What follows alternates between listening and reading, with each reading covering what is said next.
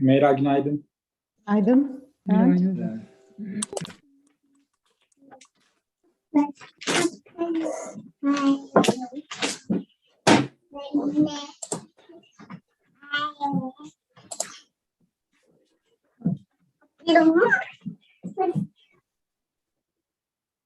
I don't see Nicole here yet, but I think she will maybe join a little bit later, because her talk is like an hour from now. So That's right. otherwise, I think everybody is.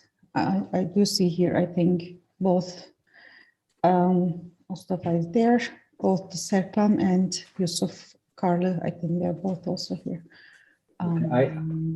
Yeah, I can. I'm also adding Yusuf Karlı to the co-host list, so that all the speakers of the morning session can share the screen. Okay, excellent.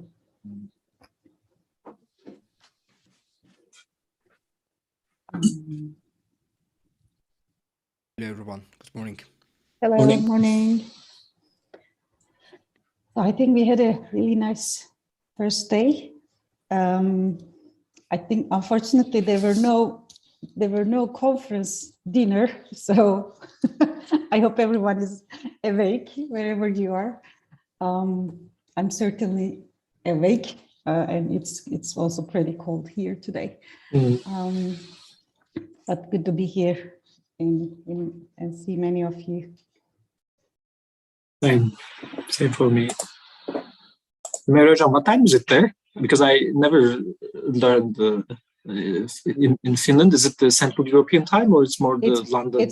It's 1 hour from Germany. Okay. Yeah. 1 minus from Germany. So 7:20. No. We are ahead. We are on the ahead. east. Yeah. Oh, okay. Sorry. Yep. Yes. See, I didn't know. Okay. We are east from Germany and a little bit west from, but we are all the way north. Okay. Yeah. That's for sure. Yes. So yeah, it's gonna snow, I think, again. Oh, yeah. Bad. I mean, if you like snow, then why not? But, yeah, actually, it's pretty nice. So you can ski everywhere. So why not? It's good. Yeah, it's always good to have everywhere is like a playground now. You can do many things. So it's a good thing. Nice. I don't complain. Here the winter is a bit boring this year. Almost no snow, nothing. Too depressing. No. Oh. I mean, last year it was really nice. We had snow for a few weeks, at least like some time. But this year we had snow, but it just disappeared after a few days, and then. But yeah, now what is left is just clouds and nothing more. Yeah, but I heard also then Istanbul event, right? You had quite a lot of snow this year. I think it wasn't. I mean, there was snow.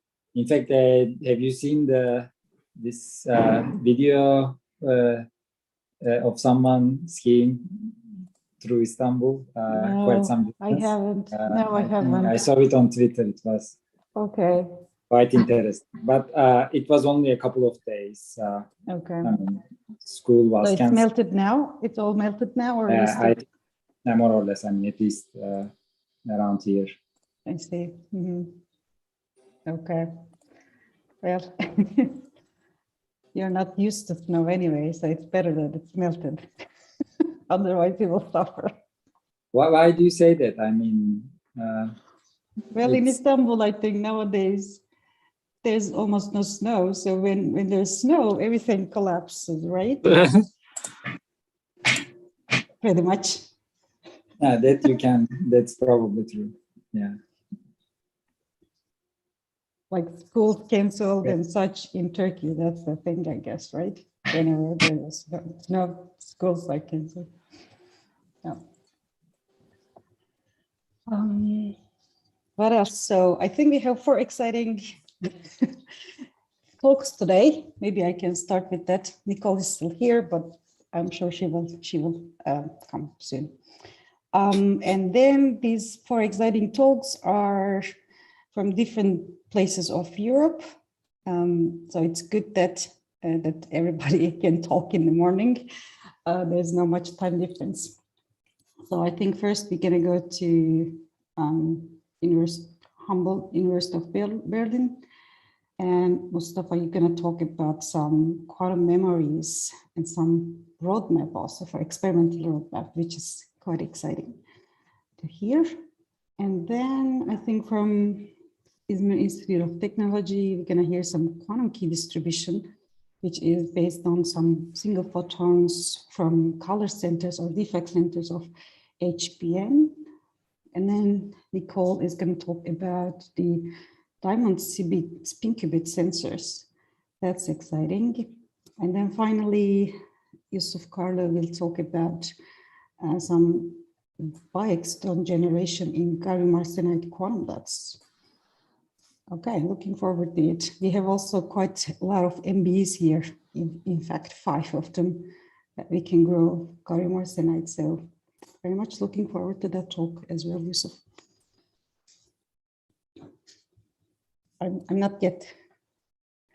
I think we still have to wait for 5 minutes, but I think this, do you want to already? Please remind me to start recording on Zoom as well. Okay. Yesterday I was 30 seconds late. So because I always forget to record, so my students also ask to record the Zoom lectures for me, and every time I forget it, and every time they like, now I made one person responsible, so that person always have to remind me to record. So I can be that for you. Yeah. No we worries. have the opposite setup here, Humeira. Since Zoom is mostly used for classes in the past year, so every meeting is recorded by default. So that has other, default. Wow. Okay. You have to. I usually have to stop recording before I send invite links for other purposes. Okay, that's interesting. That's completely the opposite. Okay. Okay, but Mustafa, do you already want to bring your presentation up? Slides, yes. So I can start sharing and we can see if everything works fine. And first, of course, I have to find the correct file. That's important. Start from the basics, always start from the basics, right? Yeah, yeah. So in principle, now you should be able to see some title slide. Yeah, we do. And then if I make it full screen. Yeah, excellent. This is now full screen, right? Yep, it is. Oh, wow. I like comics and I like how the drawing. Yes, I mean, oh, that's beautiful. I mean, the reason why because I mean, this is from our paper actually. And also one of the referees is also, I mean, yeah, one of the referees was quite happy with these drawings. And actually the reason why I went for such a drawing is that my 3D, this fancy, I don't know, whatever, like Blender or whatnot, like this kind of softwares, I suck at it. And I'm really bad at making some fancy 3D. Exactly. Then I said, okay, then I will draw it myself. Okay. But actually it turned out to be, I don't know, not so bad. People indeed like it. Yeah. And then now I need to try. I mean, yeah, some like kindergarten level drawing skills, but it works. Okay, yeah. Then I have to check the pen. So it will probably work, but would you also change slides, maybe just to make sure sometimes? Sorry, again? Just try to go. Right. Okay. Looking fine, right? All good. Okay. I think you have 30 minutes. So I will try to also stick to that one. Yeah. Otherwise, you will see my face appearing and doing some weird expressions. So. Oh, okay. Yeah. No. I set my timer on my phone. Okay. And put it next to my screen here. And the clock. Just a second for this. Yeah. Mm-hmm. And for the participants, please, if you like to already add your questions to the chat, please go ahead and do during the presentation so that you won't forget them. And then at the end of the presentation, I think we will go through all the questions. And if you don't want to type them to the chat, then you can you can verbally ask after the presentation. When that being said, I think, but it's already on the stream on the YouTube, right? I think so. No? Okay, so I will go ahead and start recording. I guess we can start at 10:30 in 1 or 2 minutes. And there are still so many people coming.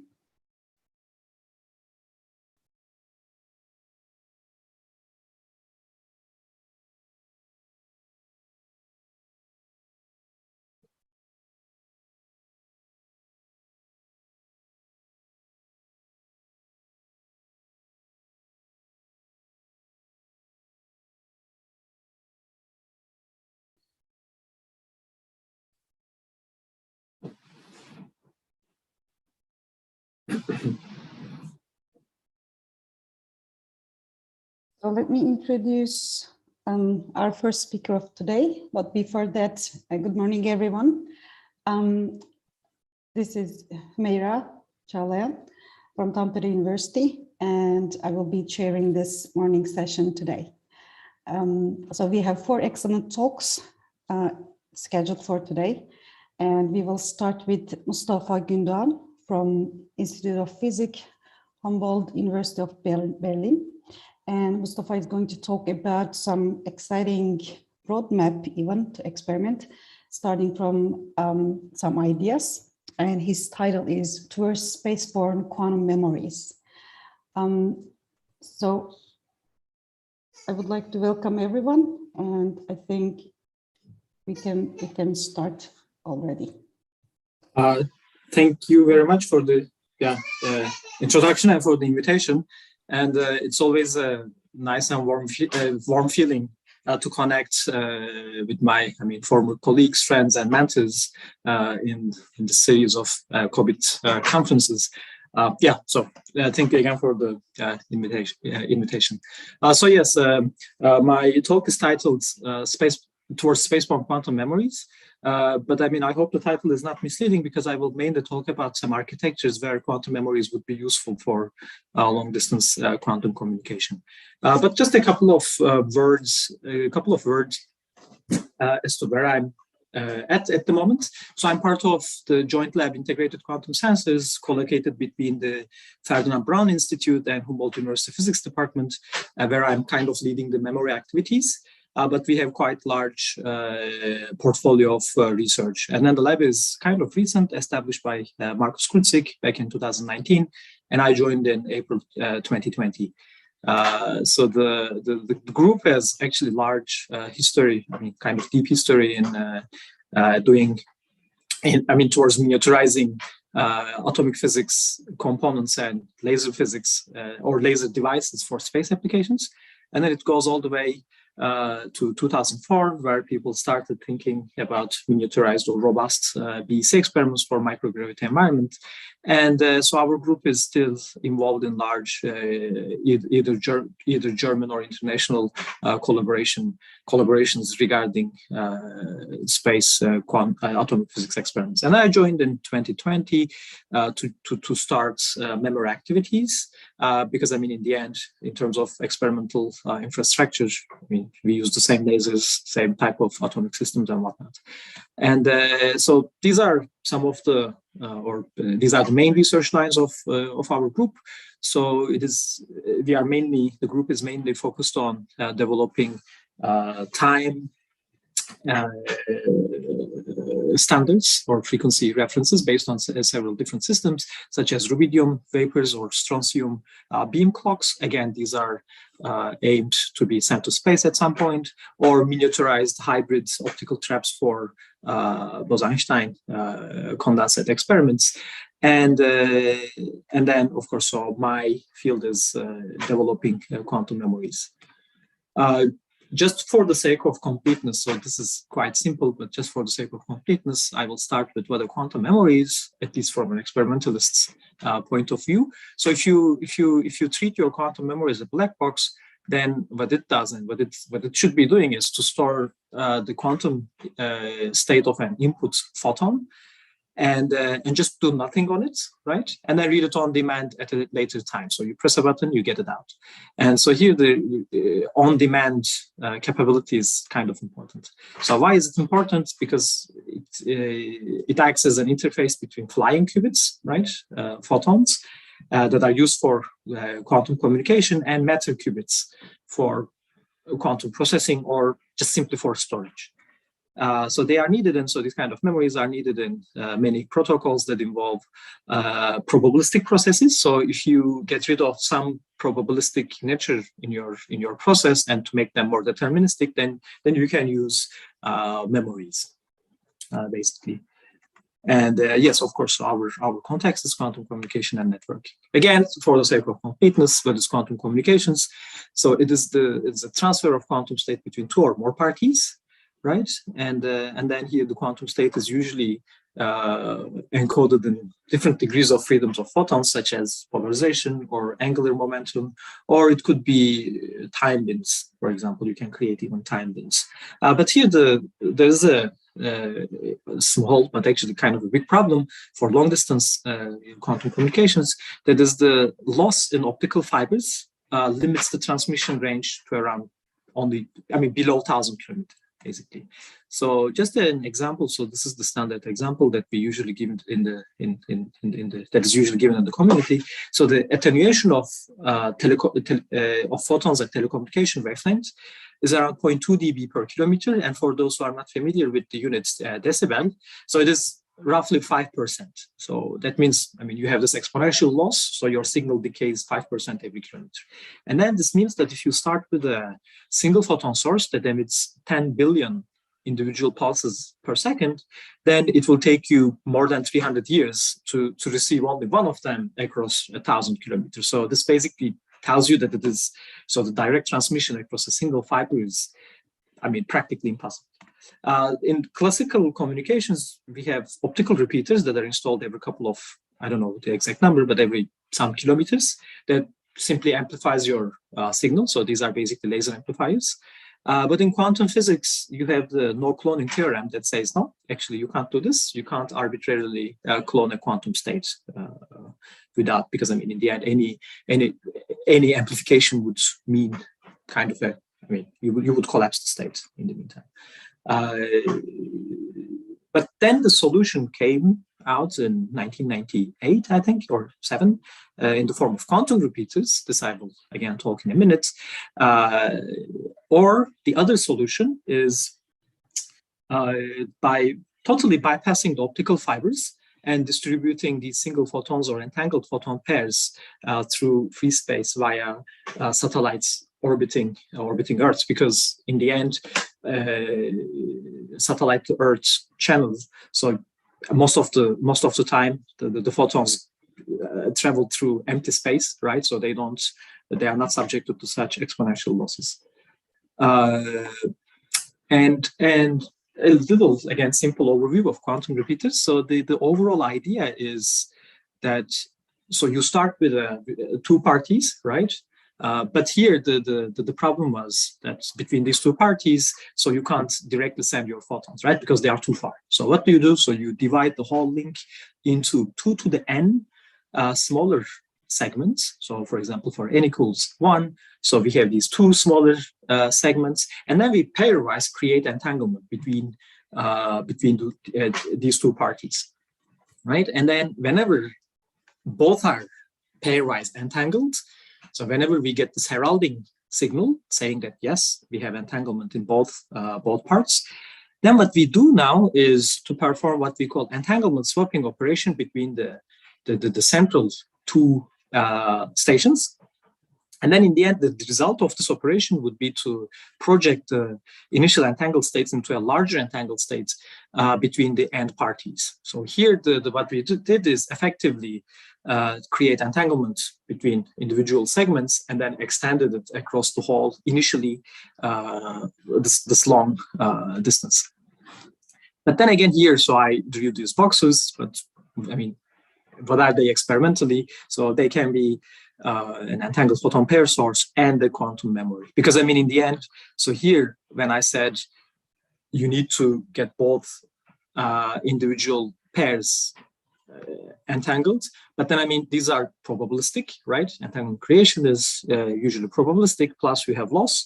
So what would happen is, so you create, for example, entanglement in one link, but then you might still wait for a little bit time until the other link succeeds, right?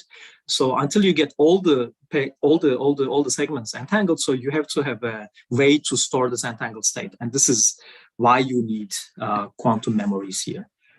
But then again here, so again, problem after problem. So even then, the longest range land-based, like fiber-based quantum repeaters has a predicted range of around 2,000 kilometers. So they are still short of providing a global coverage. So here I put this node, except those based on quantum error correction. So here, as you might have noticed, we don't have any error correction. So everything relies on this heralding signal. So even if you have high loss, if you have loss, you don't get a click. That's it. But I mean, if you get an heralding click, that means that you can still get entangled pairs with high fidelity. Whereas this other type of quantum repeaters, I mean, this I don't go into it, you need active error correction to correct for the transmission losses. So these actually can beat this few thousand kilometer limit, but they have this, I mean, they require massive technical overhead. So instead of putting these repeater stations every tens of kilometers in the case of heralding schemes. So here, these error-corrected schemes must have the individual nodes separated by few kilometers, like 1.5 to 2 kilometers. So, I mean, if you then want to go to 10,000 kilometers, that means that you have to have thousands of intermediate nodes, which is a massive technical overhead. So, okay, so this is the little, I mean, kind of a short summary of what quantum repeaters are. And then, as I said, the other solution to this long distance communication problem is doing everything through space, right, via satellites. So this is being done. So the first ideas were around, I mean, have been around for actually almost 20 years or so, if not even older. But China actually made some spectacular experiments in the recent years. I mean, as you see from this picture, so they successfully managed to perform quantum key distribution based on entangled photon pair sources across more than 1,000 kilometers, again, from space. But here, the small problem is that the communication distance is now limited by the direct communication of the satellite, right? I mean, but for low Earth orbit, this is around 2,000 kilometers. So, and then even if you go to the geostationary orbits, high up to like 36,000 kilometers, you can still cover 1/3 of the Earth's surface. So that means that a network of satellites is likely needed for global coverage. And we are, of course, not the only ones to think about this issue. So back in actually, these are kind of recent proposals. A couple of architectures were proposed, but these actually don't contain memories, actually. And then the first one here, the one on the left, relies on satellites operating as trusted nodes. And then what this means is that you have to trust the security of your devices. And whereas for true entanglement distribution, these devices must be untrusted, right? And then the one on the right, this relies on entanglement swapping between satellites. It doesn't contain any memories, but and then I think here, if I remember correct, so the range is also limited to below global scales. And then another proposal was made back in 2015 that involved quantum memories. So here this group actually proposed putting entangled photon pair sources on board these satellites, right? But then putting memory stations in ground.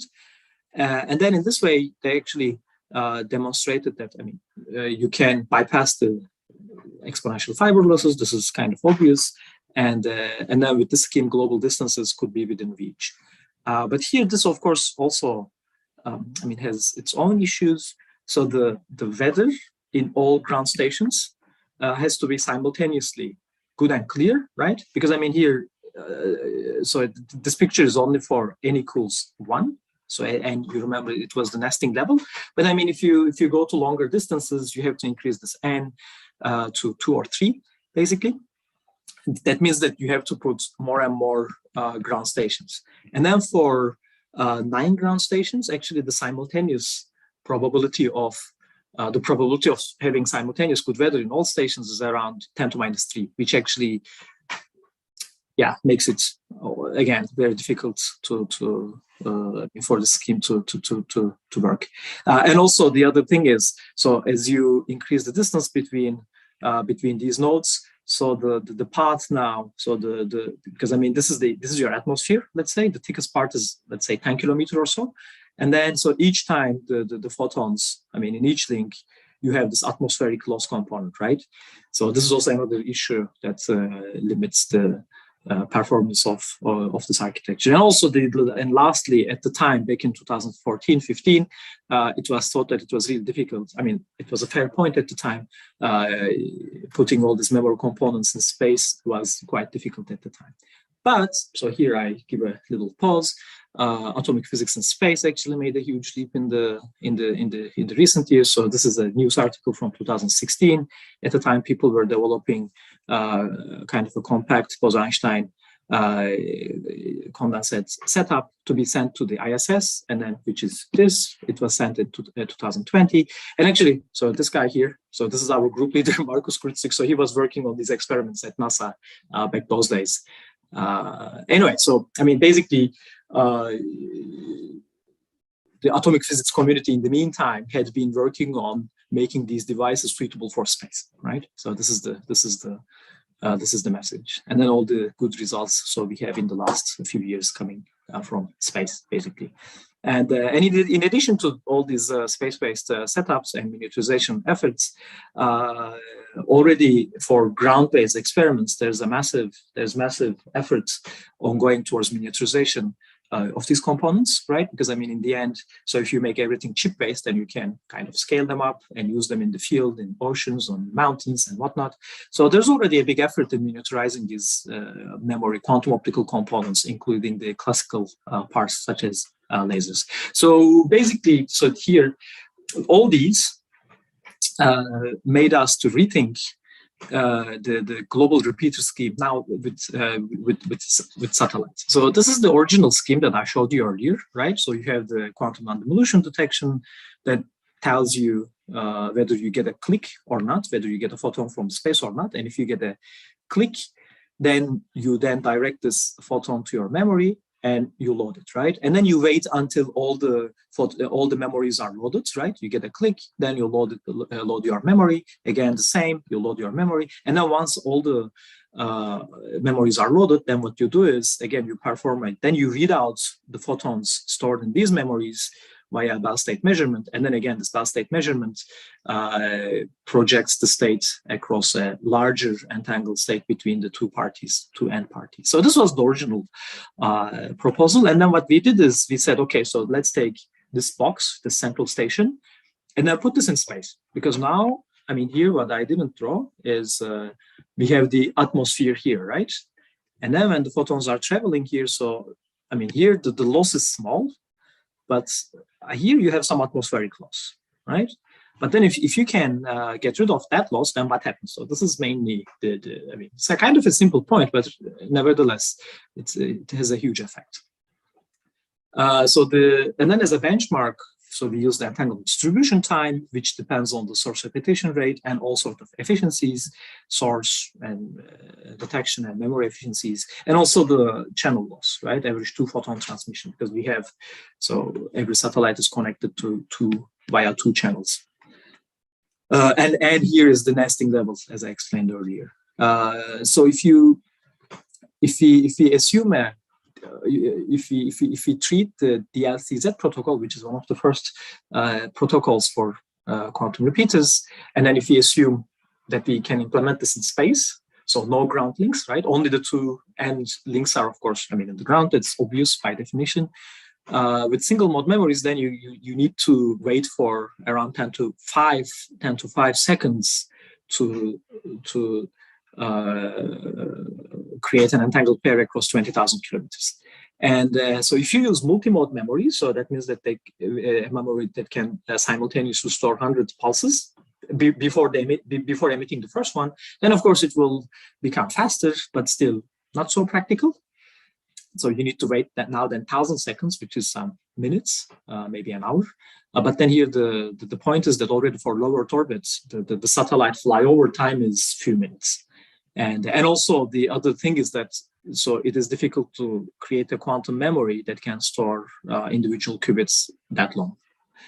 And then so this is the earlier the original protocol that that involves quantum non-devolution detection and but putting the memories in ground station. So as you see, so after some distance, so the entanglement distribution time increases linearly in the logarithmic scale, right? So that means that actually, so this shows the effect of the atmospheric loss, right? So I mean here for short distances, which was fine, but after some point it picks up, it's kind of shoots up, and then it goes with it goes exponential. So this is this means that the atmospheric loss becomes dominant indeed.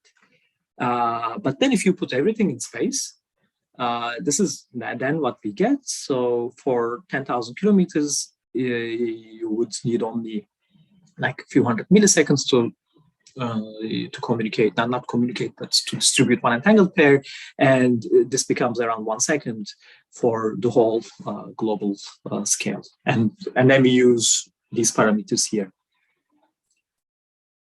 So yes, so we could see almost 3 orders of magnitude higher key rates for truly global distances. And here, so this is kind of the main message of our first paper from last year. So there were a couple of other analyses, but I will skip them because this is the main thing. So the message is memories in space, in principle, I mean, it could help speeding up the entanglement distribution rate across the whole globe. So here there is a little pause. So this is a snapshot from Twitter from last year, September the 10th. So I saw Jens Eisert. So he's actually also in Berlin, Freie Universität Berlin. His group, I saw here that actually his group is developing some simulation tools for, simulating experimentally feasible quantum repeaters. And I asked him, is this talk going to be available on YouTube? And he said he doesn't know. He didn't know at the time. 1 year fast forward, then we have this paper together. So basically, after this, so we started talking. Also, the whole link. I had written him already 2 years ago or so, but we forgot. And then, it was actually initiated by Yannick Wolters, one of our collaborators. So what we did is we applied, or they did most of the calculations, of course, because they developed the whole tool, their simulation tool to space scenarios. And so this is a work that has recently been submitted. But here we focused on only 3 satellite scenarios. So instead of having these large links, so we said, okay, let's focus on something a bit simpler, but analyze it in more detail. So we looked at 2 different scenarios, and in scenario 1, so this is actually the same scenario as I showed you earlier. So we have the entangled photon pair sources, right, in the outer satellites, and the central satellite contains a quantum memory. So here the green arrows show you the photon travel paths, right? Because we send photons here, and then the blue links show you the entanglement links, right? Because so this pair creates this entangled pair creates an entanglement between the ground station and this memory, right? And then here, so this photon pair source likewise creates an entanglement between memory and the ground station. And then the second scenario we looked at is now this time, instead of having entangled photon pair source, we use a different type of quantum memory that can create entanglement kind of internally. So instead of relying on an external photon to be absorbed, so these kind of quantum memories, if you excite them, or if you excite them with strong control pulses and whatnot, so they can emit a single photon which is entangled now with an internal state of this memory, so without necessarily getting an external input qubit, right? And then this way, so here these this memory here, right, now sends single photon here, which is entangled on with itself, with the memory itself. So you create one entangled pair, one entangled pair. So I mean, in the end, you have to perform 3 Bell state measurements. And then more than that, so the whole simulation tool relies on event-based. I mean, it's an event-based Monte Carlo simulation. And then the details will be published soon. So if you are really interested, keep an eye on arXiv. So it might pop up anytime soon. And then more than that, so we introduced, I mean, it was already introduced, I mean, they already introduced it in this, their software. So the memory cutoff time is, I mean, we use the memory cutoff time. So what does it mean? So here in this work, we assume the time-dependent dephasing in the memories. So what that means is, so if this is time, if this is some sort of a measure of coherence, right, it dephases in time. And so let's say, I mean, right after the absorption, so you still keep your coherence, but at some point it dephases. And so here, this idea, which was proposed kind of recently in 2018 by Stephanie Werner's group in Delft. So what this tells you to do is that wait a bit, let's say T cutoff, right? Because I mean, let's say we are looking at these memories here, right? Or the one on the right-hand side. So we are looking at this quantum memory. Sorry. I mean, just to make it simple. Yeah, actually, it doesn't matter much. So this is loaded, right? Bam. So this is loaded. And then now we wait, right? We wait until the other memories are loaded, right? So this was the idea. So we wait a bit. And then, so here, this technique tells you, so if you don't get any other entanglement creation clicks or heralding signals from the other stations, then flush the memory, reset, start over. So in this way, actually, you can get rid of some of the waiting time. So if you optimize it carefully, of course, and you can improve the performance. And then, so the last thing that we did was to optimization of the satellite positions. So this is, again, some small, some basic plots and some main message from the paper. So what we saw was that, I mean, if the outer satellites are right about the ground stations, then you have the faster key rate, higher key rate. And so this is for scenario 1, where you have photon pair sources, but for scenario 2, it actually changes. It becomes a bit worse because, I mean, here you have to make only 1 Bell state measurement, but here you have to make like 3 Bell state measurements, so that actually makes it a bit slower. And then, so this is the cutoff time. So the effect of the cutoff time. So if you don't have any cutoff time, memory cutoff time, then the range that you can achieve is around 5,000 kilometers. But if you say, so after 2 milliseconds of waiting, if I don't get any other heralding event, then I flush my memory, then actually you can increase the rate to more than 6,000 kilometers. So this is the other main message. And then here's some bonus. So this is an ongoing work, single satellite. So far, okay, so just one thing. All the architectures and proposals that I've shown until now require quantum memories with storage times of some milliseconds or maybe less than a second, right? Because I mean, that was the entanglement distribution time according to our calculations across the whole globe. Fine. But what happens if you have a quantum memory that can store lights or qubits for hours, right? I mean, just a hypothetical question. Actually, some materials such as europium doped yttrium orthosilicate, I mean, it's actually the europium ions that do the job here.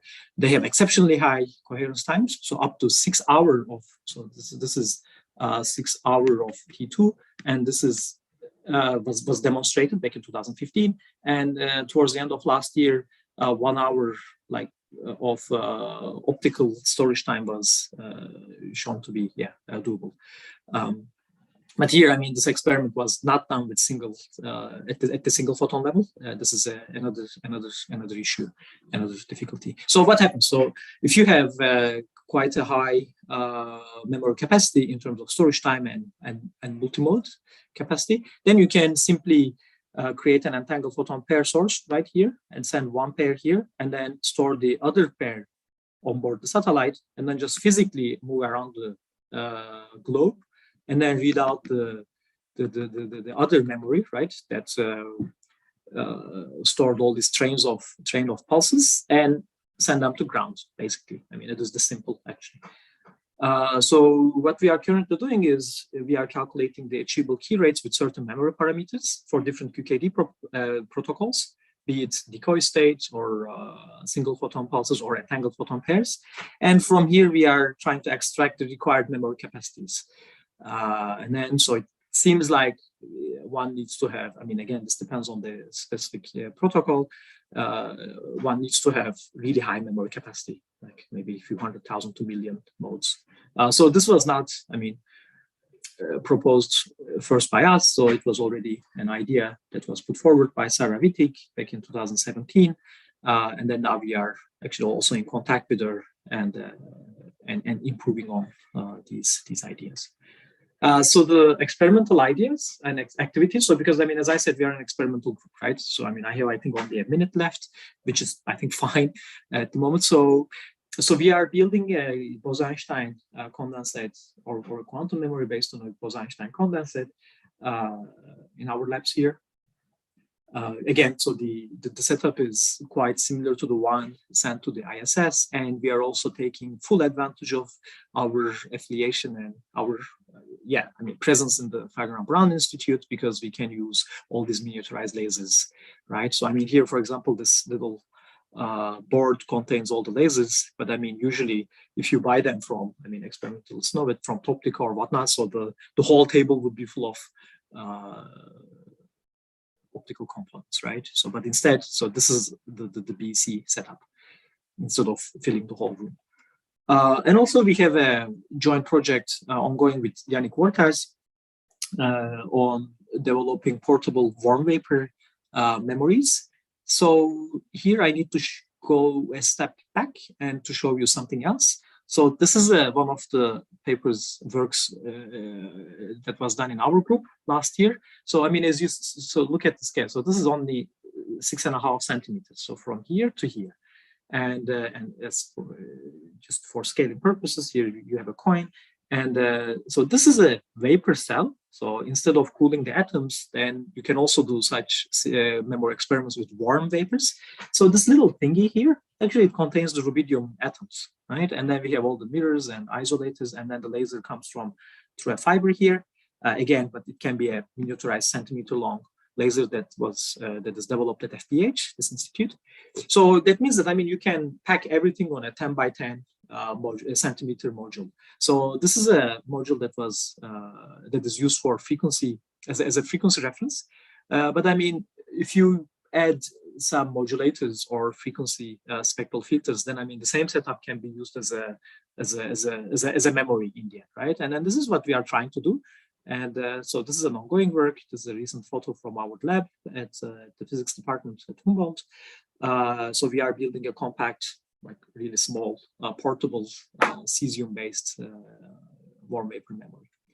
And then on top of that, we have a couple of other projects where we use quantum optical or atomic physics or memory techniques for sensing, like velocimeter. Like we are now starting a project on velocimeter project, yes. And then we also have another project on magnetometers. And then, yes, so the summary and conclusions. So our main motivation to start this work is that, I mean, we realized that reaching global distances is really difficult even with quantum repeaters, land-based quantum repeaters. And plus, as I showed you earlier, atomic physics experiments in space are now becoming a possibility, right? And then, like, realizing two made us actually, propose memories in space. And also there's this paper which appeared more or less around the same time as ours. I also suggest you to go and look at it. And so here the message is memories are really useful for untrusted global space networks. And of course, so this work is made possible with, I mean, it was done in this nice, beautiful group. and we have fantastic collaborators across the whole world. And I thank you, and I hope I'm not too bad with the time, but yeah, thank you. Yeah, you're good. Thank you very much, Mustafa, for this very nice talk. I really enjoyed it. We have 2 questions indeed on the chat, and I will read them through so that everybody can hear about it. The first one is, if I use a different protocol, such as different Lie algebra, something like nonlinear Kerr media in a time-based protocol, etc. At the repeater station, then the protocol between Alice and Bob, will Alice and Bob ever realize their state is being Gaussian cloned?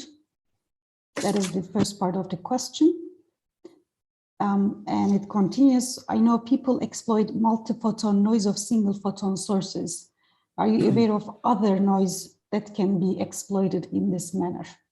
Yeah, so, I mean, what I presented was kind of a simplistic picture, right? So, I mean, for this kind of QKD protocols, what you do is, so you don't use all the photons for communication per se. So you also use some portion of the pulse of trains or these single photon trains to calculate what is called QBER, quantum bit error rate. And then you always monitor this quantum bit error rate. And then depending on the protocol, or not necessarily on the protocol, but depending on the security proofs or security assumptions you started with, so there are always some limits. So I think the usual limit that is widely accepted in the community is around 11%.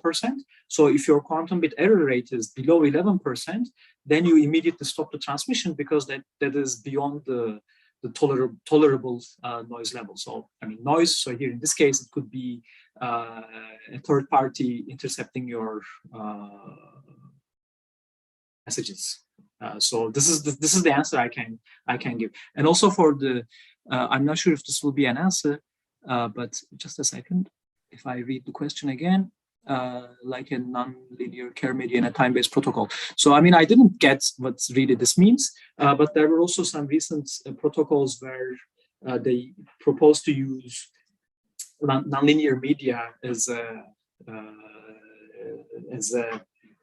a storage medium, for example, but from an experimentalist point of view, so any incoherent click on the detector is a noise. So as an experimentalist, I wouldn't know where this is coming from, right? So I mean, if I look at my single photon detectors in the ground station, so if I get an incoherent click, I wouldn't know if this is coming from the memory from the station, from space, right? Or I don't know if that's a click from some scattering from the clouds.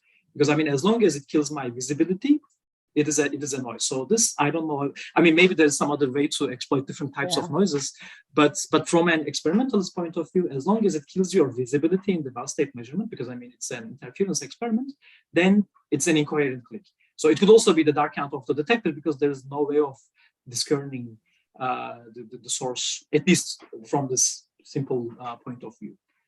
But there are limits to your QBER, the quantum bit error rate, depending on the safety or security proofs you are using. This is the answer I can give, but I hope it covers it. Yeah, I think it covers everything. Okay, yeah, thank you. And another one asks about, can you compare LEO and geosynchronous satellites advantages and disadvantages? Yes, so I can tell you a few qualitative remarks, let's say. I can give some qualitative remarks.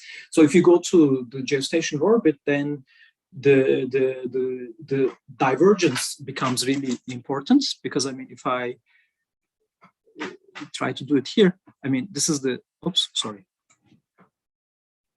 Yes, or yeah, I do it here. So this is the ground, right? This is your satellite. So I mean, you can't simply focus the beam, right? Collimate the beam perfectly, but there's always some divergence, and this is the main source of loss, right? And then this comes from Gaussian optics. I mean, nothing more. It diverges simply. And if you go to the geostationary orbit, this divergence, I mean, now your beam becomes so large in the ground station, right? Because I mean, it is now coming from all the way from 30,000 kilometers instead of just a few hundred kilometers. Then your loss becomes huge. And I mean, you can optimize it. So maybe you would then need to use larger telescopes and ground stations. But there's one big advantage of using or being in geostationary orbit, and that is the then you will be in contact with the ground station all the time, right? Because I mean, with low Earth orbits, so you fly over your targets in a few minutes. I mean, one needs to check the exact numbers, but lower Earth orbits gives you much higher rates, basically. For the sake of the time, I have to skip the other two questions. But Mustafa, could you go ahead on the chat and kindly? I can type them down there. Yeah, excellent. Thanks. Thank you. Yeah. So then we can move to the next speaker. Yeah. Thanks again. Bye bye. Thank you. Bye. And our next speaker is Serkan Paçal. If Serkan, if you can already share your screen slides. Thank you. Serkan is from Izmir Institute of Technology, and his talk is on, now we are talking more on the experimental side. He's gonna talk about quantum key distribution with single photons generated from HBN's defect centers. And floor is yours, Serkan. Could you make your screen, could you make a full screen? Yes, I did. Did it? It didn't work for me, so I see still the slide, like not in the full mode.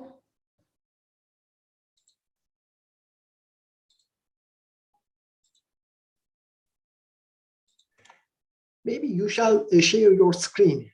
Yes, that I works. did. Thanks. Today, I will talk about our recent research, quantum key distribution with single photons generated from defects in hexagonal boron nitride. Let's talk about first why we need quantum cryptography. In classical cryptography, we use an algorithm to encode the message and decode the message, but one can decode the message using a fast computer. In quantum cryptography, we use two channels, one channel for generate decay, and in classical channel we use this secret key to encode and decode the message. There are two different type of quantum key distribution. Quantum key distribution protocols. One is single photon based, for example, BB84 or B92, and entangled pair based quantum key distribution. As an example, B91, BBM92.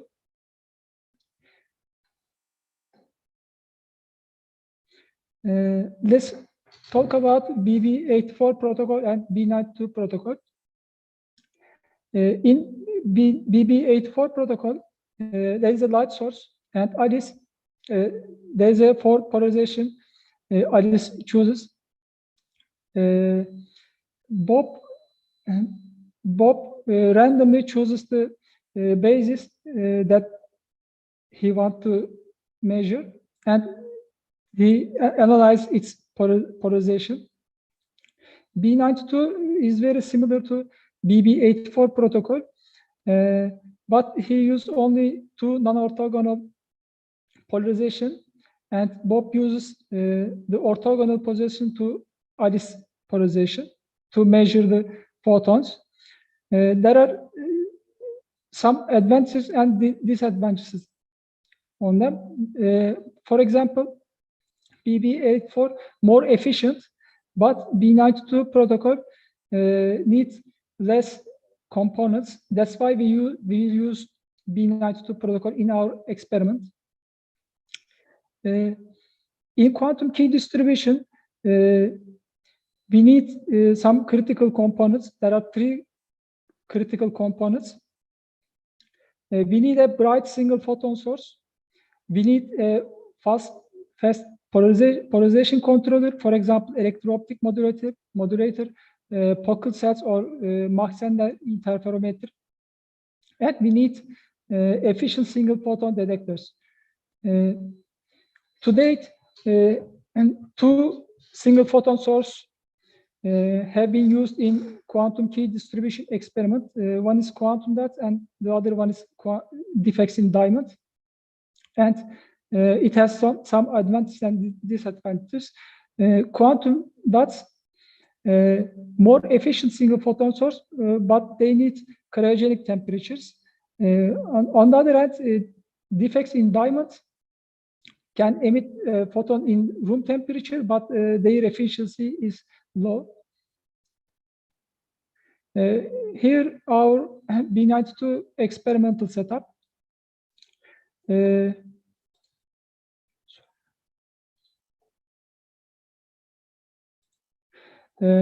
Here, Alice and Bob, here our single photon source, the electro-optic modulator to change the polarization, and the two detectors to detect the single photons. Pulse generator synchronize the time tagging module and laser in single photon source system. There are also two computers to sense the message in classical channel. Here, beam splitter chooses a 50-50 chance to polarization basis, and two polarizing beam splitter and half-wave plate doing polarization control. Here, our simple demonstration of electro-optic modulator. We sweep the voltage, and we want to know what is the voltage to set the polarization vertical or 45 degree. As you see, the voltage that to rotate the polarization 45 degree is 95 volts. This is very high voltage, and we can't gain this voltage from any pulse generator or any power supply. Because of that, we need a voltage amplifier. Unfortunately, our high voltage amplifier limitation is 1 megahertz.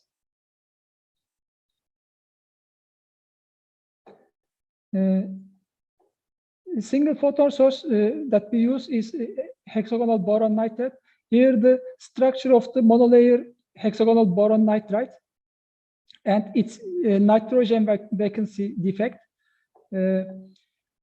Because it has 6 electron band gap. Because of this, HBN is an insulator, and its defect can be represented by a two-level system, ground state, excited states. HBNs has good thermal stability. They are stable up to 800 Kelvin, and their purity is very good, and they are bright emitters. And thanks to the its lifetime order of the nanosecond, its repetition rate can be up to gigahertz level. Here, our PL setup that we use for optical characterization.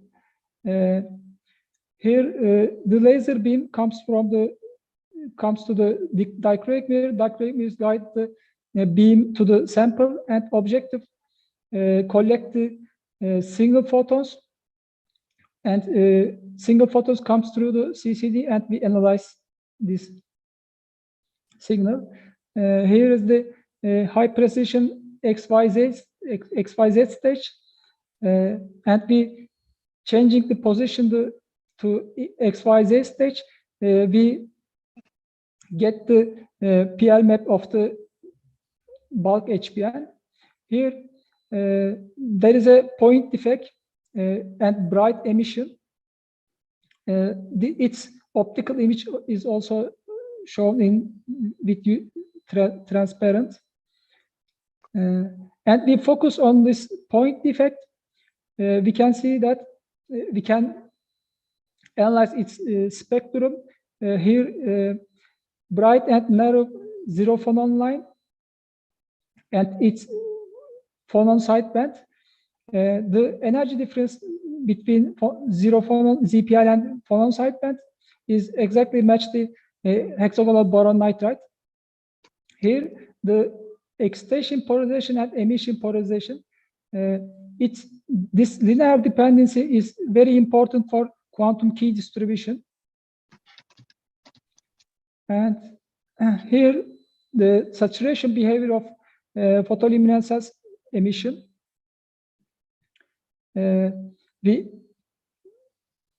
We want to know what is the saturation counts. We changing the excitation power. We keep the count per second, and we know that we are below the saturation power. At such, if we double the excitation power, we can reach the 500 kilocount per second. Here is the lifetime measurement. It's a single decay, single exponential decay, and its lifetime is approximately 3.5. That's why this emitter can be reached the 300 megahertz repetition rate. The second order autocorrelation measurement, autocorrelation measured by using HPT interferometer. The anti-bunching of the zero time delay shows us this is a good single photon emitter. It's a pure single photon emitter. Because we operate the quantum key distribution at 1 megahertz, we measure the G2 at 1 megahertz, and G2 value is 0.12. Here our results of the quantum key distribution. Figure A and B shows histogram of the events, and this peaks shows the single photons, and the small peaks shows the dark counts of the single photon detectors. To get rid of these dark counts, we use time gating, and here when we changing the gate duration, we calculate the Q-bar value and bit rate. Q-bar is defined as number of wrong bits divided by number of total bits multiplied by 100, and bit rate can be defined as number of total bits over divided by duration. And as you see, when we increase the gate duration, bit rate will increase because the counts are increased, and the Q-bar value also increased because the dark counts, these dark counts. Here, the logo Alice using this key encode the message, and with Bob's key he decode the message and gain this picture. These pictures are different because of the Q-bar value.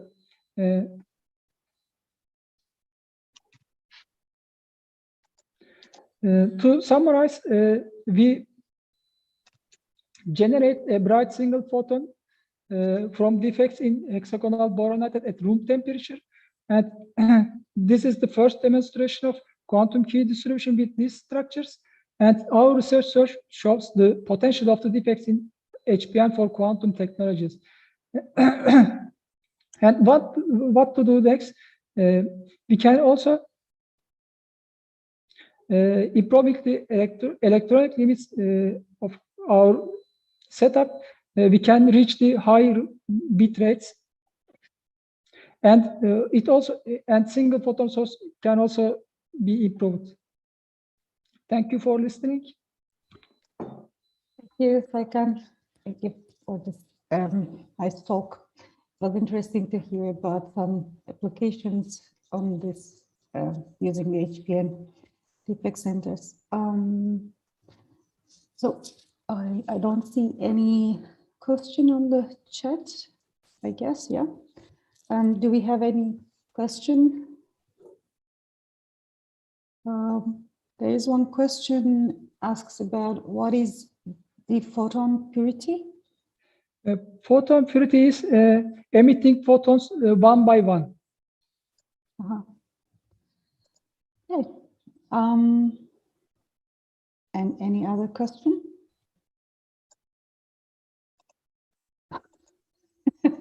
Yeah, that's what I get. So what is the photon purity in your system, in your structure? Yeah, what do you get? Yeah.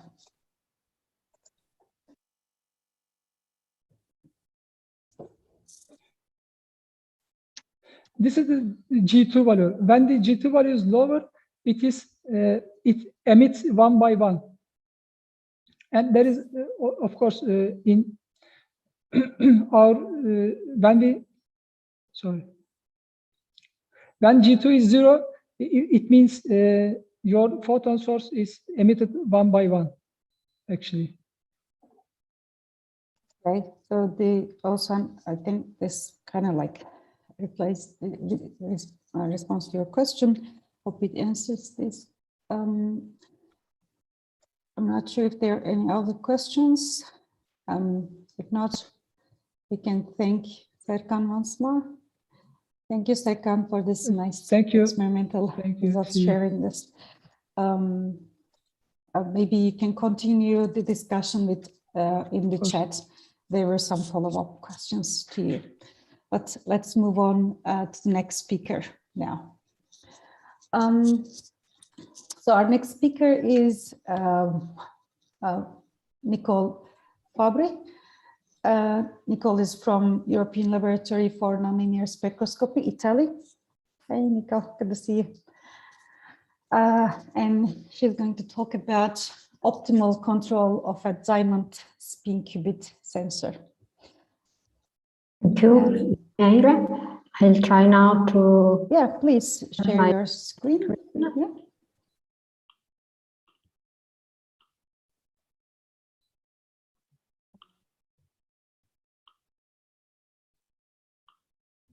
Okay. Do you see my screen in full mode? Yeah, that's okay. Quite nicely. Thank you. Please. Okay, thank you. Thank you. And I'm really very happy to have the opportunity to contribute to this very interesting meeting. And I hope, of course, that we will meet each other in person soon. Sorry to interrupt, Nicole. I don't see your video. I don't see your camera on, but okay, I can. Yeah, now it is. Yeah, excellent. Does it work? Yes, it works now. Thank you. So this talk will focus on doing quantum sensing with spins in diamond, and specifically how to optimize quantum sensing with optimal control tools. Indeed, the main goal of my group at Lens in Florence is developing quantum control to improve spin-based quantum sensor, mainly for biological application. The physical problem can be stated very simply in this way. We have a quantum system that is by nature very sensitive to external perturbations. And we want to use it to precisely measure a given signal, external signal. For example, this is on the left is the spectrum of some ensemble of microtubules that are cytoskeletal polymers that are. Sağ olun hocam. Vallahi ben yani bir saat 11'de falan There's a background noise if you can mute. Okay. As I was saying, this is, for example, important for biological processes, is a polymer. But as you can see, the spectrum shows a large number of peaks that span in the range between 15 kilohertz to 250 megahertz. So this is an exemplary situation that we want to tackle. And the problem is that the natural sensitivity of quantum states also makes them very prone to detrimental noise sources that induce the coherence of the quantum sensor. Then this limits the available time, the available interrogation time, and then limits the sensitivity.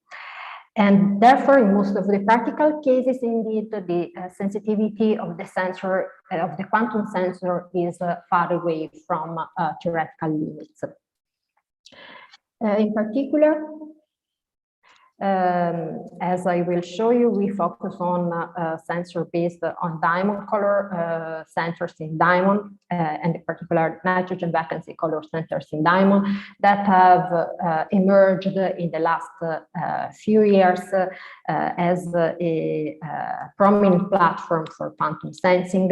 They have been used for different applications ranging from the characterization of nanomagnetism to the measurement of electron flux in graphene.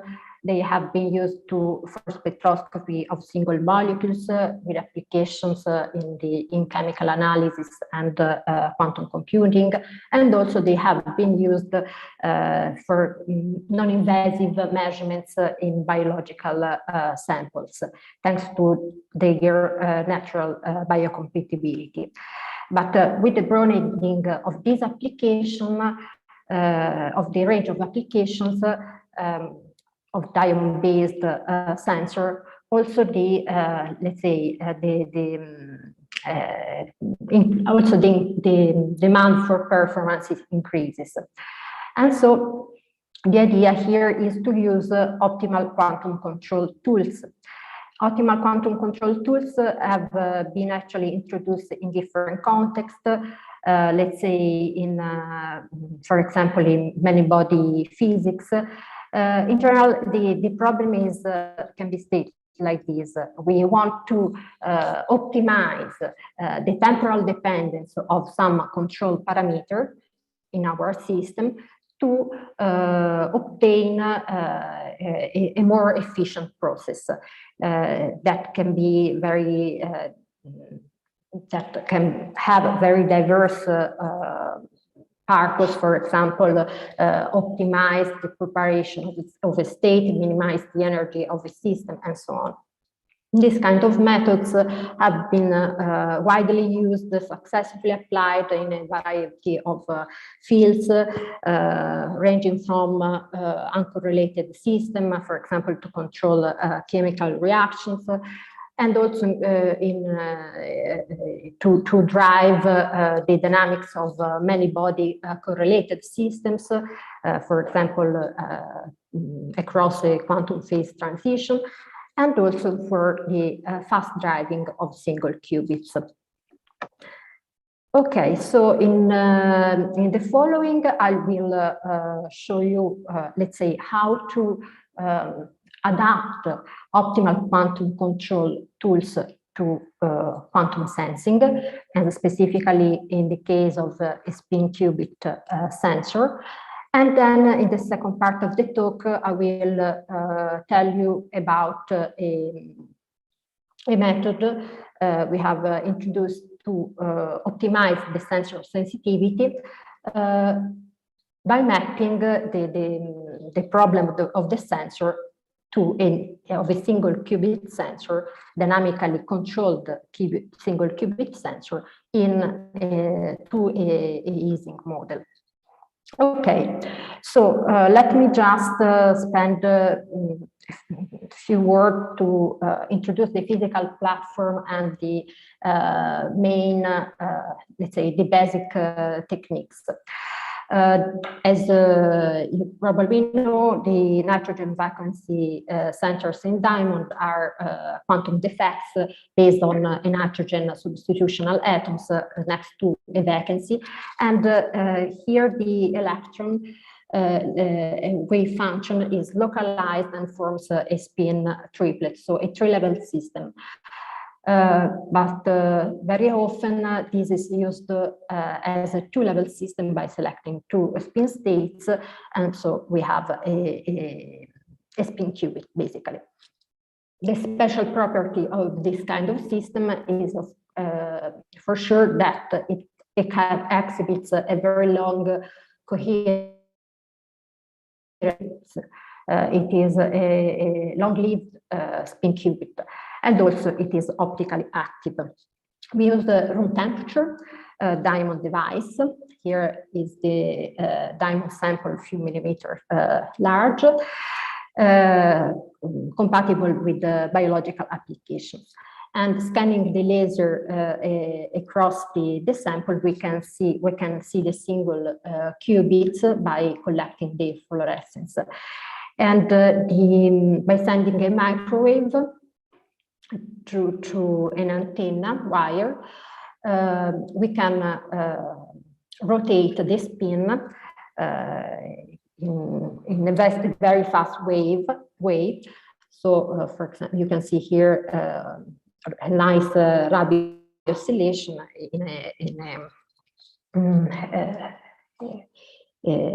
in one of the pioneering work in the field, where you see that the control of the spin occurs with pulses, microwave pulses of tens of nanoseconds. So you can perform many 10 to the 3 or more quantum operation before losing the coherence. Well, okay. So the nice factor is, as I said, that and the sensors have very long coherence because they are a very clean system. But actually around the MV center, there are also other kind of impurities. And in particular, in natural diamond with, let's say, natural concentration of carbon-13 that is around 1%. This is the main let's say, inherent, the inner noise source in the diamond. Because the carbon-13 that is a spin half is not controlled externally, so these nuclear spins flip-flop and create a time-varying magnetic field, a random magnetic field that induce some random pickup of the phase of the electron spin of the MV center, and so induce the MV center to dephase.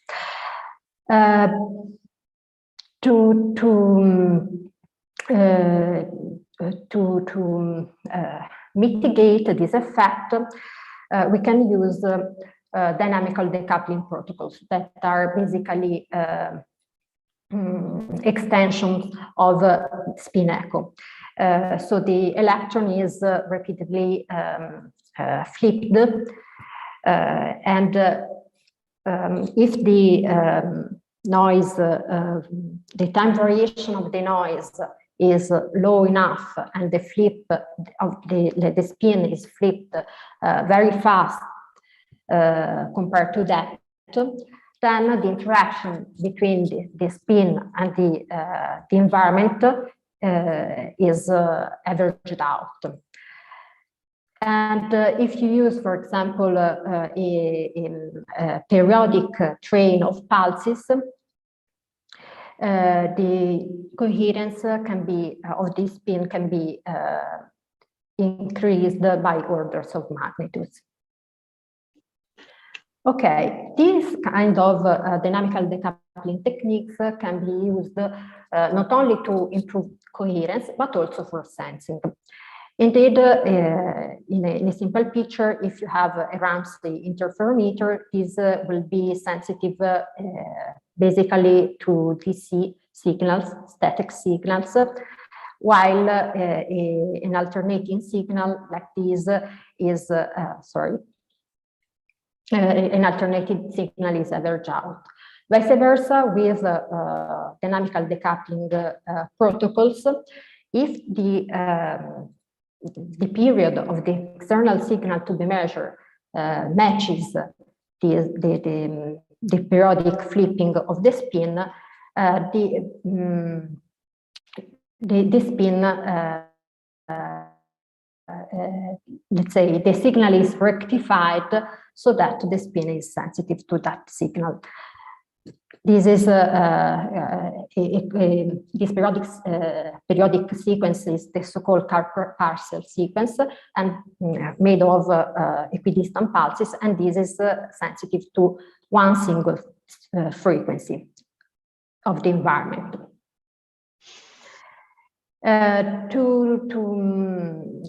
To analyze more precisely this situation, we can use the filter function approach. Basically, again, you have your target signal B of t that we write in this way, and we have a noise source. The important quantities to be taken into account are the, let's say, the phase that is accumulated during the interrogation time, during the protocol that occurs, and the coherence, the chi of t, that is the coherence functional. So, in the presence of a dynamical decoupling protocol, basically, the effect of this periodic or non-periodic flipping can be described by means of a modulation function, y of t, that assumes values +1 or -1. And the phase acquired by the spin during the interrogation time basically depends on the amplitude and the temporal dependence of the external field to be measured and convoluted with this modulation function. The coherence chi of t of the spin depends instead on the spectral density function of the noise, and this y, capital Y, is the filter function that is the Fourier transform of the modulation function. Well, this is, for example, this is an example of a noise spectrum for the spin qubit in diamond given by the carbon spin buff I was describing you before. Well, okay, so various periodic or non-periodic sequences have been used, for example, for sensing. Here, on the top, you have a periodic sequence, a Kuiper sequence that has been used to detect single nuclei around the UV center, while a non-periodic sequence, so-called Rurik sequence, has been used for identify the dimers of carbon-13 inside the diamond, very near to the UV center. Well, what we want now, the question we want to address now is finding a way to, let's say, get the optimal sequence for any external signal of interest. So we want to, as I said at the beginning, we want to exploit quantum optimal control tools. And to use quantum optimal control tools, we have to recast a bit let's say the classical statement of quantum optimal control. Let's say, in general, quantum optimal control has been used to prepare a defined state. So if the goal is the preparation of a known, well-defined quantum state, psi g, then you can use as cost function of your optimization the infidelity. So you want to minimize this quantity. If you want to, for example, find an unknown target, prepare an unknown target state, an unknown, ground state of an Hamiltonian, then you will minimize the energy of the final state. You may want to prepare entangled states, then you can use the entanglement entropy as cost function. The sensing task is a bit complex because we have no access to unitary dynamics because we have this unknown signal to be measured. The environment introduces a non-unitary dynamics, and then let's say and we want to find a compromise between noise refocusing and external field sensing. That can be a very conflicting task because the spectrum of noise and signal can be superimposed. So to adapt optimal quantum control of sensing, then we can use the Fisher information and the sensitivity. So the Fisher information, as you know, is used to assess the quality of parameter estimation given a certain control protocol and within certain experimental constraint. Here the P of n is the probability associated to measuring an outcome C when your external field, your external, let's say the quantity to be measured is B. Here E of X is basically the estimator of the quantity, and rho is the density matrix. So the Fisher information assesses the quality of your parameter estimation. Very related to the Fisher information is the sensitivity, that is the minimum field that you can measure. That is very simply related to the Fisher information indeed, and can be rewritten in terms of the covariance function and the phase acquired to the sensor during the interrogation time that I was introducing before. Well, so the sensitivity will be our cost function for the optimization. And thus we have designed a direct method for a direct algorithm that looks for the optimal solution in terms of optimal temporal distribution of pi pulses that control our spin. And the algorithm optimizes the sensitivity indeed. At first, we have employed a Lerder-Mead algorithm, and we have investigated various multidimensional sets of parameters up to dimension 51. And we have optimized, we have analyzed the optimization parameters that give us the best improvement without requiring excessive computational resources. Well, when let's say the algorithm gives you the optimal solution, and this is employed in experiment. Here are some results. We have analyzed the cases of a multichromatic signal, in particular a trichromatic signal, and a Gaussian train of impulses, and we have compared standard car-cell CDP protocols in green with the optimal control protocols in blue. We have, in practice, we have fixed the number of pulses and changed optimized the temporal distribution as a free parameter. In both the analyzed cases, optimal control shows an improvement compared to car-cell.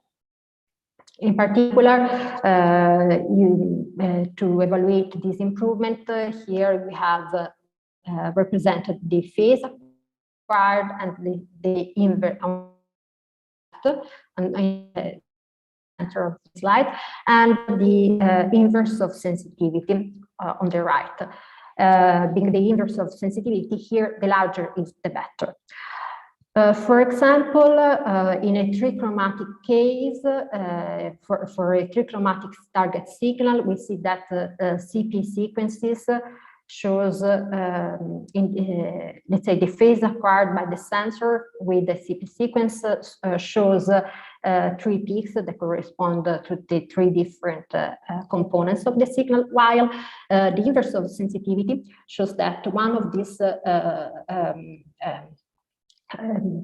frequency component is suppressed because it is superimposed with some noise or component or harmonics of the noise component. Optimal control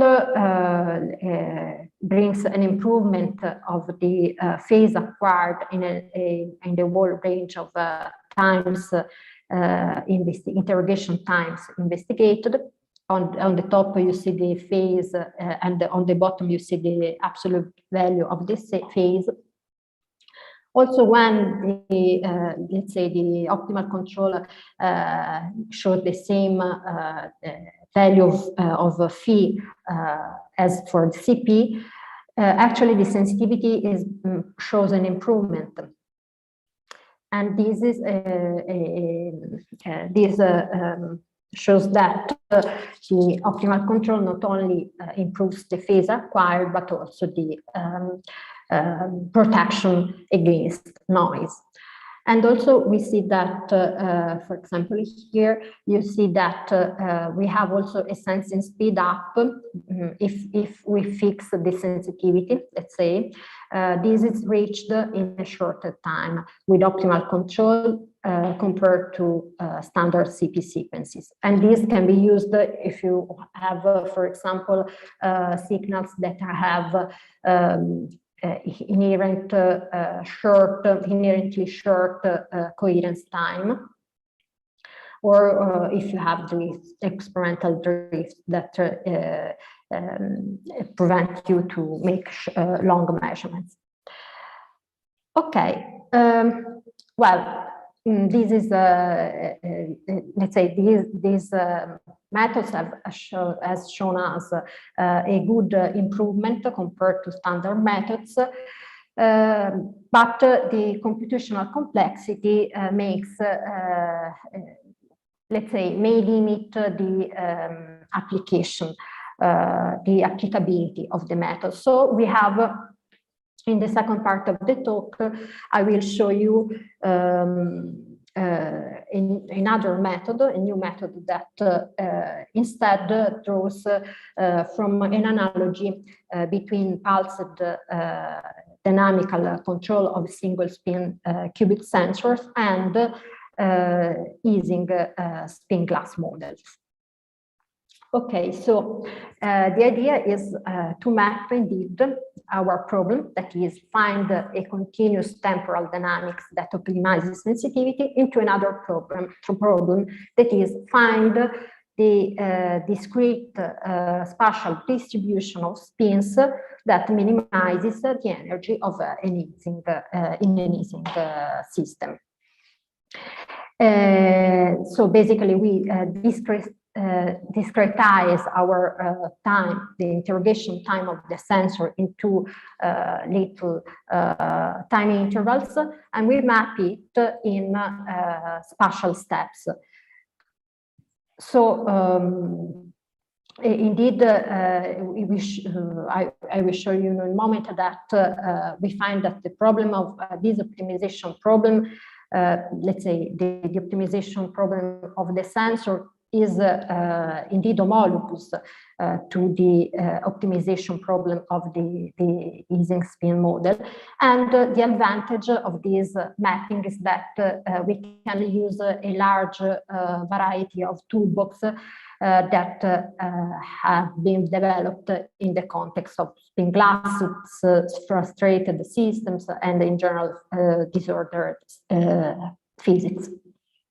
Okay, so basically the noise of the sensor is mapped into a coupling term, this Jij, that can be positive or negative, and basically depends on the is directly connected to the spectral function of noise of the sensor. On the other hand, the interaction of the sensor to the target AC field can be mapped into an interaction of the spin glass to an external bias field H here, that tends to align, let's say, the spin. And so we can write the energy of the spin glass model in this way, with these two terms. So the Hamiltonian will be an Hamiltonian with a long range interaction and a peculiar dependence on field spin coupling that is logarithmic. Okay, then the quantity we will optimize, we will minimize, will be something a bit different from sensitivity of the sensor, but will be related to that with a very simple function, a logarithmic function. So we redefine the cost function into the spin glass ground state energy, but I will show you in a few moments that this optimization indeed brings an optimization also of the sensitivity of the sensor. And as I have anticipated at the beginning, the advantage is that being this is typical spin glass problem, we can use the tools of simulated annealing that are very powerful. However, the simulated annealing also strongly depends on the initial gas, the starting point of the annealing. So, let's say, can be advantageous also to identify some analytic solution. Okay. Here the analytic solution. So the idea is, of course, the problem itself cannot be analytically solved, but we can trade the spatially discretized Ising model into something very similar and analytically solvable, that is a continuous spin model with a spherical constraint represented here. And this kind of tool is often let's say used as a mean field approximation in spin class to describe the dynamics. Also in this case, despite of the peculiar logarithmic dependence on the external field, we find that this works. So the spherical model has the same cost function as I have shown you before, and the solution is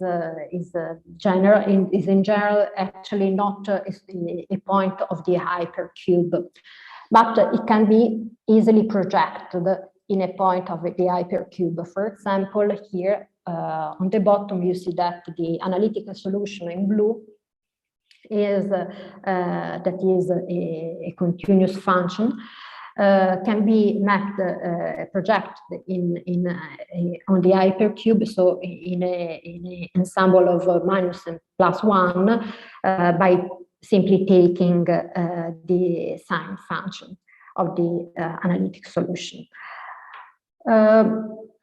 So then we can take this analytic solution as initial starting point for the simulating annealing algorithm. And at this point, the simulating annealing works very well and very fast.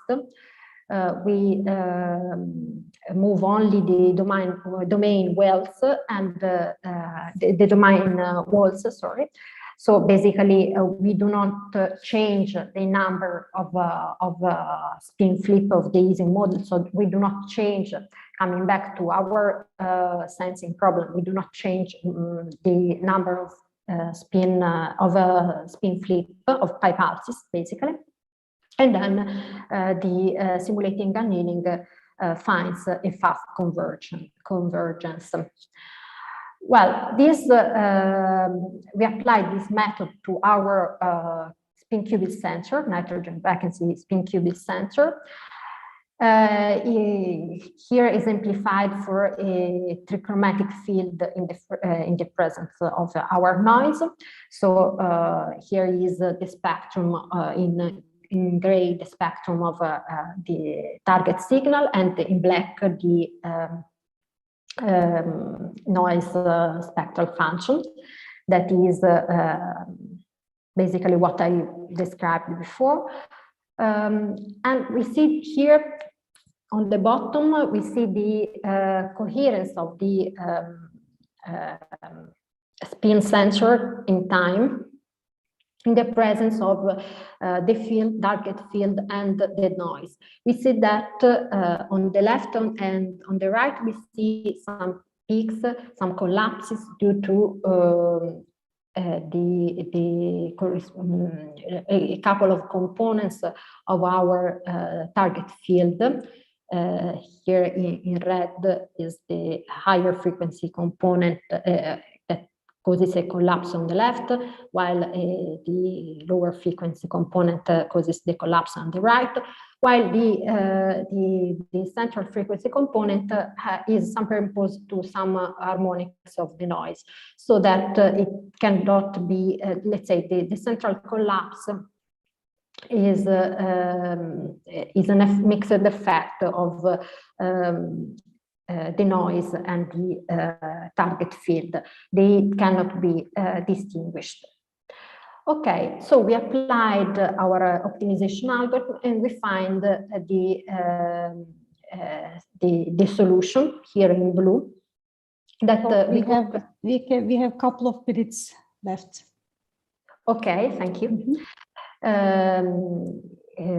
We can compare the simulated annealing with the CP sequence, And we see that the solution of simulated annealing is non-trivial, and but remarkably, it is orthogonal to the noise, while shows components that covers all the spectral contents of the signal.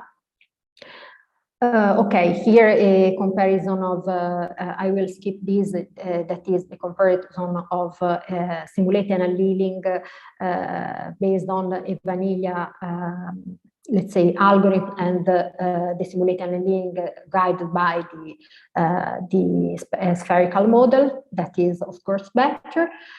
And here I will just show you the experimental results, where you can see that indeed the experiment confirms that the simulated annealing solution is better than standard algorithm. So the mapping, this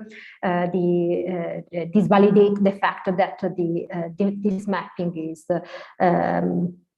let's say, leads to an improvement for the sensor.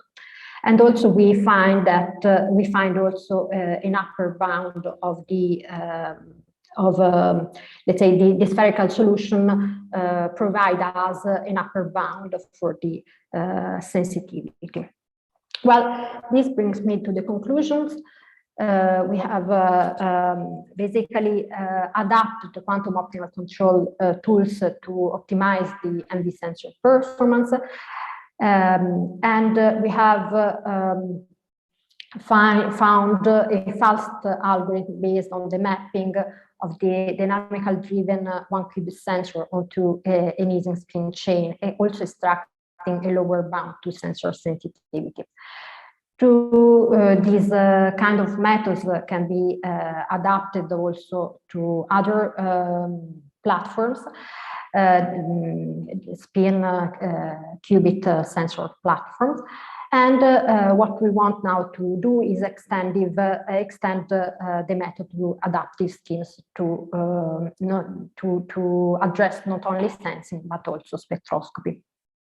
So let me acknowledge the contribution of the students that who have worked on this work. Santiago Hernandez Gomez, Francesco Pongiali, Stefano Garantini, Giovanni Fasiolo, Federico Balducci, and the collaboration with Paola Cappellaro and Antonello Scarpecchio. I thank you very much for your attention, and let me say that we have a postdoc and a PhD open position in the group. Thank you again. Yes, thank you very much for this excellent talk on this quantum sensing. Very interesting results. I see that David Bultai has a question, but first I would like to give the opportunity to the chat question. It says, can optimal control reach to a resolution for sensing two proximate nuclear spins individually, separated by bond length? Separated by, sorry? Bond length, for example, bond length. Okay, I see on the chat, thank you. Yeah. Okay, so the you mean probably to proximal nuclear spin individually. Okay, I would say yes, this can be done. This actually, as I said, can be also done with CP sequences, actually, because you want to measure some very precise frequency. And let's say this is something as that, if I interpret correctly your question, this is what, sorry, I'll try to go back in my presentation. This is what has been done in the work of Tamil Miao I was presenting at the beginning of the talk. maybe I have skipped this. What?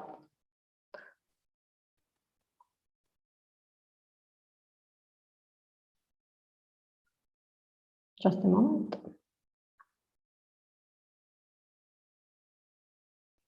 So basically, okay, this is not working so much, but basically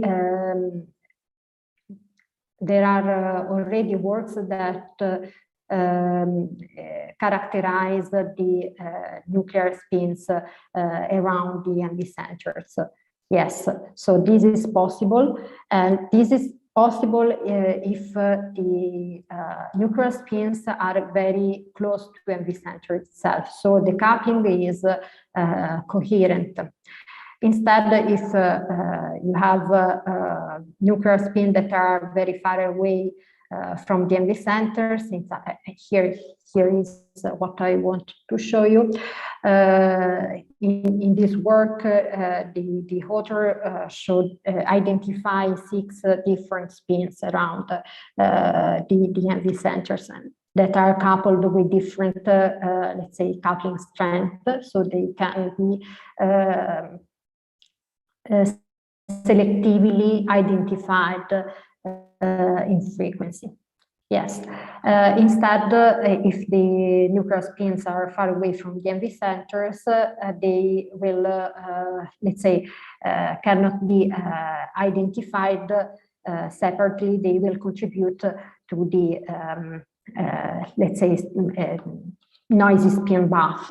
Let's say the collective effect of spin bath.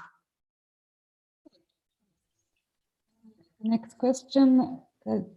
Imogen, please unmute yourself and ask your question. You are muted. Can you unmute? Sorry, the connection. Can you unmute and? So can you hear me? Now it works. Please go ahead. Thank you for the.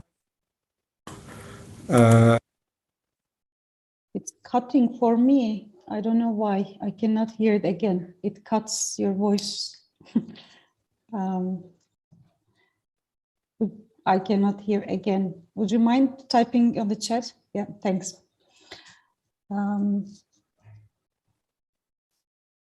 Somehow it doesn't work, I guess.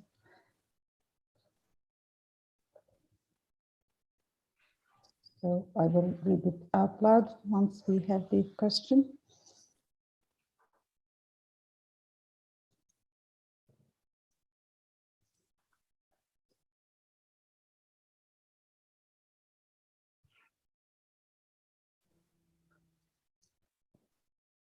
So classical versus quantum noise, does it differ with respect to optimal control? Okay. Okay, so in this is an interesting question. Actually, by varying the strength of the external bias magnetic field, we can drive the nuclear spin bath from, let's say, a quantum to a classical regime. And indeed, we have previously characterized also this kind of transition. Let me call it like this. What we find is that they actually we can measure let's say we can measure the spectrum in both the cases. It shows different behavior. In particular, it shows a kind of discontinuity in the width of the spectrum. Of course, because in the let's say in the classical regime is the high field regime, where the coupling with the electron spin of the MV centers of the MV center is weaker. while the quantum regime is that one where the coupling is stronger. And yeah, actually, in both the cases, we can characterize the noise and then use it as input information of our optimal quantum control algorithm. Actually, what we are interested also in is, as I was mentioning, extending the open loop scheme I have shown you to an adaptive scheme that takes into account the experiment and take it as input information for the next step. And this could be useful to let's say, for sensing purpose, if you don't know the nature of your noise. So you don't know if the noise is classical or quantum. So this is for sure an interesting extension for our optimal control algorithm. But thank you, Nico, once more, and move to the next speaker. Thank you very much for your talk. Thanks. Thank you, Ymer. And our last speaker for the session is Yusuf Karler from Institute of Experimental Physics, University of Innsbruck, Austria. And he's going to talk about high fidelity bi-exciton generation in gallium arsenide quantum dots. Okay, so can you see my screen? And yes, it works hear my excellent. voice? Okay, thanks. Everything perfect. Let me also adjust this. Okay, okay. So I think I have participated in all KOBİT meetings except the first one since 2017. I was just a bachelor student at that time. Then I decided to go with quantum optics after the first KOBİT meeting. So I worked with Özgür Çakır and Kıvanç starting from my bachelor's until end of my master on the theory of quantum optics and information. But I should also express my gratitude to Serkan Ateş for introducing me to the experimental aspect of quantum optics. Of course, I must thank all the organization and scientific committees since 2016 for this great meeting. Today, I will try to give a brief presentation about our last result. The title is High Fidelity Bi-exciton Generation in Gallium Arsenide Quantum Dots by chirp picosecond pulses through Adiabatic Rapid Passage. It's a very, very long title and a technical title. So first, I will speak about the motivation behind this title, then I will go into details more and more in every slide. Okay, so one can say that to realize quantum photonics, we need efficient fast photon counters to count the photons, and photonic circuits to manipulate them, and of course source of deterministic single photons. But only single photons can be used in some quantum technologies like the quantum K distribution.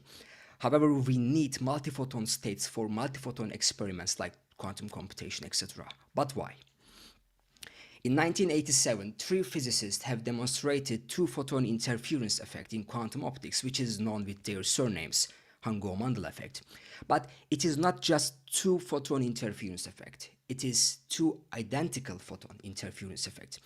When two identical single photons enter a 50-50 beam splitter, and when the temporal overlap of the photons on the beam splitter is perfect, the two photons will always exit the beam splitter together in the same output mode. But how do we describe the term identical? Basically, if we have two photons, we can say that they are distinguishable or indistinguishable. If the photons have the same mode, we will see the interference effect, so they are indistinguishable. If the photons have different mode, so they are incoherent, so they do not interfere with each other. So to perform multi-photon experiments, we need indistinguishable bright single photon sources. We are currently working on different multi-photon experiments. Of course, there is no enough time to discuss all the details, but I would like to show one example of photonic quantum computation, which is done by demultiplexing single photons. Boson sampling, which is quite famous in the last years. Boson sampling is based on computing the output of a linear optical circuit that has multiple input and multiple outputs. Single and identical photons enter the circuit in parallel and interfere with each other due to the Hongou-Mandel effect. And this is extremely difficult to use a classical computer to calculate output probabilities. Although I should say boson sampling experiment on photonics platforms are very difficult too, with lots of experimental challenges. I would say that the key point is to have near unity indistinguishable and bright single photon sources. So what are the choices? Spontaneous parametric down conversion sources, which are commonly used to generate single photons and entangled photon pairs. SPDC, I would call it SPDC. SPDC is a nonlinear optical process that converts one photon of higher energy, let's say blue photon, into a pair of photons of lower energy, let's say red photons. And their performance is quantified by their brightness, photon number purity, indistinguishability, and degree of entanglement. And all of them were improved over the years, and also they can perform in room temperature. That's a great advantage. But what are the limitations of SPDC sources for quantum information processing? Multiphoton emission rate increases with the source brightness, so one should work with a very low rates. But another reason, and also the most important one, is the probabilistic nature of the SPDC sources. So they generate photon pairs non-deterministically. So there is a strong need for the on-demand generation of near unity indistinguishable single photon sources. On the other hand, despite of the experimental challenges, an ideal quantum light source would emit one and only one photon or photon pair per excitation cycle. There are several ways to access a quantum dot states: above bandgap, quasi-resonant, and resonant excitation. Above bandgap excitation, which is based on sending energy more than the bandgap energy of the hosting material. So this will create charge carriers, and they will relax to the S shell of the quantum dot and recombine with the holes and emit a photon. Despite above bandgap is a very practical way, we need resonantly driving quantum dots to have high indistinguishable and bright single photon source. S-shell resonance excitation gives the best result in terms of the photon indistinguishability. However, there is a big experimental challenge to realize resonant excitation. Laser light has the same wavelength with the emitted light, and the scattered laser light from the sample surface is also collected with the same objective, that we excite and collect the quantum dot emission. And also cross-polarization technique will cost some of the quantum dots emission due to the polarization selection on the emission path. Another resonant technique is two-photon resonant excitation. In this scheme, the laser has energy of the virtual state, which is half of the biextonic energy state. In two-photon excitation, we create two electrons and two holes in the S shell. It is called biextonic state. So even there are two electron hole pairs in the S shell, there is a difference in their energy. Biexton energy is smaller than exton energy because of the different strengths of the Coulomb interaction. In the spectrum on the right, two lines for the exciton and biexton, exton on the left and biexton on the right, can be seen with a wavelength difference of 1.9 nanometers. So this corresponds to approximately 3.7 milli-electron volt binding energy. So thanks to this difference, we can see that the excitation laser is in the center, has different energy than both exciton and biexton. So we can filter the laser spatially without need of cross-polarization. I will not go all the details of two-photon excitation, but one can also achieve high polarization entanglement between exton and biexton with a small fine structure splitting. So a very simple drawing of the experimental setup looks like this. So we prepare laser pulses, we send them to the cryostat from top and excite the quantum dot, and then collect the quantum dot emission and scattered light together and go to our homemade monochromator and send exton and biexton emissions to the SNSPD with a narrow band notch filters. Figure on the bottom shows the Rabi oscillations for the exton and biexton. There is a difference on the photon count, but it is just about the coupling efficiency differences between exton and biexton channel. In the spectrum, you can see that they have the same counts. Okay.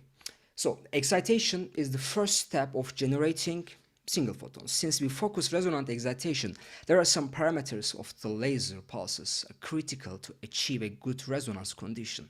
On the left, you can see our detuning results. So The black spectrum in the center is the spectrum we achieve a good Rabi oscillations. Detuning is one of the extremely sensitive parameters. Even if we detune lasers slightly, like 0.1 nanometer, we are losing the Rabi oscillations. And also laser spectral width has some effect on the Rabi oscillation.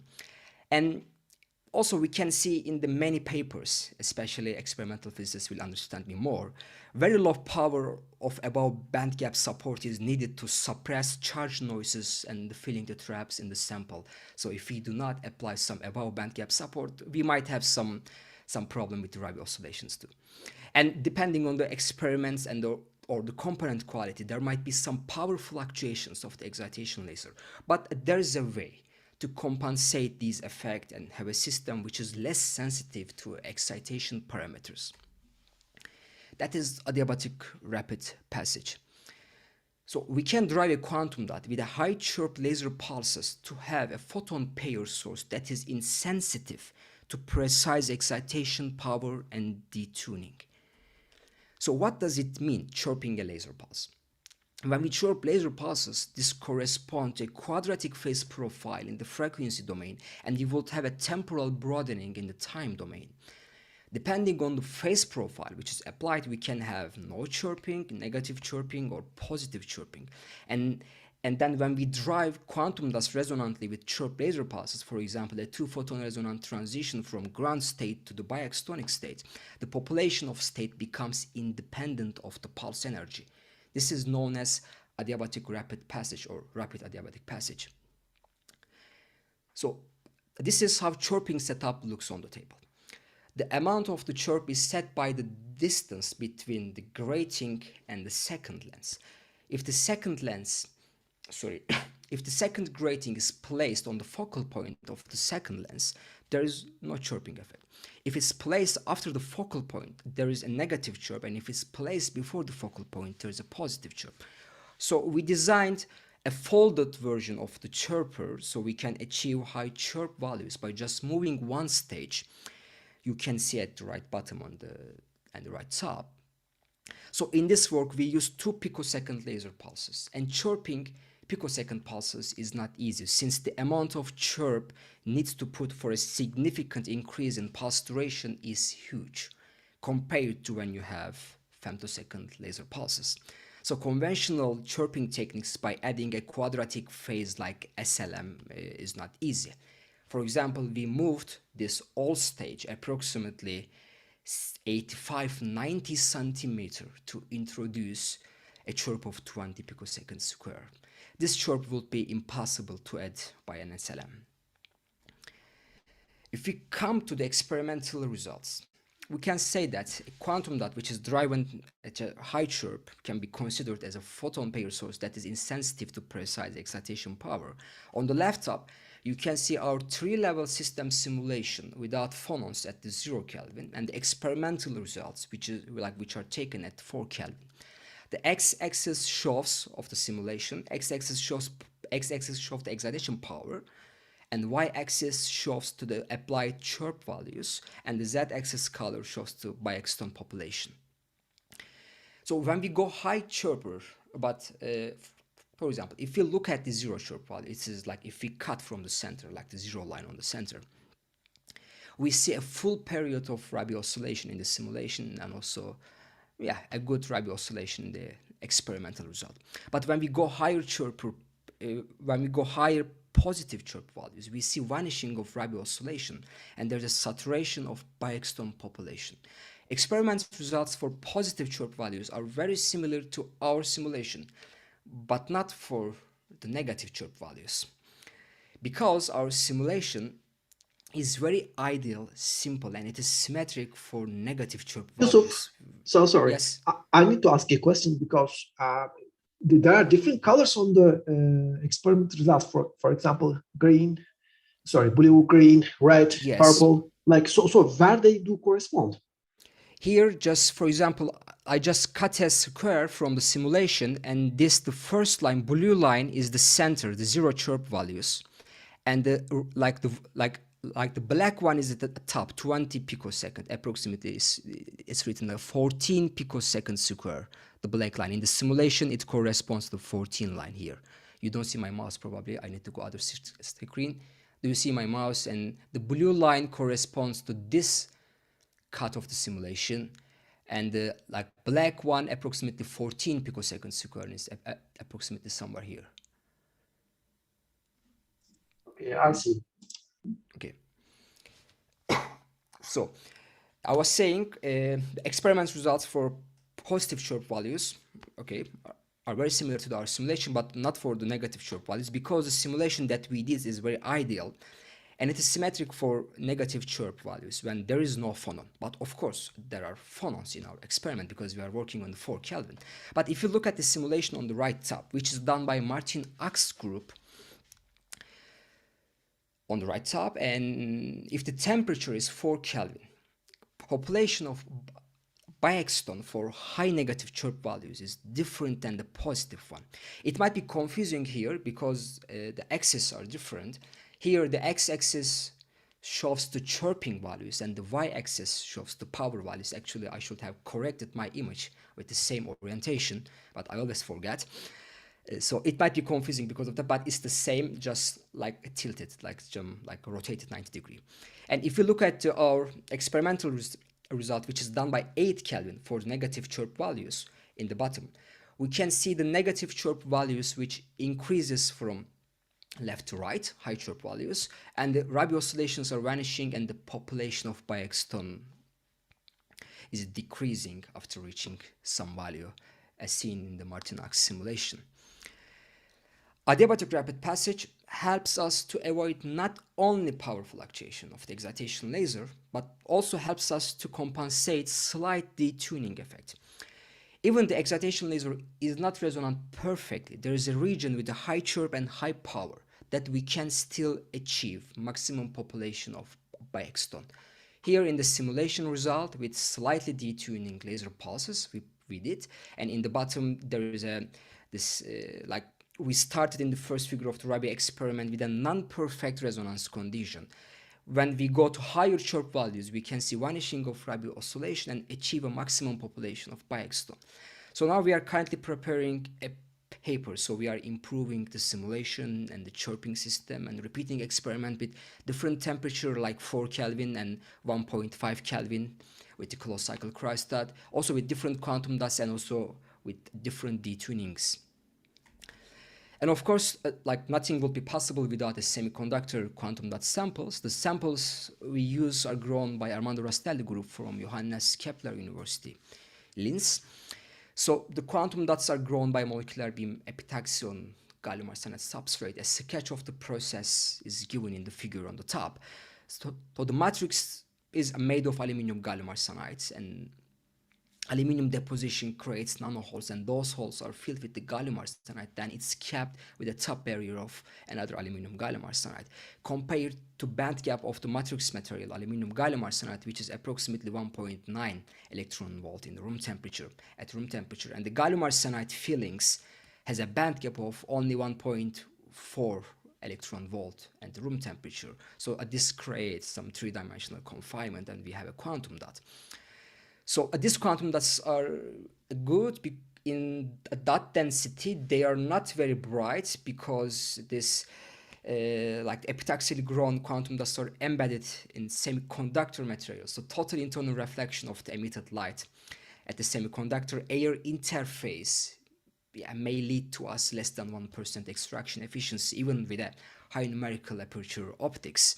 But using distributed Bragg reflectors like DBRs and solid immersed lens on top of the surface, we could increase extraction efficiency approximately 10%.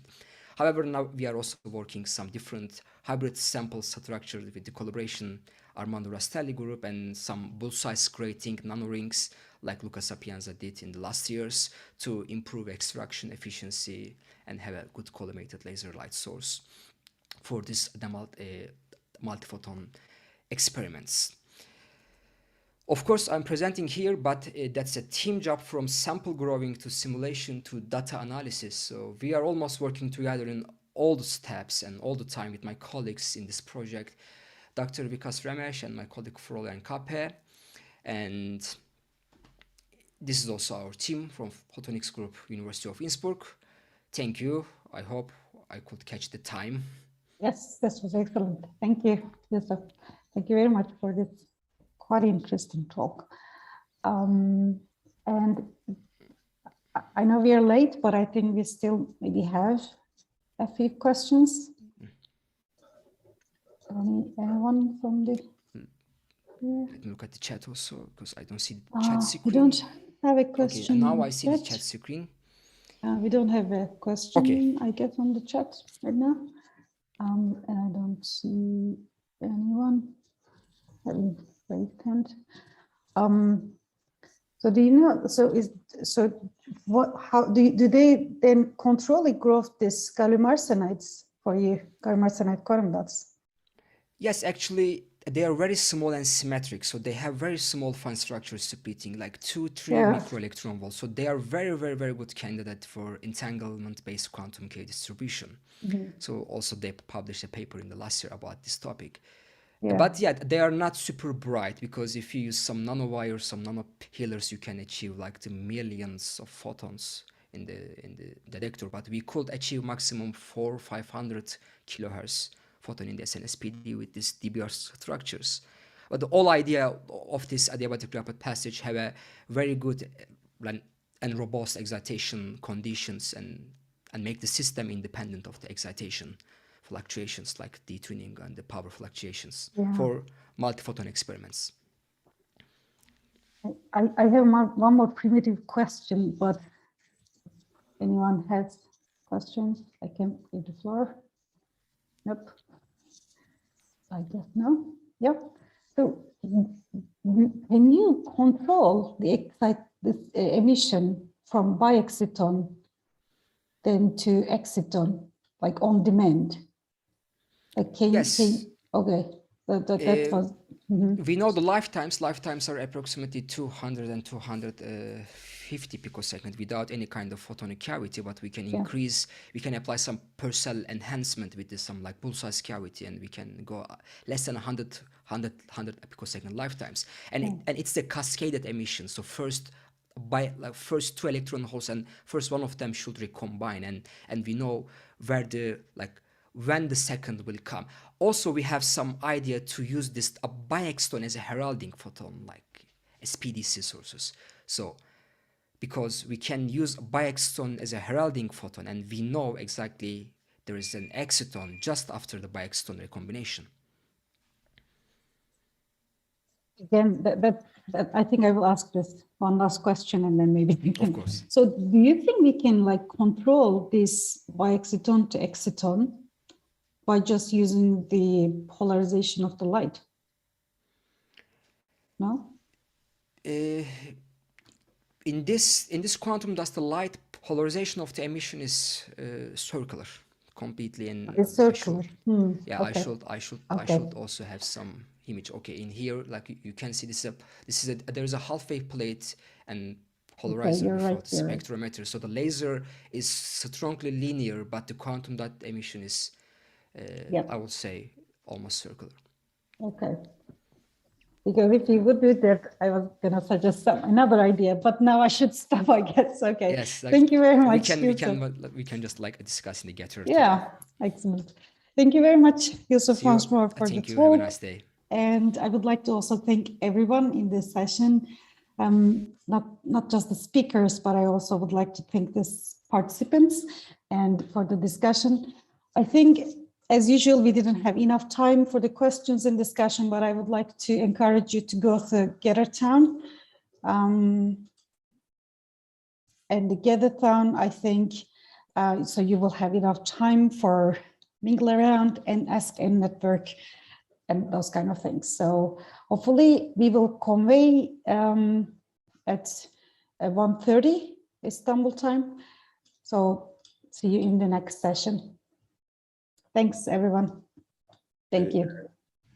So thanks a lot to Meyra Hocam. So on behalf of the organizing committee, I want to again repeat the announcement made by Hümeyra Hocam. So we are So the Gather Town is available. Posters, pre-recorded talks are all in there. So you can go in and check them out anytime you like. But the official time interval for the poster and pre-recorded discussions are between 1:30 and 3 p.m. Istanbul time. These are all GMT +3.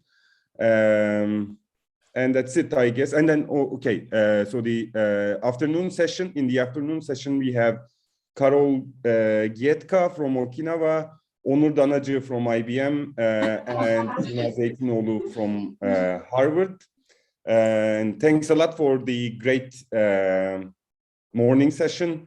Thanks a lot to our speakers, Mustafa, Serkan, Nicole, and Yusuf, and thanks a lot to Meyra Hocam for chairing the session. So see you in Gather Town and see you in the afternoon session. Thanks.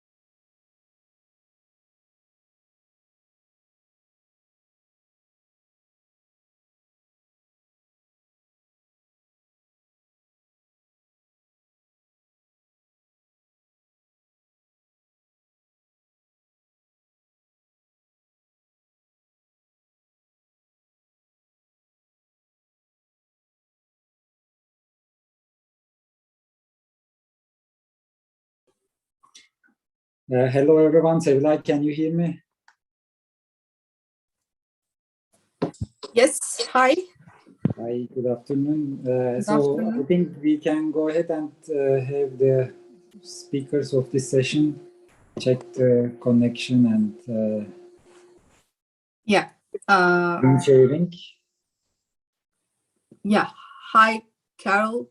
Do I Hello. pronounce it right? Yeah, it was good, Carol. Thank you. Okay, Carol. Can you try to share your screen?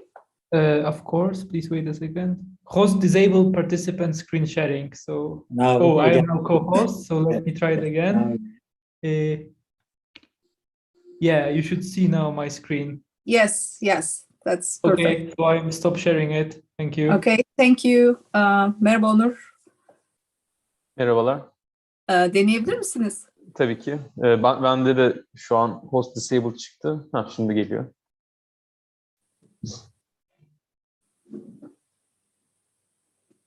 Good. Yeah. Tamam, çıktı mı? Hı hı. Tamam, kapatıyorum. Okay, thank Peki, you. teşekkürler. Thank you.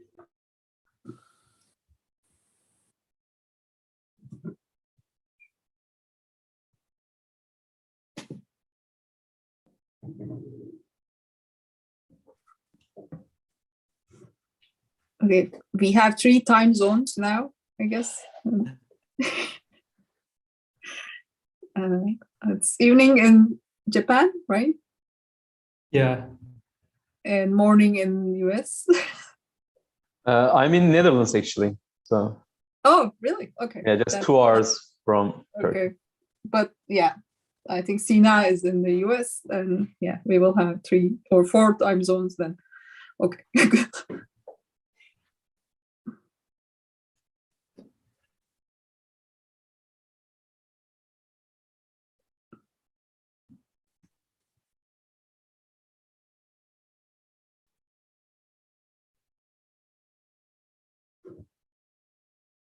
Okay, we will have almost 10 minutes. Sevilay, before I forget, would you please remind me to start recording on Zoom as well? Yes, I'll do.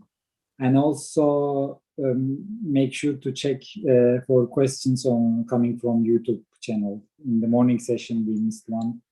So okay. You can ask. We will let you know. Okay, I can open it and check.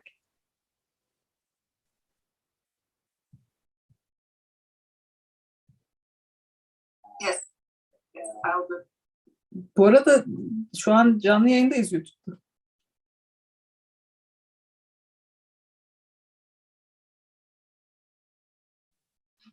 Sevilay selam. Onur. Merhaba. Merhaba Onur. YouTube'a sen kafayı takma ya. Biz oradan söyleriz bir soru gelirse. Tamam. Sana yazacağız yani. Tamam, teşekkürler.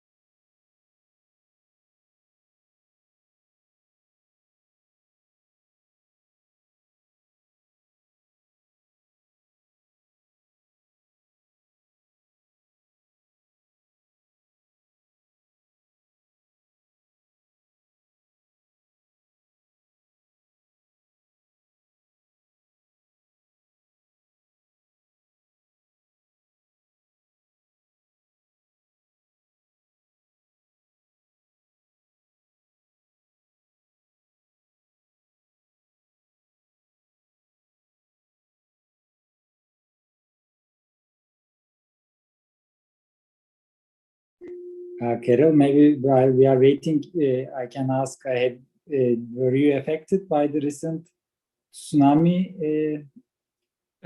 Just a little bit. I mean, yeah, there was a tsunami warning, and a lot of places were closed, but actually that tsunami wave was very little. It only raised the level of river a little bit, but no real danger. It was an unusual tsunami because it was not caused by the earthquake, but by the volcanic eruption. But luckily, nothing happened here in Japan. Good. There were some footage, I guess, of the shock wave that was going around the globe, I guess. Have you seen those on Twitter or some news channel? Not really. I mean, I saw videos on the internet, but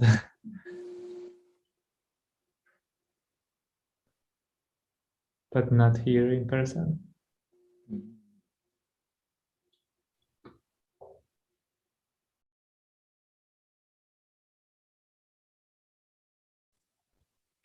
Are you visiting Japan? No, I am postdoc here at Okinawa Institute of Science Science and Technology. Okay. So since more than 2 years now. Oh, okay.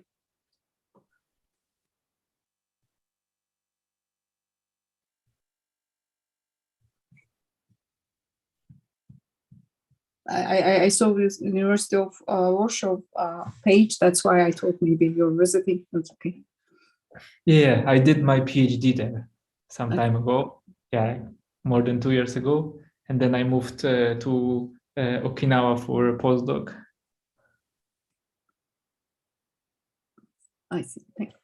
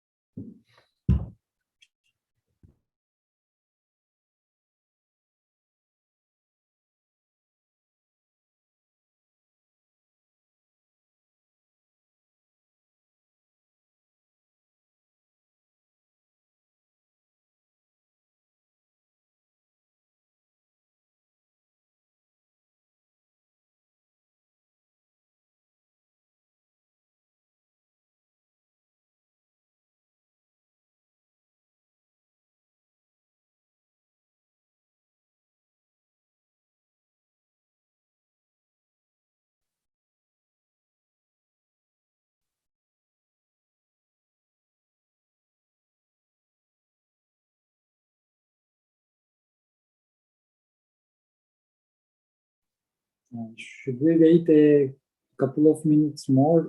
I see our numbers have decreased from the morning session, so there were about 50 people. Now I see only about 15. Okay, some other people are joining now. Yeah, we can wait a couple of minutes.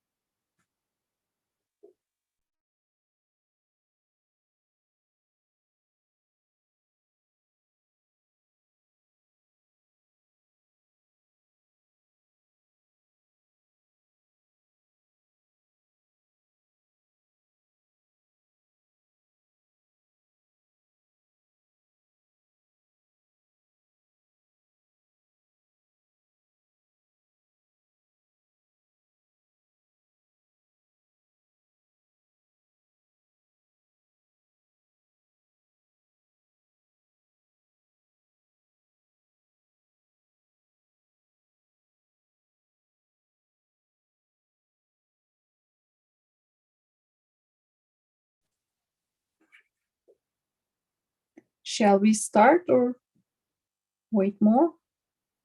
You are the master of ceremonies, Sevilay. So when we can go ahead.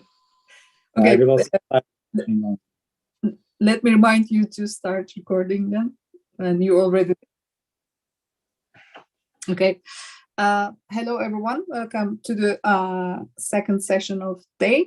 And actually, we have 3 or 4 time zones. That's why good afternoon, good evening, and good morning. And in this session, we will have 2 short talks and 1 invited talk. And our first speaker is, first of all, I'm Sevilay Sevinçli from İzmir Institute of Technology. Sorry. And our first speaker is Karol Gitka from Okinawa Institute of Science and Technology. And his talk is titled Exponentially Enhanced Quantum Metrology by Quenching Superradiant Light Matter Systems Beyond the Critical Point. Please, Karol, we'll okay, listen. Thank you very much for the introduction. Just let me play. Oh yeah, now it should be good. Yes, so again, hello everybody, and good afternoon. So my name is Karol Gitka, and today I will tell you about my research, exponentially enhanced quantum metrology by quenching superradiant light matter systems. And the motivation behind this research is critical quantum metrology, which attracted a lot of attention in recent years and is associated with driving system exhibiting phase transition close to the critical point of that transition, and is often said to be equivalent to a traditional or standard approach to quantum metrology. In this talk, however, I will try to convince you that this is not the case. I will try to convince you that actually critical metrology is a suboptimal metrological strategy. And once we understand what's the mechanism behind the critical metrology, we will be in the position to easily come up with a method how to improve performance of metrological protocols involving systems exhibiting quantum phase transitions. So this is the outline of my talk. We will start with a very brief introduction to quantum metrology. Then, on the example of a quantum Rabi model, I will explain how critical metrology works. Then I will propose a way of enhancing critical quantum metrology simply by quenching beyond the critical point. Then I will present a potential platform in which the protocol could be implemented. And finally, I will conclude the presentation and give some outlook for future research. Okay, so let's start with quantum metrology. Typically in quantum metrology, what we want to do is to estimate value of an unknown parameter with the highest possible precision. So this is some Hamiltonian. It's very simple right now. Omega is unknown parameter and H1 is some operator. So this omega, for example, can be splitting between the ground state and the excited state that is caused by a magnetic field. And therefore, estimating this omega will give us information about the magnetic field, for example. So now, if we ask the theory of estimation, it tells us that the precision of estimation of an unknown parameter cannot be better than 1 over the square root of the quantum Fisher information, which can be defined using the derivative of the wave function, of the final wave function with respect to this unknown parameter, in this case, omega. And in this sense, quantum Fisher information plays a key role in quantum metrology. And throughout this presentation, we will calculate it for a couple of Hamiltonians. So let's start with this very easy Hamiltonian. So in order to calculate quantum Fisher information, we have to calculate the final state. The final state can be very easily obtained by acting with a time evolution operator generated with this Hamiltonian on the initial state. And then we can plug this wave function into the expression for the quantum Fisher information to get something like this, which is 4 times the t squared, where t is the time during which we imprint the information about the unknown parameter on the initial state. and the variance of this operator H1, which can be understood as a mechanism that imprints the information about the unknown parameter on the initial state psi 0. So now, assuming we have n particles, for example, photons or atoms, we have for classical resources, we cannot overcome the so-called standard quantum limit, which means that quantum efficient information cannot be larger than n, so the number of particles times time to the power of 2.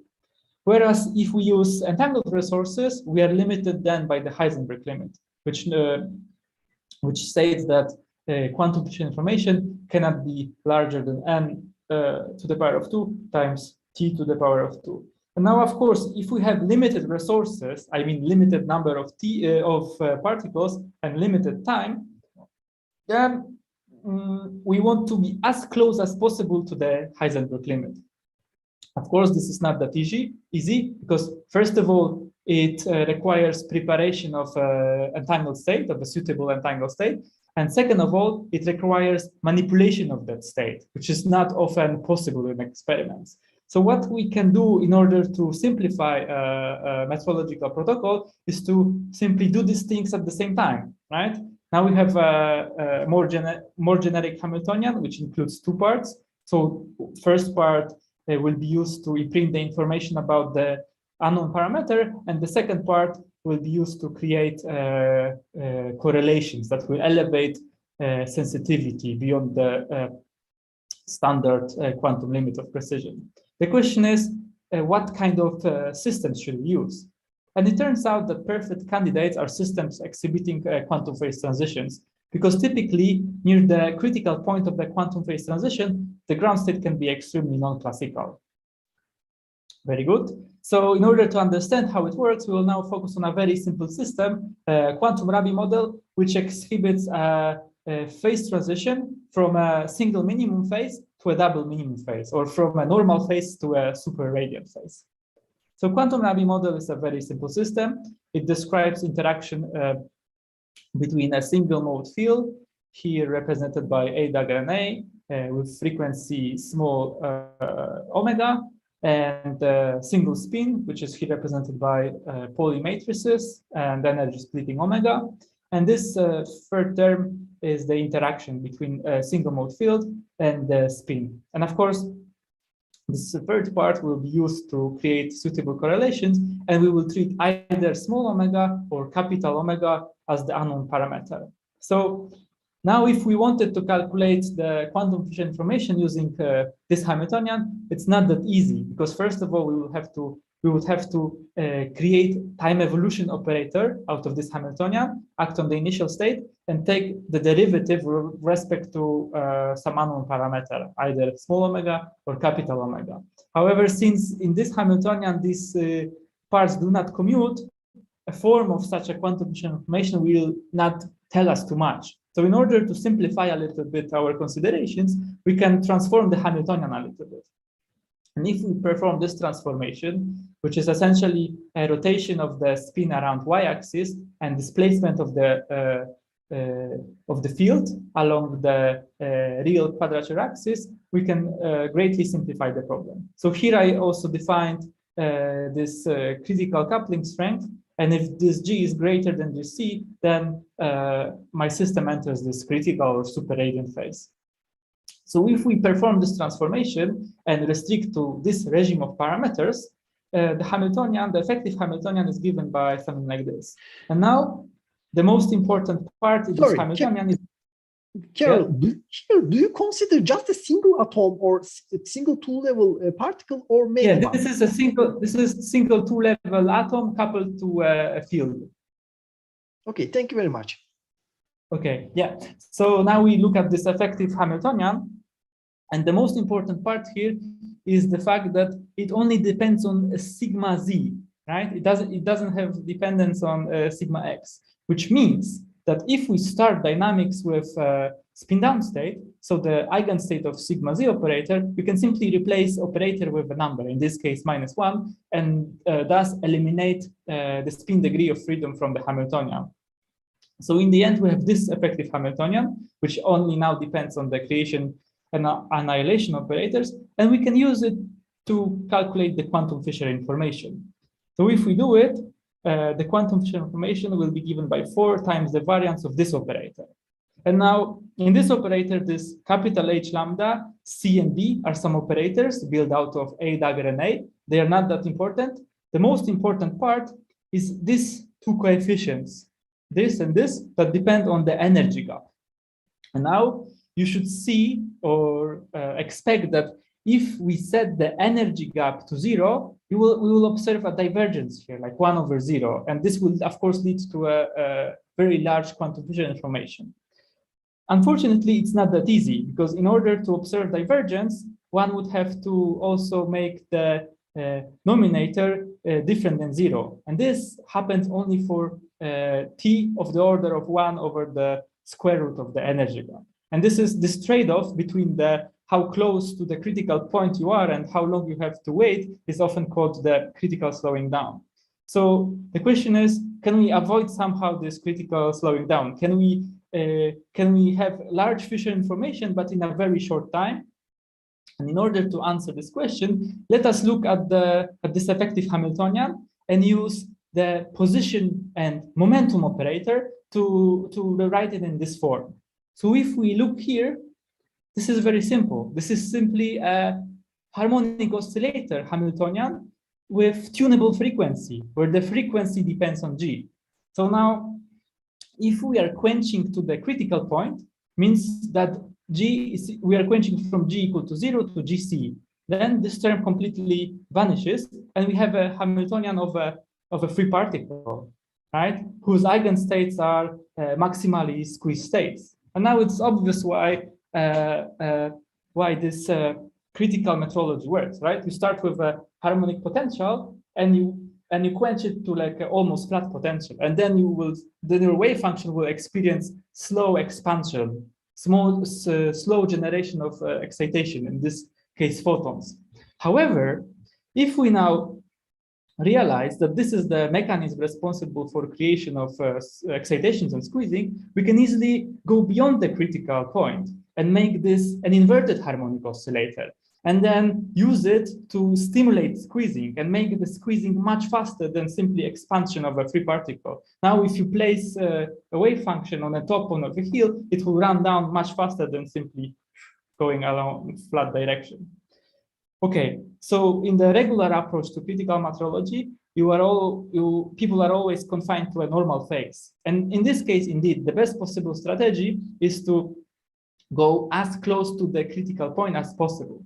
However, if you realize that this energy gap is only by coincident energy gap, and it's actually related to the frequency of that effective harmonic oscillator, then you want to make it negative and exploit the physics of an inverted harmonic oscillator and effectively make this cosine and sine function exponential functions, right? And this exponential dependence on t reflects that you are now forcing excitations to be created. Of course, this effective description of inverted harmonic oscillator doesn't work forever. It's effective description only, and it works until a certain time, until the wave function fills the bottom of the potential. So we can again see it here.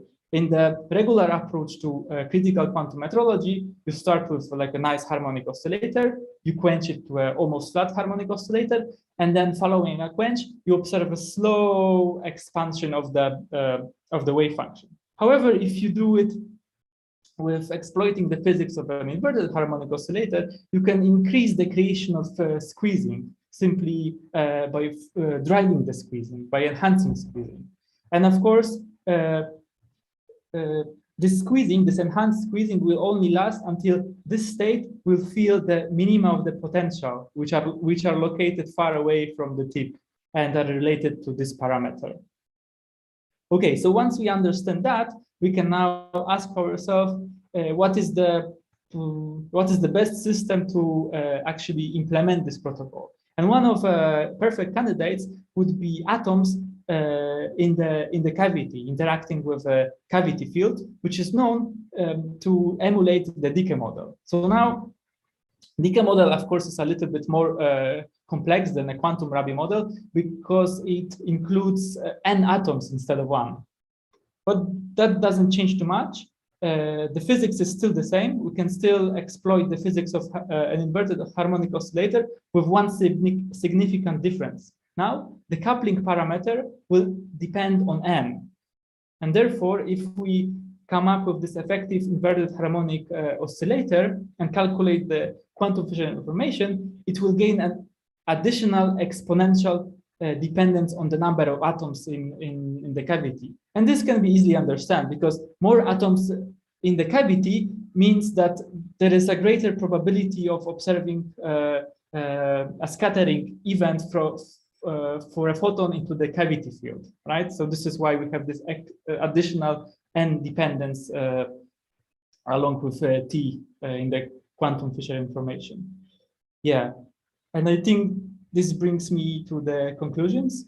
So critical metrology associated with driving the system close to the critical point is a suboptimal metrological strategy because it requires relatively long times, and it is simply much better to quench beyond the critical point and exploit the stimulated squeezing, which can basically create the same kind of states, but in a much shorter time.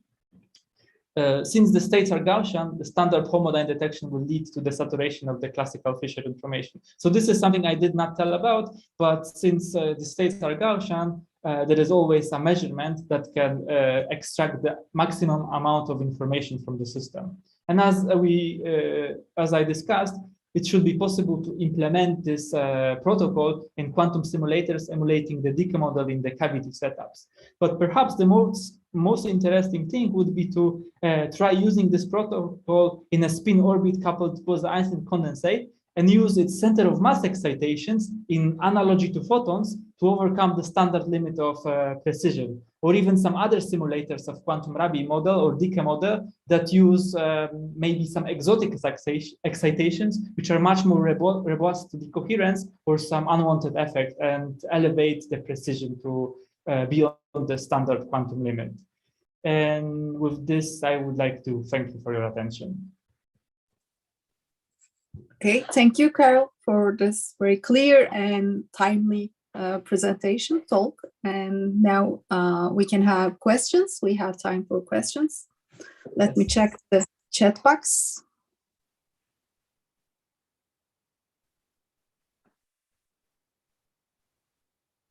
Okay, I think Ege Özgün has a question, please. Yes. Hi, Carol. Thank you for the nice presentation. So I would like to just, can you please comment on this? So do you think it will be possible to engineer a similar mechanism, a similar type of formalism for some many-body systems, such as like a two-contact... For Rydberg systems, you said? No, what I mean is like more like a two-contact magnetic impurity, or just like an Anderson impurity problem, which under Schrieffer-Wolff transformation turns into a Kondo problem. Will it be possible? So I would say whenever you have a spin, effective spin coupled to a harmonic oscillator, you should be it should be possible to use this mechanism. Mm-hmm. So yeah, so if these systems can be described by quantum Rabi model or maybe Jaynes-Cummings model or decay model, it should be possible to exploit this this physics of an inverted oscillator. I believe so. Okay, okay. Maybe then it will be more not non-trivial than that. Okay, thank you very much. Okay, I think I saw one. Yeah, but please, Barış Çakmak. Okay, thanks, Carol, for the talk. So it's not an actual question, but I mean, does your Hamiltonian have, I mean, your Hamiltonian looks quite similar to a driven harmonic oscillator with a shortcut to adiabaticity. Do you have any insight, or I mean, does it have any meaning and this similarity between the Hamiltonian and the... I think there is a loose connection. So Yeah, so typically in this shortcuts to adiabaticity, what you do is you control the harmonic oscillator, right? You basically quench your system and then quench back. And this is how you perform shortcut by going through some excited states. So in this case, I would say, where is it? It's this Hamilton. It is connected to some degree, but we use different aspects of it. Here we want to create a maximum amount of squeezed excitations in the shortest possible time. So there is definitely some relation, but okay, I guess there is a paper in Nature Communications, but okay, I need to think about it. There's a Nature Communications paper, I guess, by the University of Milan guys, like Matteo Paris and okay. Anyway, if I remember that, I will let you know. Thanks a lot. Oh yeah, thank you very much. Yeah. Thanks. Okay. We have one more question, please. Very short one. Onur Danacı. Yeah, actually, I was going to ask the exact same question. So, like, I was going to ask about the similarity to counter diabetic drive, and actually, yeah, Barış asked this, so let me lower my hand. Okay, then. So, yeah, thank you. Then Carol once again, and you can stop sharing. And our next speaker is Onur Danacı, if I'm not wrong. Yeah, and he's I think he's in Netherlands now, right? Like, yes. So like I made this work I'm presenting like while I was in IBM HBCU Quantum Center at University of Illinois Chicago. But right now I'm a postdoc in Applied Quantum Algorithms Institute in Leiden University. Okay, yeah. And title of his talk is Mancala. I think engineering quantum states via Mancala game on real quantum board. Please.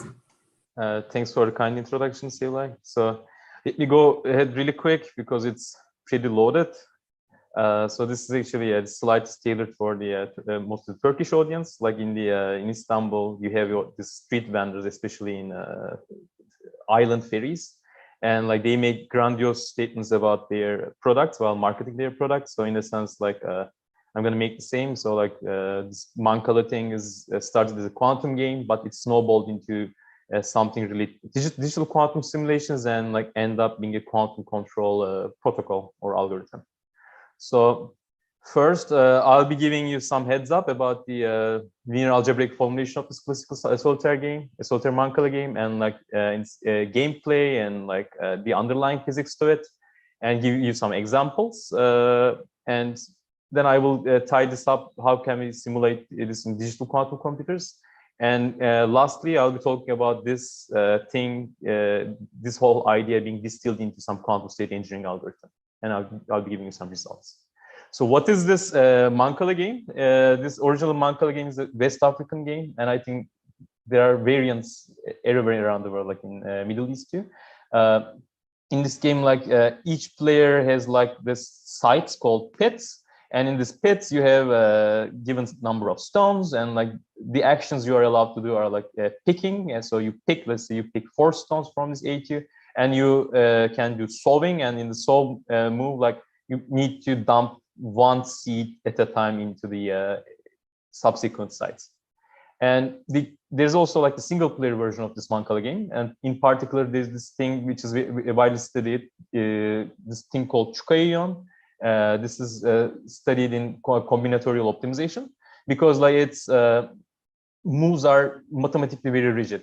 So like in this game, like there are only some possible winnable excitation boards, and for these boards, like there's the moves you can make are highly restricted, and there are some heuristics to it. For example, like if you need to always play your stone which is closest to your Ruma, and the point is, by the way, like getting all your stones in here.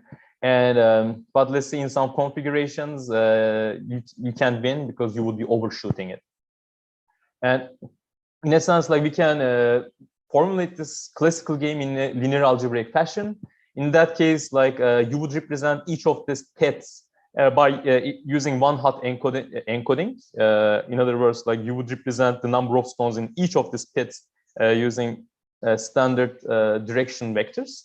And for example, let's say Ruma has like initially 0 stones, meaning that like you would represent this like E1 having like 1 0 0 0, and then like having different sites, you can just represent by using tensor products, and you can represent your action of like picking by using this permutation matrices, and these are basically classical analog of raising and annihilation, creation and annihilation operators.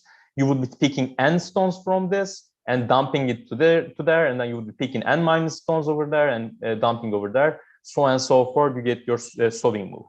But if you want to have the quantum mechanical analog of this, you don't have this access to this information of like a number of stones usually, so that you can't just do it like pick n, dump n minus 1, etc. Because in a sense, like once you take the cover off, like you are killing some information, like you are killing the Schrödinger's cat. And that's why we need to have control knobs which are coherent, reversible, and unitary.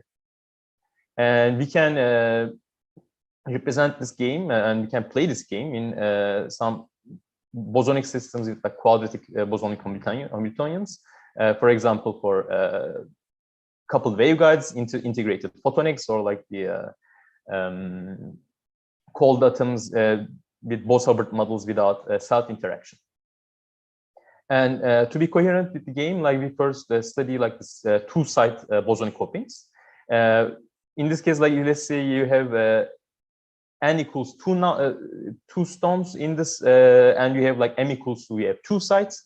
And in this case, like basically evolving the system requires diagonalization of this R dimensional, which is n plus m minus 1 choose n dimensional Hilbert space, and it gets immediately huge.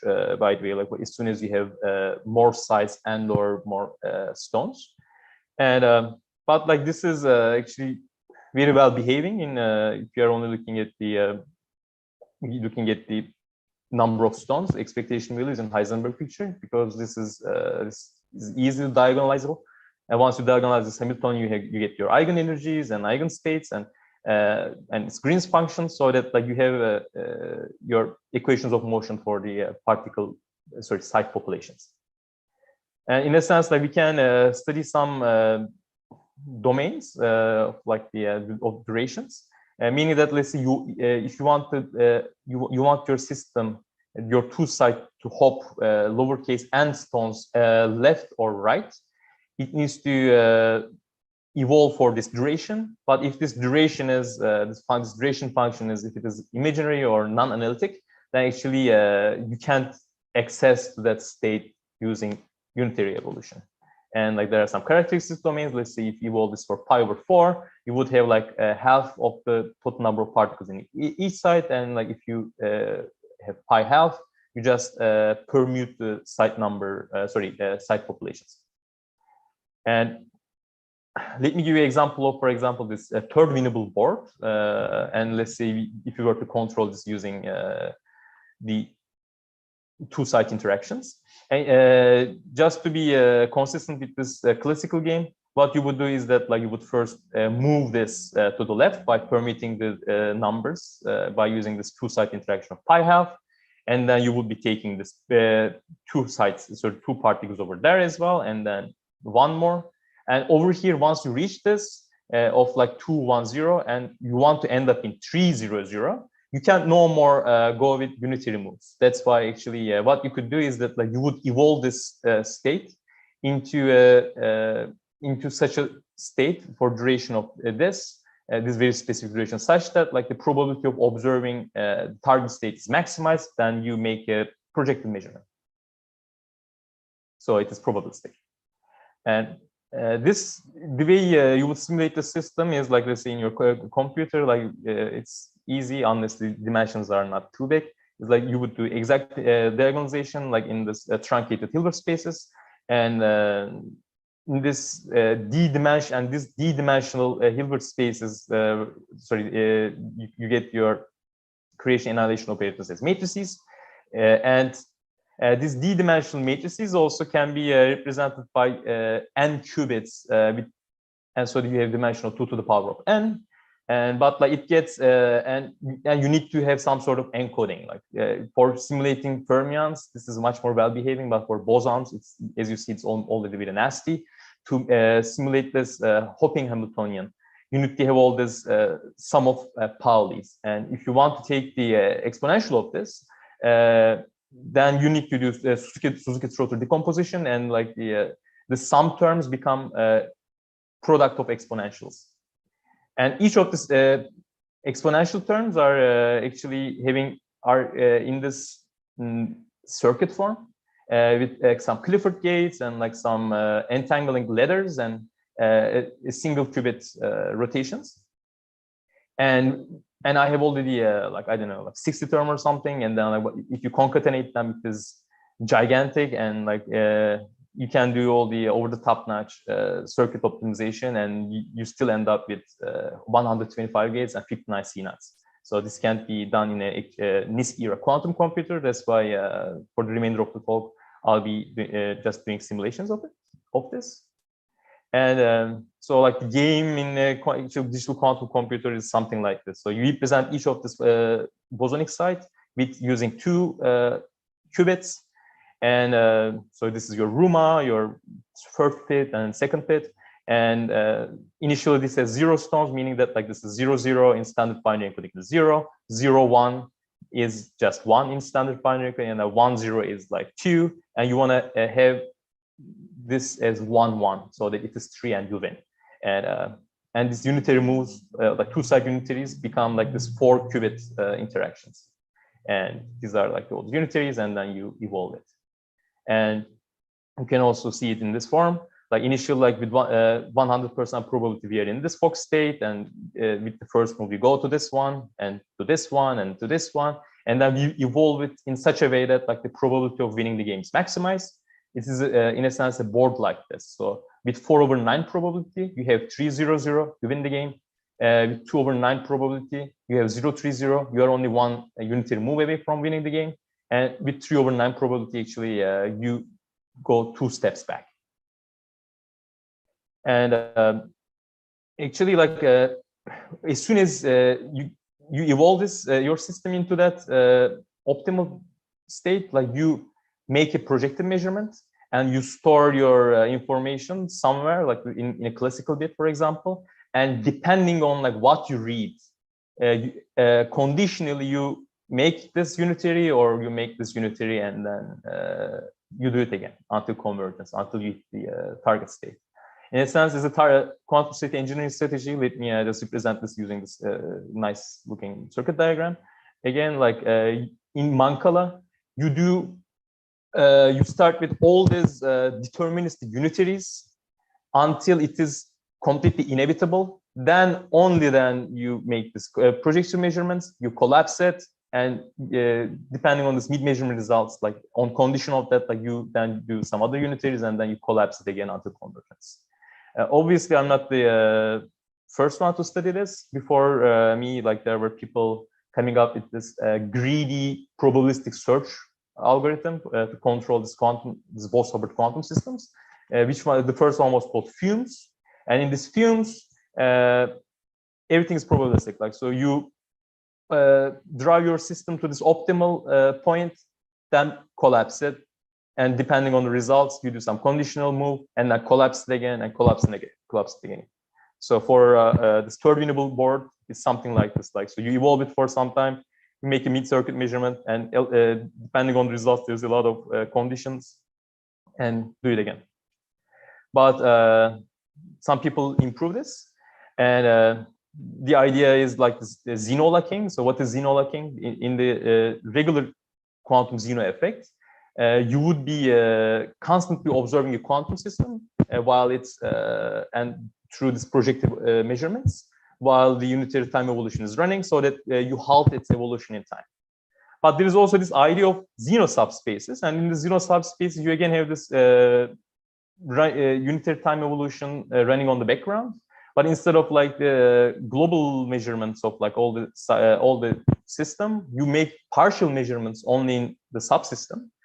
Such that like you effectively have a different time evolution. You have the Zeno subspace, like in a sense, like you have this block diagonal Hilbert space, like running each of them running independently.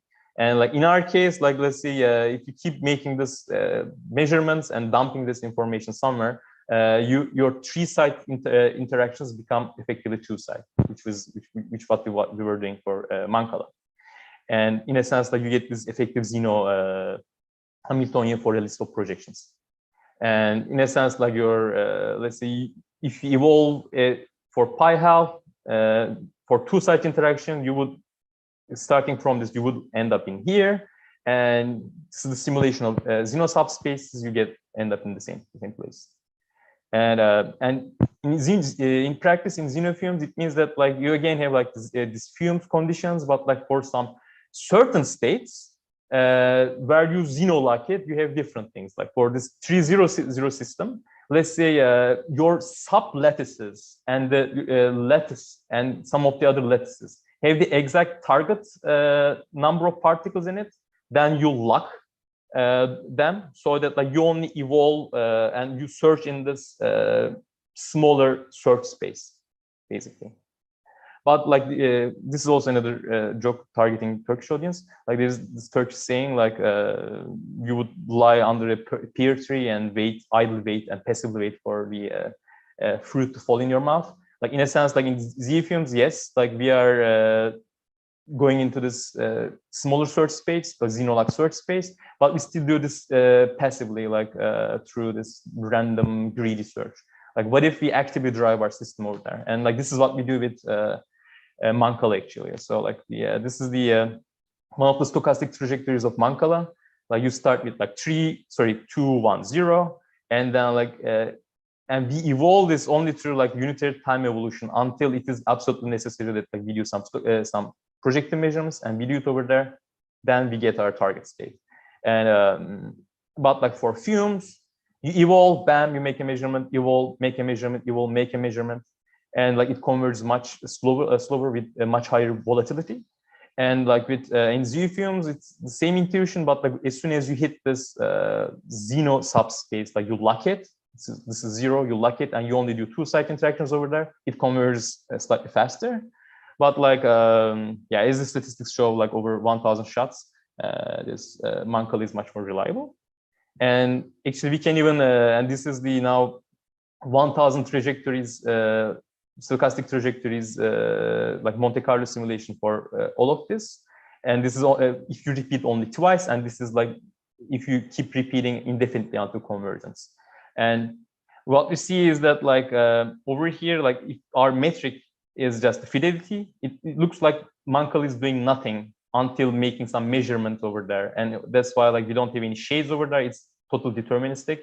So this is Mancala, and this is what I call modified Mancala. Like when we relax some assumptions about Mancala, it converges faster. It's the same statistics. And it is actually more apparent if I use some other distance metric. This is what we call boson hopping distance or bosonic distance. So it is this idea that like, in a sense, like the sites, for example, 300, 030, and 003 are all orthogonal to each other. But in a sense, like the 030 is closer to 300 because you are only hopping only 3 particles to the left, while for the latter, you are hopping 6 particles. And in a sense, this is what we think an analog to Hamming distance for bosons, like particle hopping distance. And it is more apparent over there because over there, like actually with Mancala, we are actually driving our system towards the end goal. Then we make a measurement. And instead of like keep making measurements and stochastic converging it. So in a sense, like this Z-fumes and this modified Mancala converges on almost at the same time.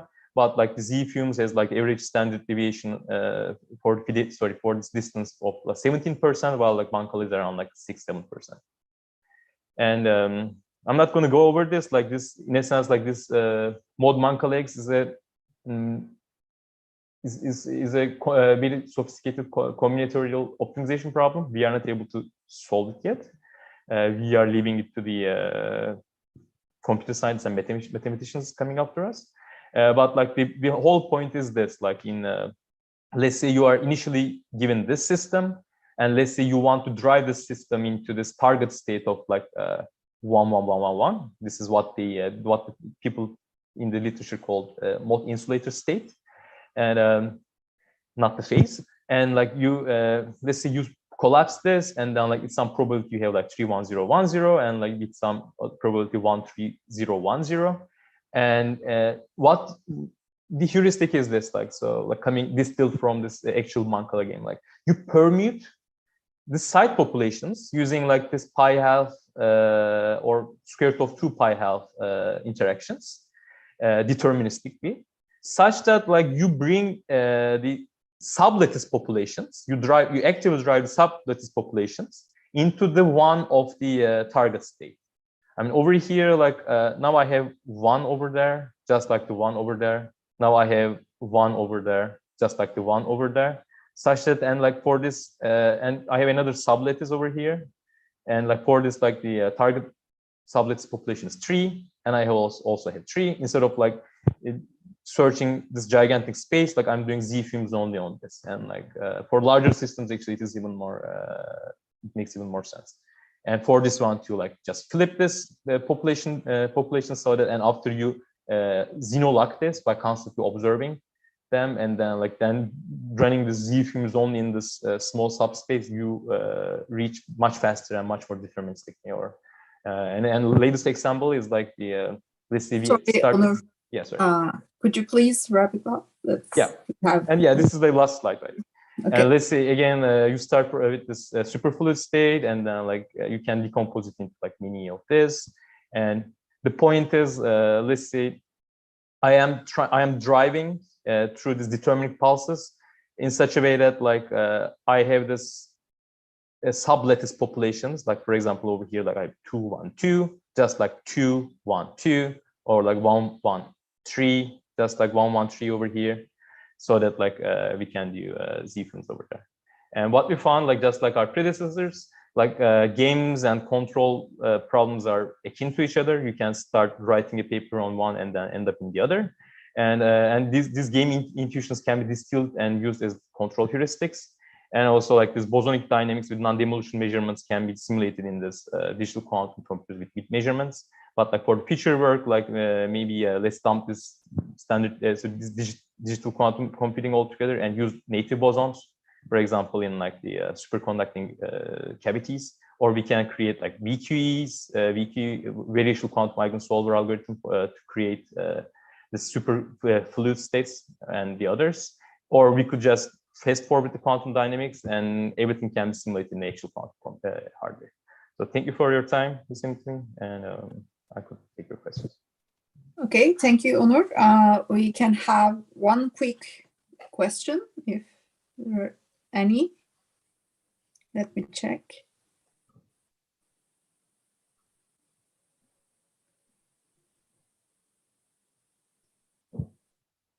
Okay, I guess we don't have any questions. And maybe I can ask, you said you assume there's no interactions, right? On-site interactions. Yeah.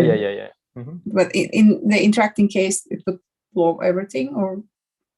This is a good question. So this is one of the cases studied by one of the previous groups. Like, I mean, what they also used in order to gauge this transformation, like they used the that self-interaction is a adiabatic control knob. So because like by slowly tuning, you can also like get this, for example, starting from superfluid and then like end up in the other one. But like they found like it is much less deterministic. I mean, like the overall population is going there, but like most of the time, like you don't end up there. And like another idea for the future work is that like to solve this combinatorial optimization problem, let's say we are using some AI algorithms like reinforcement learning, and we could add this as a control knob to, like, let's say you are doing this coherent interactions and like measurements and like measurement back action. Maybe also you can also use like this tuning this self interaction as a control knob as well. So yeah, this can be doable. Okay, thank you, Onur, and thanks again. And Now, our last speaker for this session. It's one of the invited speakers, Sina Zeytinoğlu from Harvard University. Hi, Sina. Hi. You can share your screen.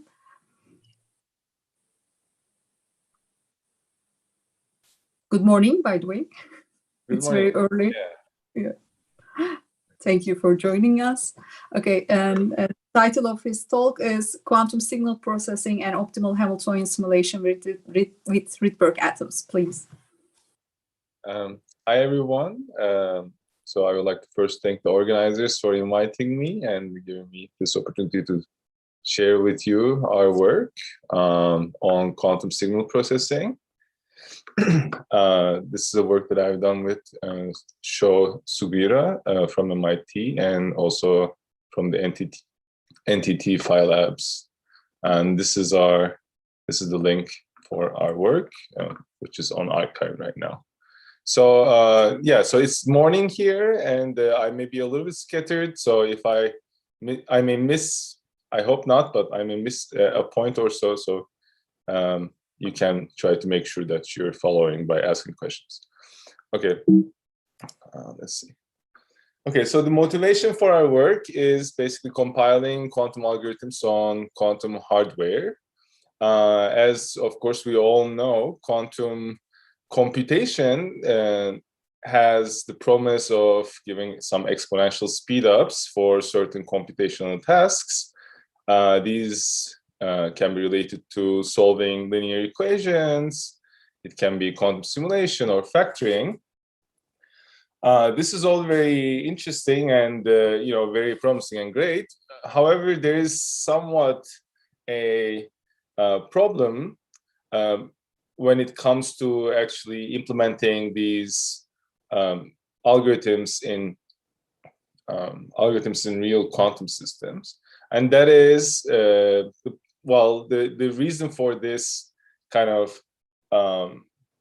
the disjunction between theory and experiment, if you wish, is that these algorithms often use some sort of query, some sort of assumptions on the data input, right? So like if I'm solving linear systems, I am somehow assuming that I have access to the matrix, whose entries that I know, for instance, right? So how am I going to make the quantum computer know these entries is just somewhat like assume that I can input such data into the quantum hardware, right? So these are the queries. So there's some black box function that allows me to input this data or calculate some function. So the advantage comes based on the assumption that I have this black box function that I can have my quantum computer compute already. So then we would like to compile these unitaries in a way, right, like these black box functions, to such that we can implement it on quantum hardware. So this is what we want to do.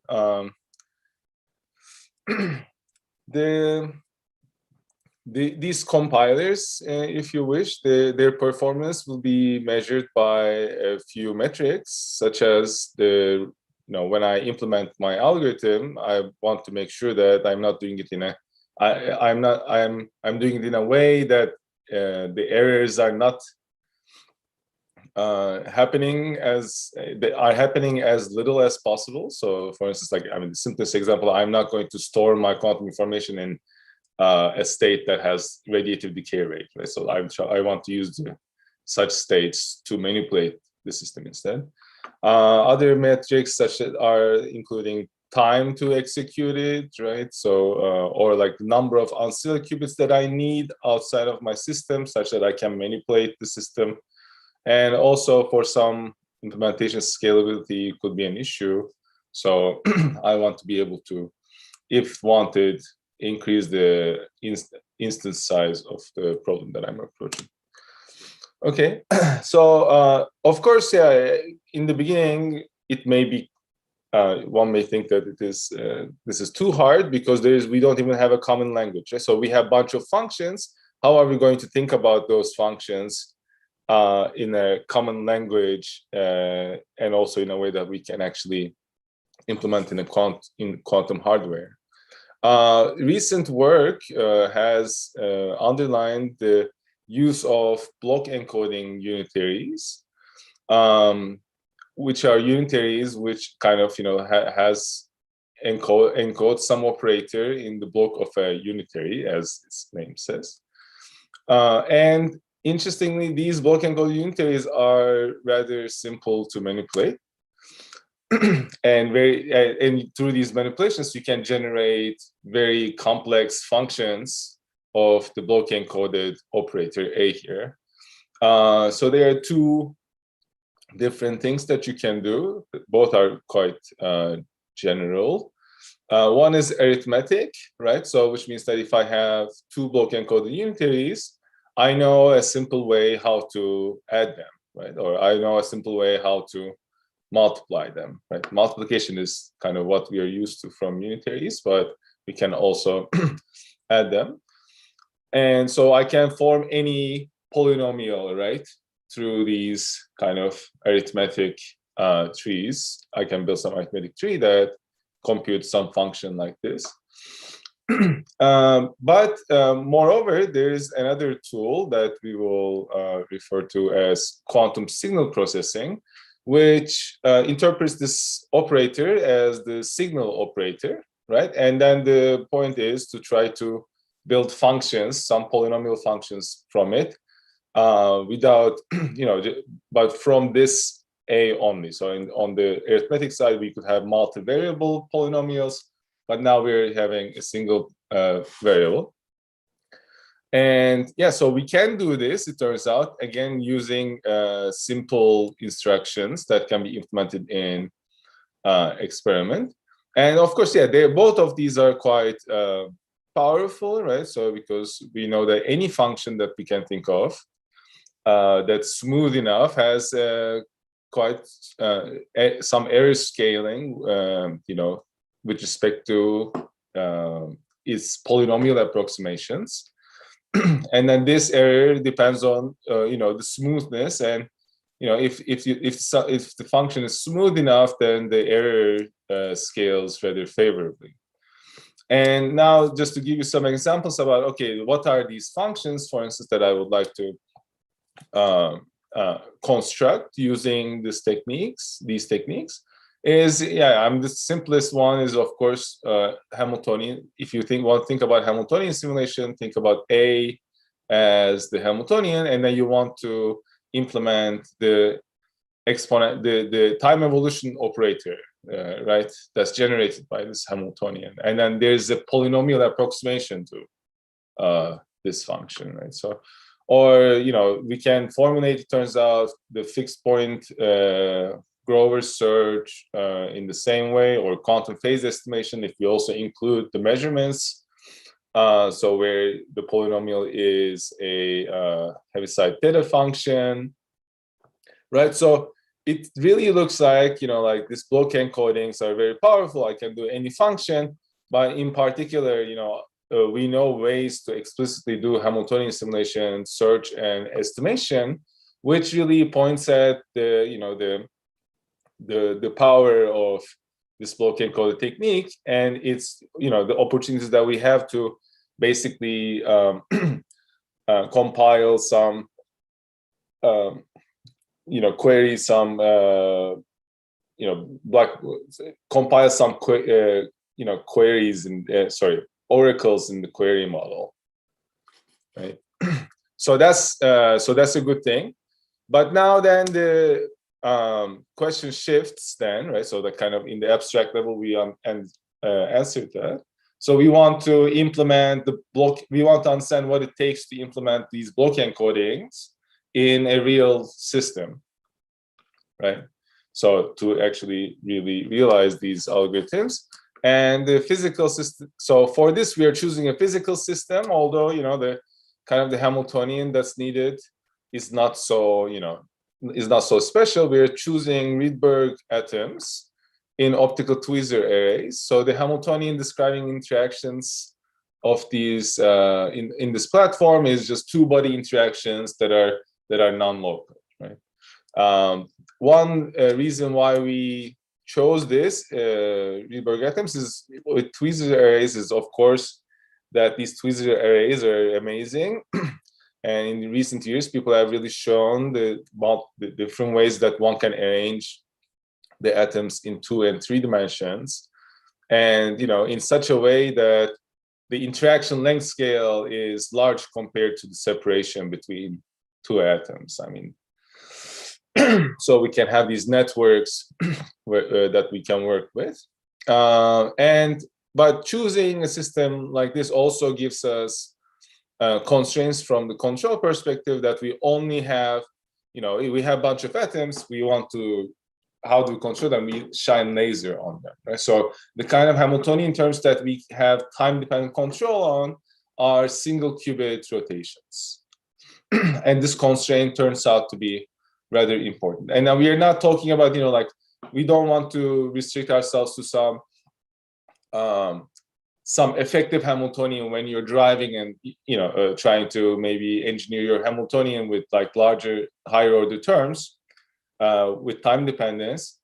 We are just sticking with, the real interaction between the light, semi-classical light, and the atoms. Okay, so we further restrict ourselves to a certain, like a certain class of, a certain way of decomposing this so-called signal operator, or this operator that's block encoded, which is, this expansion, which is a sum of multi-qubit Pauli operators, which are acting on n-side systems qubits, right? So, and then we're saying that, these Paulis are at most k local. Notice really quickly that these alphas need to be, like they need to sum up to something smaller than 1 because they're going to be encoded in a unitary, right?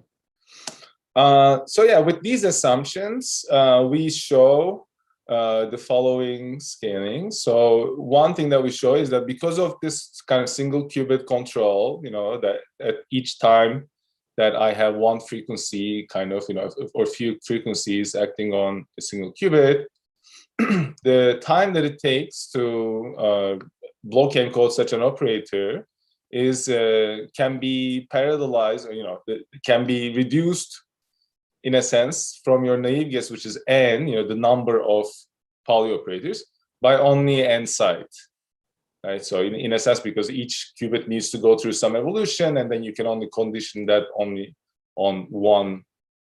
You can only have one type of evolution, if you wish, on the system size. It is not so good looking, but still, for these things. So there is a mistake here, but like, so for if I'm thinking about some geometrically local Hamiltonian, for instance, this is as a sum here, then I would have, I'm sorry, like there's a constant. This time would take constant, so it's actually not so bad. On the other side, if I have a k local Hamiltonian, then the number of ancilla that I need is still going to more or less scale with n side, right? With k more or less is constant, compared to n side. So that's quite good. So for every system atom, I have one ancilla, kind of. And but the most interesting thing about this is that the error rate. The point is that what we can kind of compile, we can find gates that are native to Rydberg atoms that reduce the error rate for block encoding such an operator. So if I have a k local Hamiltonian, the number of errors, if you wish to count it in terms of C0 operations, is going to only scale with the locality of the largest locality of the terms. So, which means that the error cost of implementing a geometrically local Hamiltonian, encoding it in this way, is only going to be constant. So, which is a quite amazing thing. So, from scalability, yeah, our protocols are going to be all scalable, but I will focus mostly on this error rate. Yeah. So our main contributions. So what we do is that we show that block encoding unitaries can be compiled into shallow circuits that are, using simple and efficient gates generated by the native Hamiltonian of the Rydberg system. And then we see that this block encoding of linear combination of unitaries, what I showed, the linear combination of polys, can be expressed associated with a tree structure, which then allows for a robust error-robust implementation of these block encoding unitaries. And well, error-robust when they're biased errors, and then we then design some Rydberg protocol that has biased errors. Biased errors, when you have a control gate, if the control condition is satisfied, error happens. If it doesn't, error doesn't happen. So that will be our goal. And then we have a case study of optimal Hamiltonian simulation based on quantum signal processing. So it's optimal in the sense that number of gates, for instance, grows with the space-time, simulated space-time volume. So yeah, tools that we use are, for these errors, we use electromagnetically induced transparency to realize some biased error model.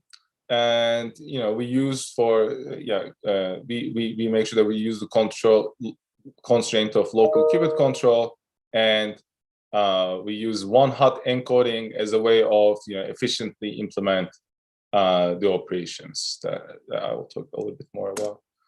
Okay, so I hope everything is not too confusing until now, but so I just want to take a step back and tell you a little bit more about this block encoding unitaries. So they can be really thought about as a generalization that generalization that allows us to describe computation more generally. So if I have so let's say that I want to act on this state, psi, through some black box function that gives me A times psi, right? But in general, maybe I don't want A to be unitary, right? I mean, I want to apply the Hamiltonian on the system, and then take expectation value or something. So because of this, what I need to do is to use some ancillary qubits, and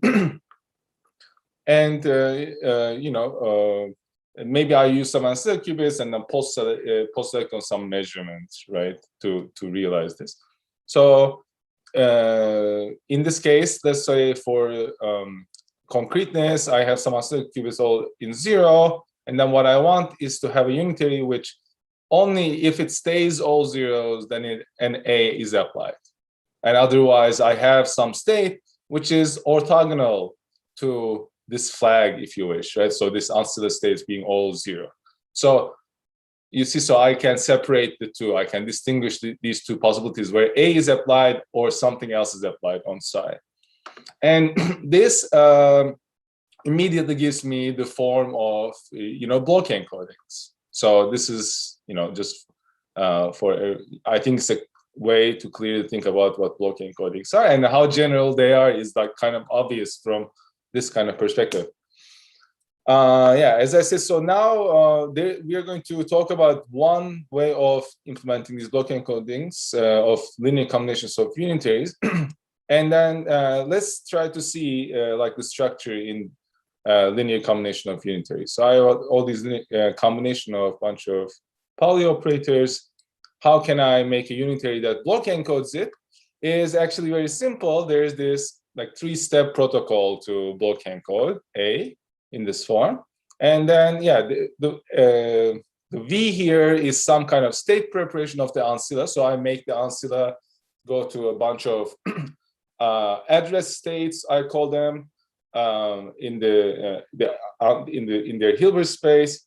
And then what we do is that for each one of these address states, right? So it's we have some kind of ROM, or you can call it RAM, which says that I take each one of these addresses, and if I emit that address, then I apply some unitary.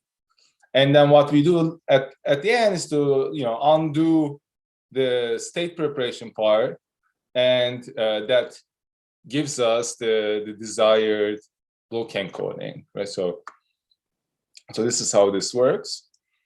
Okay, so let's think about this from a more like, data-oriented way, because we are trying to compile an algorithm, which means that we have some classical description of the thing that we want to, implement, and we will need to somehow communicate that to the quantum system. So from this perspective, we can think about like this. We have this A. There's some alphas, right? Like these coefficients that we need to communicate. And then we need to communicate, which polys these things are. So, and then this I do through these, binary valued variables R and S. So S is for support, R determines whether the poly is X, Y, and Z. So how does this U, the composition of U for the linear combination of unitary load this data? So obviously, so we have a data tree. Sorry, I skipped that a little bit. So do we have a data tree that we organize this data in? Organize this data in. So in the first part, in the first level of the tree, we only have the coefficients, right? So I choose one of the polys, and then for each poly, I again have like for each side, whether the support is 0 or 1. And like then I have the information on like which poly it is. Okay, so then this V, the state preparation part, creates some states that amplitude encode these amplitudes, and then acting on each of these address states, I load the information about the poly operators. Right? So this is in the second part.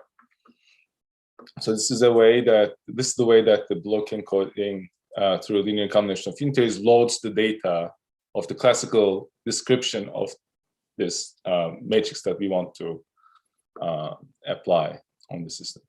Okay, so okay, that's kind of okay, but like, what is the use of it? So there are a couple of things that this data tree tells us. Like one thing is what I told you about like local control. So if I have this local control, then each qubit can be connected to only one subtree of this data tree, right? So like I cannot have both multiple paths conditioning the evolution on the same qubit.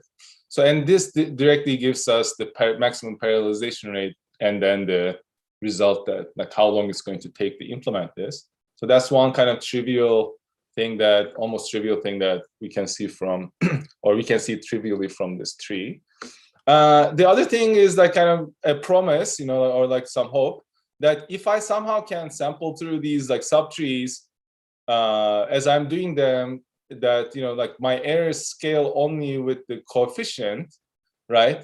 Then it's going to be very nice, because then the errors are going to be, the first level is going, to really reduce the errors, because the probability that I am in, if I have alpha 1, the probability that the address state is on that state is going to be growing with alpha 1.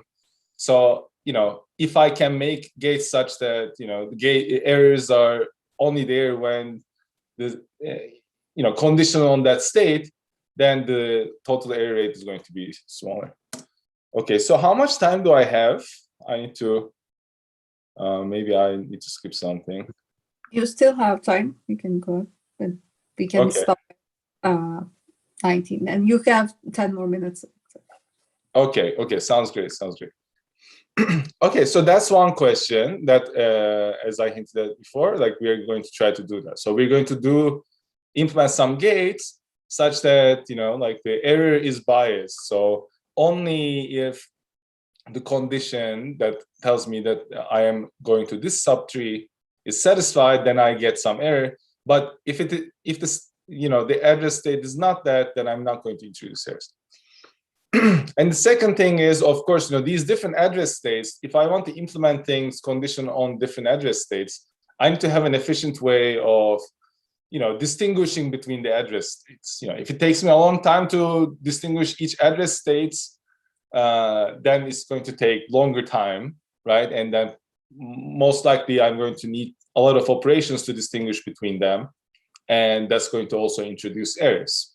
So that's the other thing that we can, aim at by looking at such a data tree. And this is just a reminder. So we will try to find ways to, make address states that are easily distinguished, and also we want to make some conditional unitaries which are biased in the errors. Okay, so now we came to some more, physics part, if you wish, like depending on your orientation.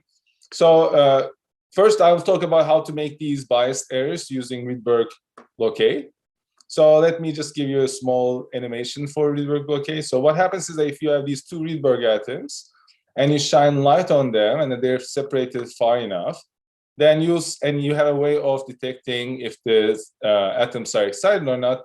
Then it's kind of easily accessible. You can measure this, and then see that these atoms can be excited like independently of each other. It doesn't matter if the other one's excited. So in particular, they can be both excited at the same time. So, but let's say then we can bring these atoms together such that they somehow feel these clouds that are drew around. And what happens then? I shine lasers for both of them, but when I look at what is excited, I always see either one of the atoms are excited or the other one. Right? So then this is the kind of the blockade. One of excitation in one of the atoms blocks the excitation of the of its partner in this case. Okay, so let's use this to implement some logical gates. How can we do this? So there's this very important protocol to do this by Yaks et al. So let's say that there are two atoms that are feeling each other, right? So then if I apply this pulse sequence where the numbers are the sequence of pulses on these two atoms, then it turns out that this is the same as some controlled NOT gate, right? So how do we see this? So if I have some, let's say that the upper register is the control register and it satisfies the condition that I'm looking for, right? So I want to apply a NOT gate on the target.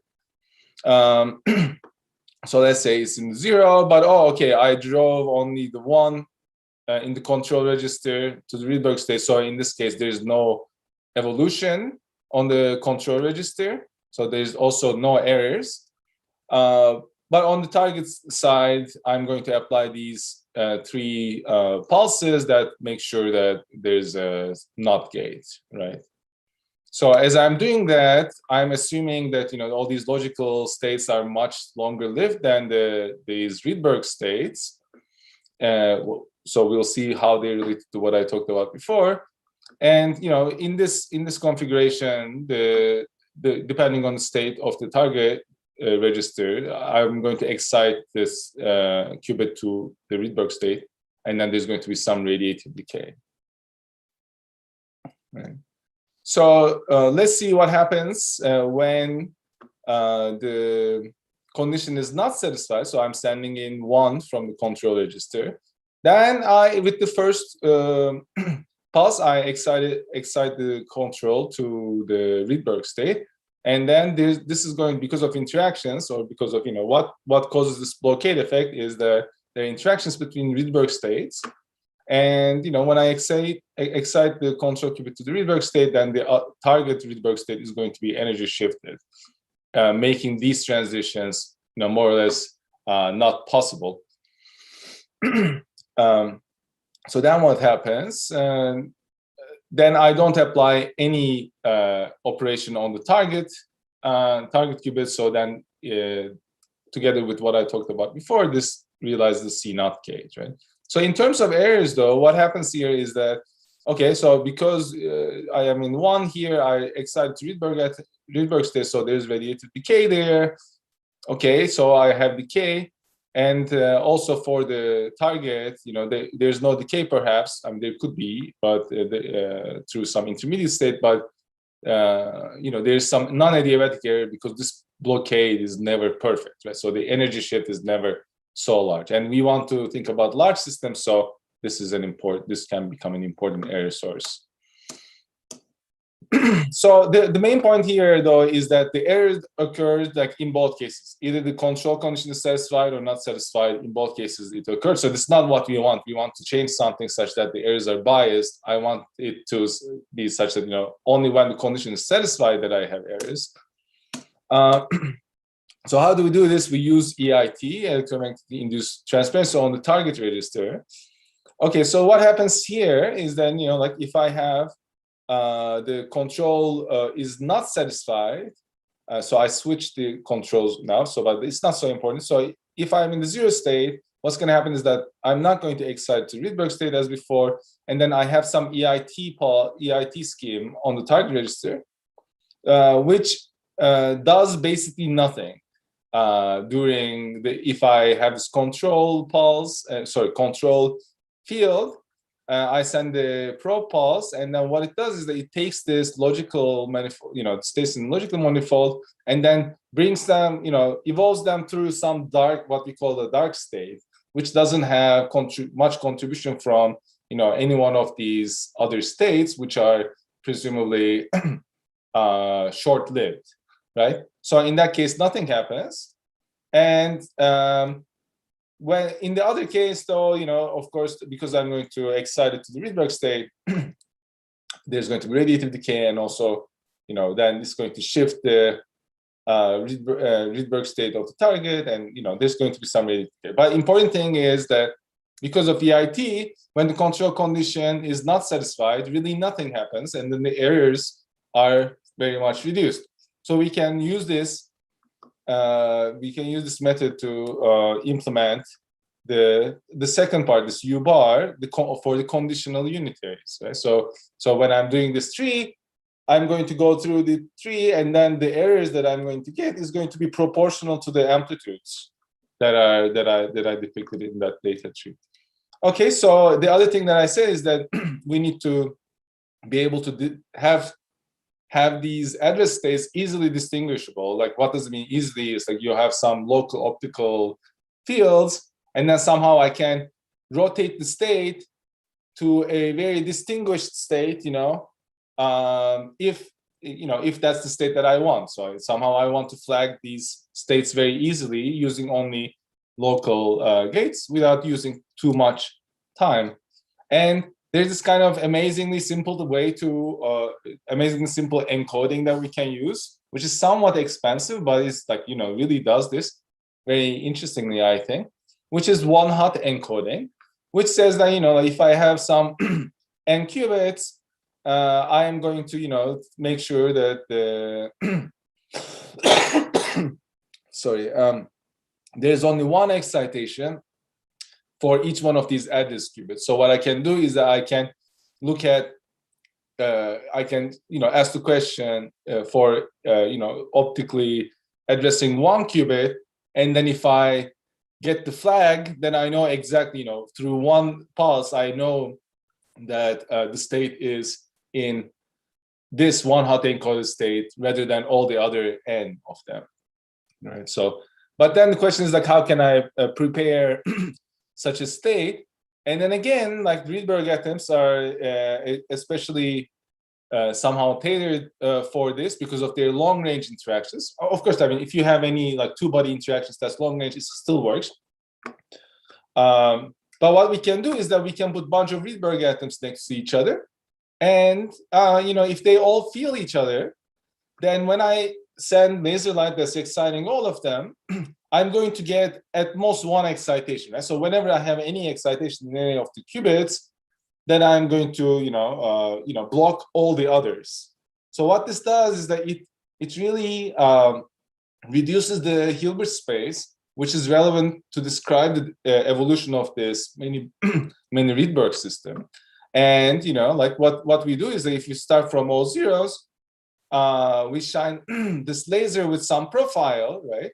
And it turns out we can basically directly encode the amplitude of the Rabi frequency at each side to the relative amplitudes of these one-hot encoded states, right? So if I have these alphas, all I need to do is to shine the right, you know, size of the shape of the light. that gives me this state. So the other nice thing about this is that, you know, it's constant time. I don't need to do any more manipulation.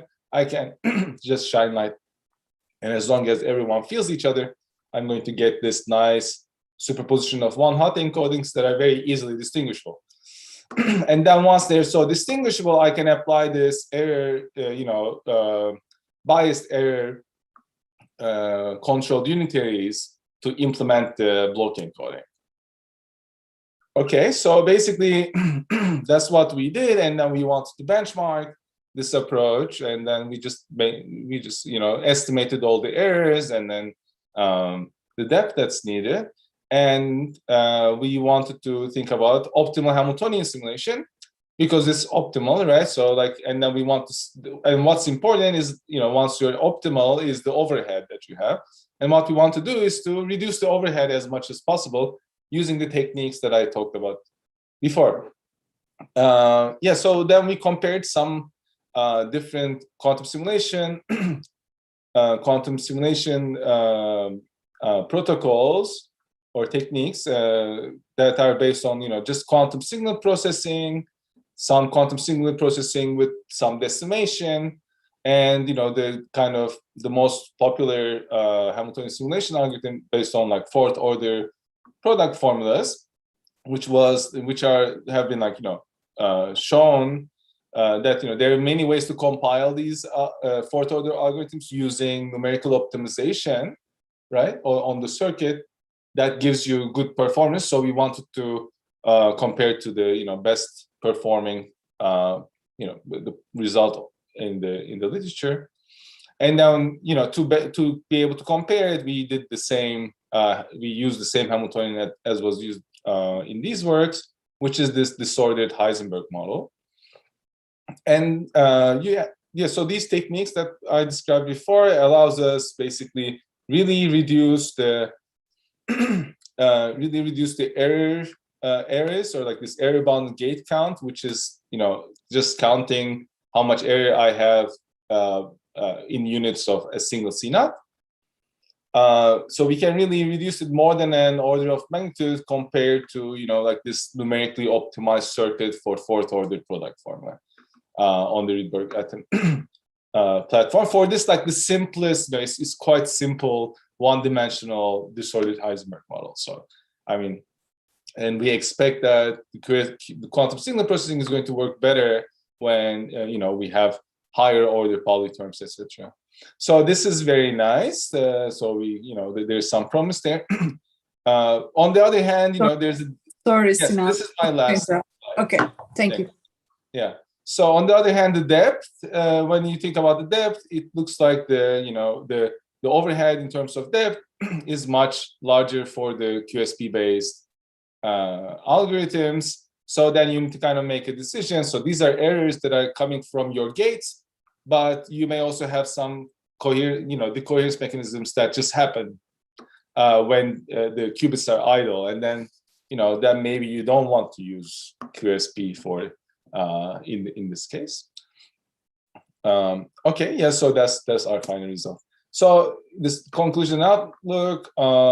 So what I want you to take home is that block encodings are a natural solution to, you know, compilation problem. It allows us to describe these functions that we want to implement on quantum computers, and that kind of tells us how to realize them in quantum systems.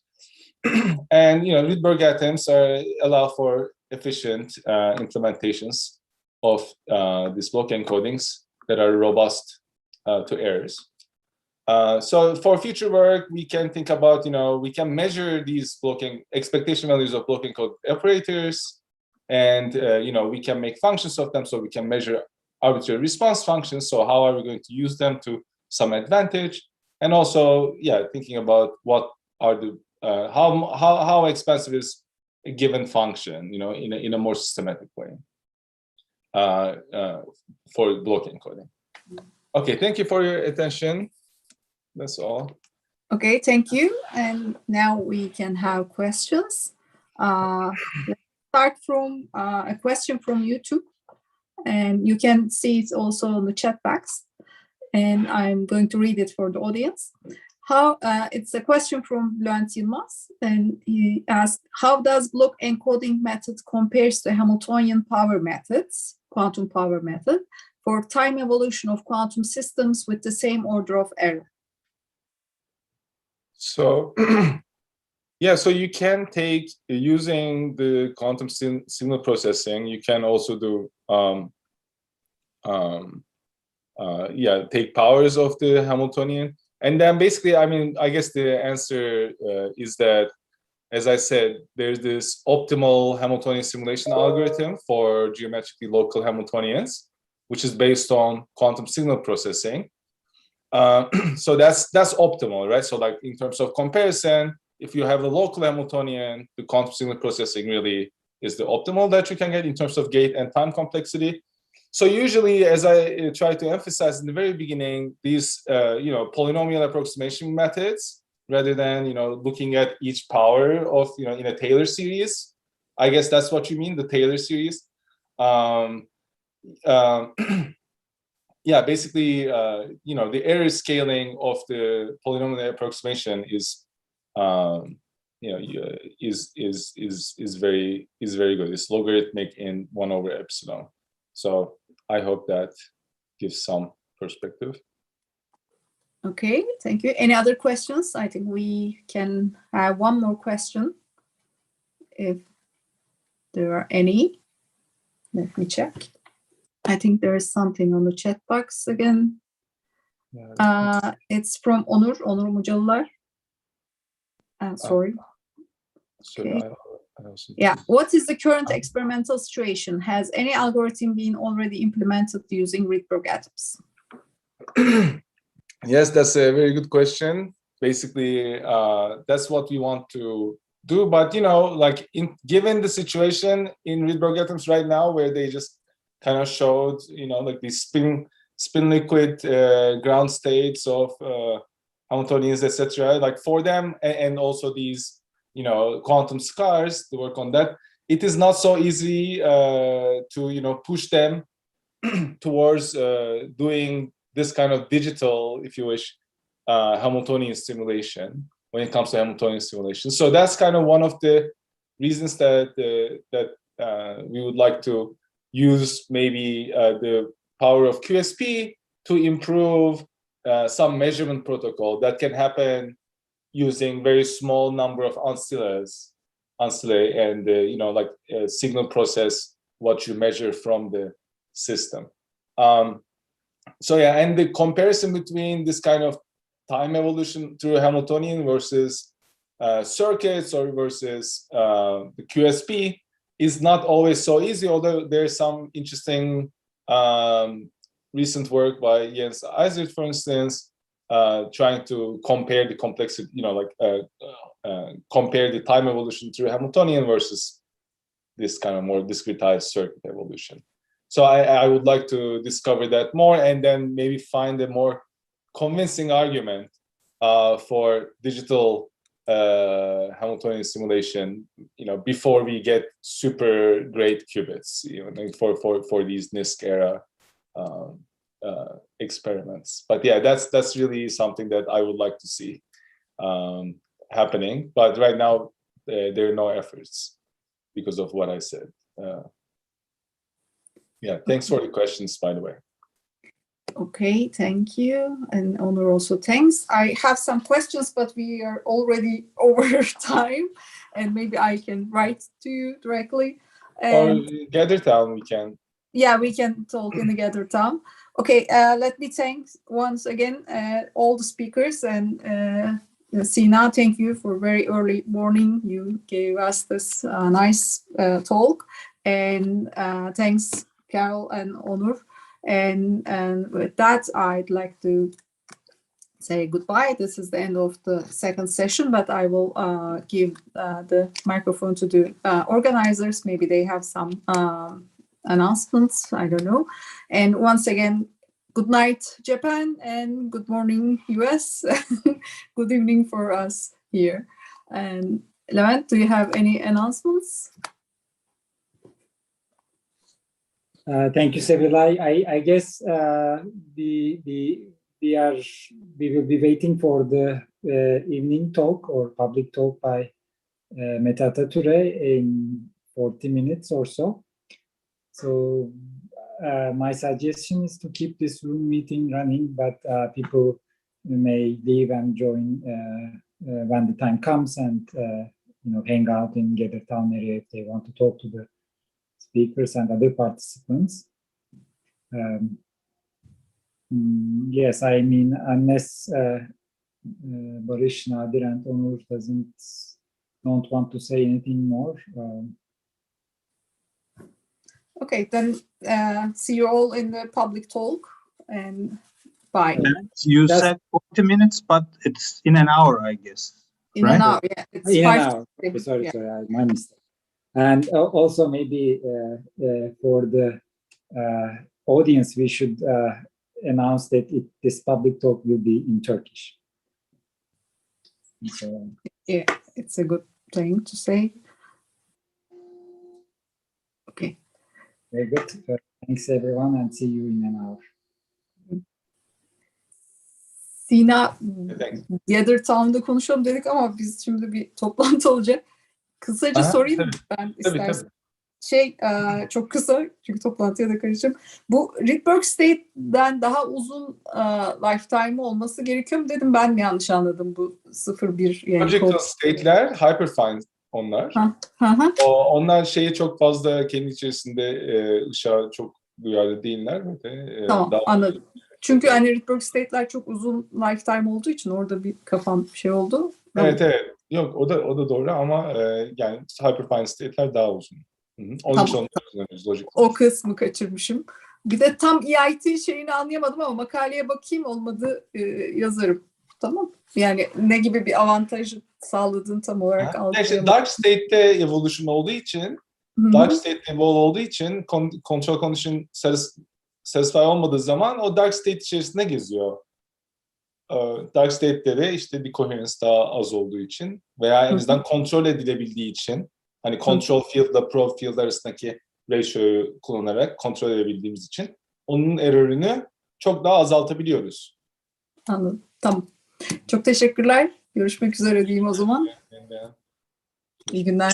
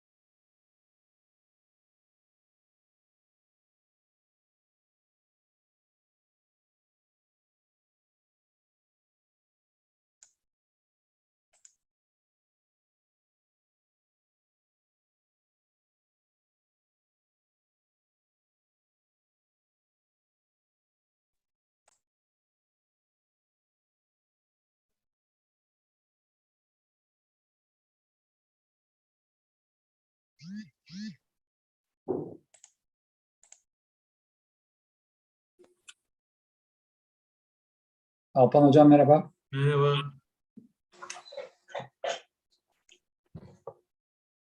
Konuşmacıyı bekliyoruz. Zoom kaydını başlatmam için beni uyarırsanız Tabii. hem de sizinle senkronize olarak haberleşerek gireriz.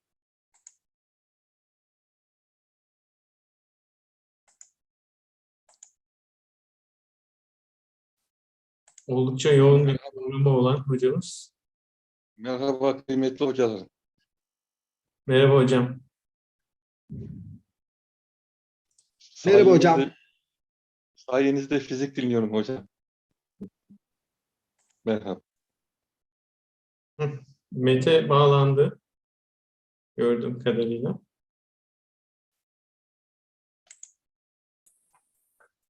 Merhaba. Merhaba.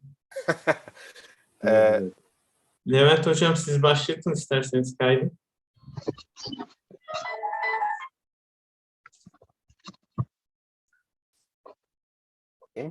Tamam. Teşekkür ederiz. Evet. KOBİT'in bu yılki KOBİT'in son oturumundayız. Bu oturumun ilginç tabii oturum başkanlığını bana neden verdiklerini tahmin edebiliyorum. Teşekkür ediyorum organizasyon komitesine. Mete ile bizim tabii arkadaşlığımız, dostluğumuz diyeyim yani nasıl diyeyim kısa şu pantolonlu çocuklardık hani tanıştığımız yıllar kaç yıl oldu ben söylemeyeyim. Şimdi yaşımız çok ortaya çıkıyor. Hala genciz. Neyse ki KOBİT var, görüşebiliyoruz.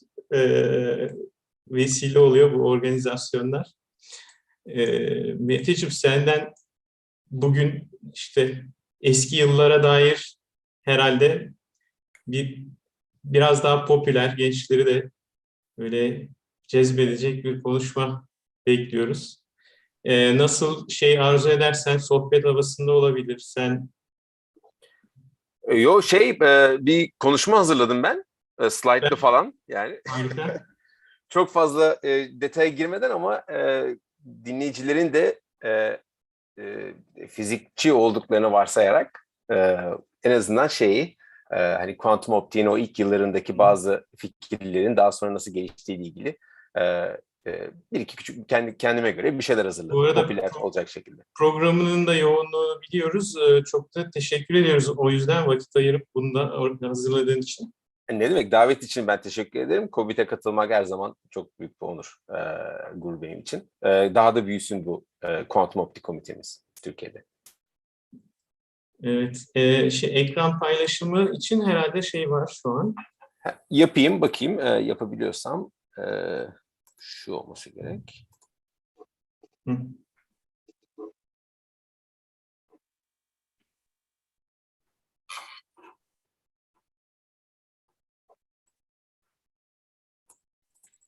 Şu an görebiliyor musunuz ekranı? Yok, görmüyorsunuz. Bir dakika. Görüyoruz da tam ekran olarak görmedik. Anladım. O zaman şöyle yapayım. Bir daha paylaşayım.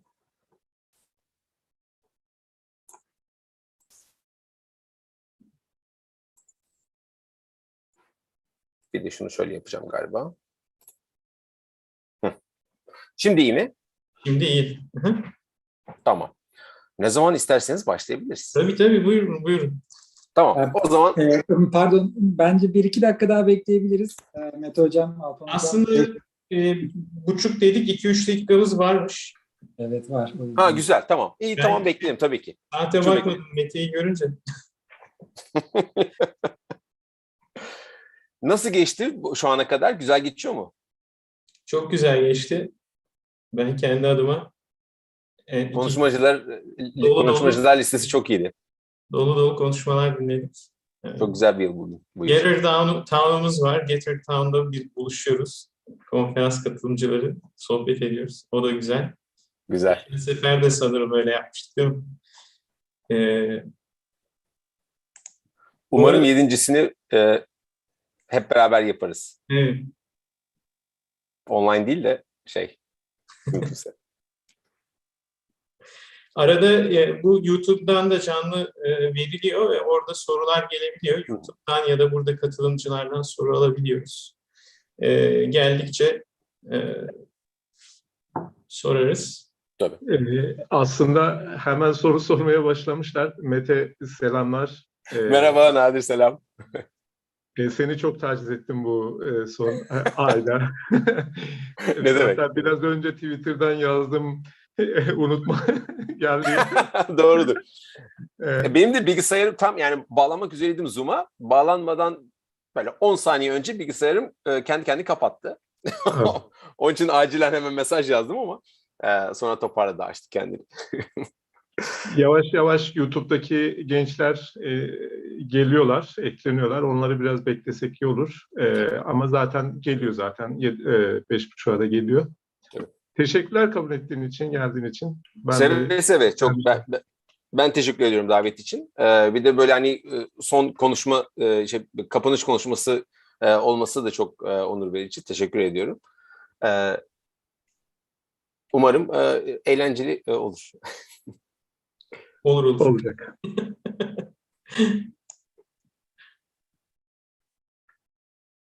Ben de bugün Viyana'dan geldim. Orada bir görüşmem vardı, konuşma vardı. Sabah geldim, ders verdim, toplantı yaptım. Ondan sonra şimdi de KOBİT-'e katılıyorum. Akşam da Chicago'ya doğru devam ediyorum. Artık akşam kediyle evde otururum diye düşünüyorum bir şey yapmadan. İşte yoğun deyince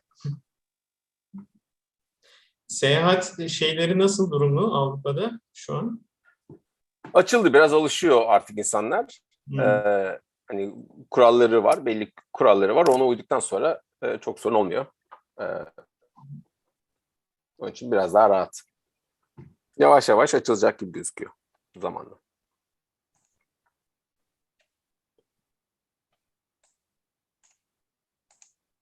Hocam herhalde içinizdeki tek öğretmen benim. Öyle mi? Evet hocam. Hoş geldiniz. Hoş bulduk hocam. Sizleri dinlemek çok onur verici hocam. Ağzınıza sağlık. Allah hayırlı ömürler versin. Sağ olun. Çok teşekkürler. Çok sağ olun.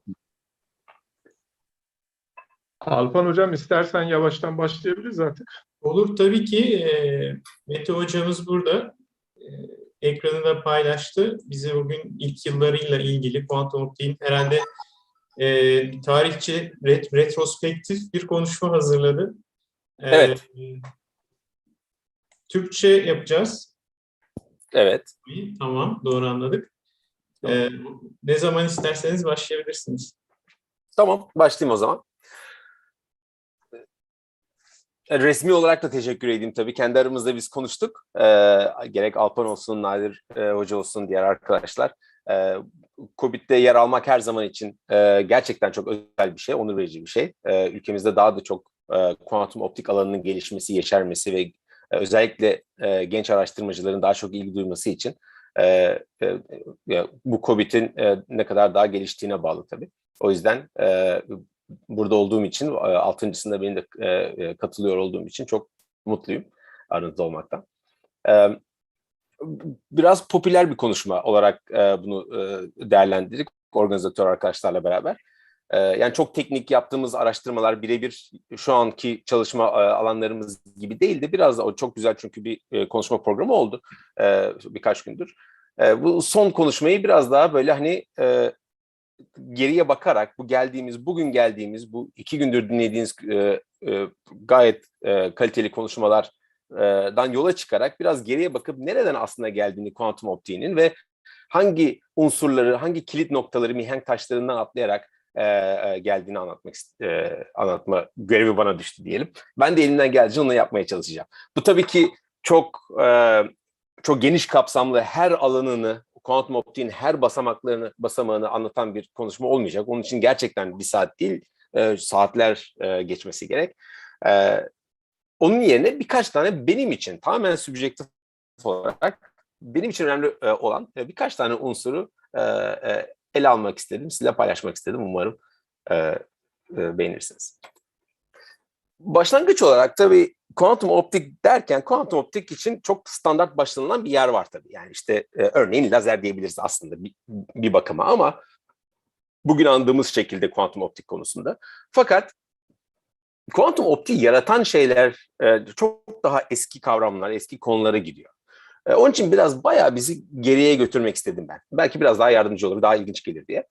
Bu 1900'lü yılların başlama dönemine, 1800'lü yılların bittiği 1900'lere adım attığımız döneme götürmek isterim.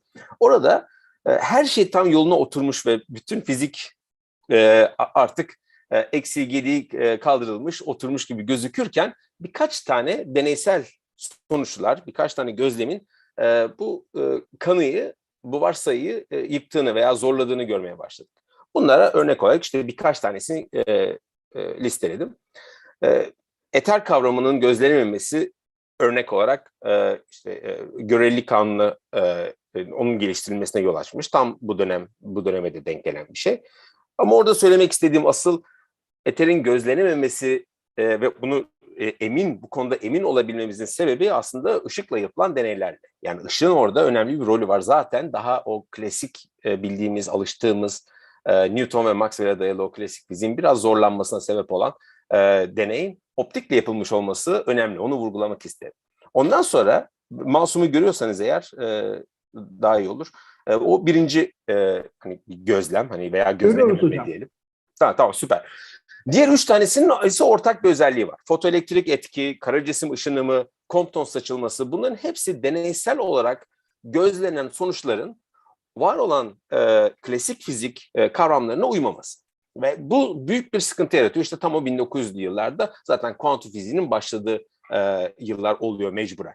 Ve bu süreçte o 3 tane en kritik 3 deneyin veya gözlemin üçünün de ışıkla ilgili olması çok enteresan. Yani burada ışığın aslında kuantum fiziği kavramın oluşmasında, geliştirilmesinde ve daha sonra kullanılmasında kuantum optik alanına bir alan olarak tanımlandığı döneme gelene kadar zaten ışık hep parçası olmuş kuantum fiziğinin bu üç özellikle bu üç deney sonuçları yüzünden. Fakat aslında ışığın rolü kuantum fiziğinde de dalga parçacık ikiliği gibi bir konuda çok ciddi yer alır. Ve hemen orada zaten bu deneyler biraz geri gideyim. Şu 3 deney fotoelektrik etki, kara cisim ışınımı, Compton saçılması, bu üçü de aslında ışığın o Maxwell denklemleriyle ne kadar uyumlu olduğu ve içimizin rahat olduğu dönemde aslında uyumlu olmaya da bildiği, dolayısıyla parçacık olabildiği, sadece dalga değil parçacık da olabildiğini söyleyen 3 deney. Üçü de üst üste. Bu yüzden ışığın bir anda tam oturmuşken kafamızda artık ışığın dalga oldu. Bir anda tekrar yine mi bu argümana başladık? Yine mi parçacık diyoruz? Neden yine mi diyorum?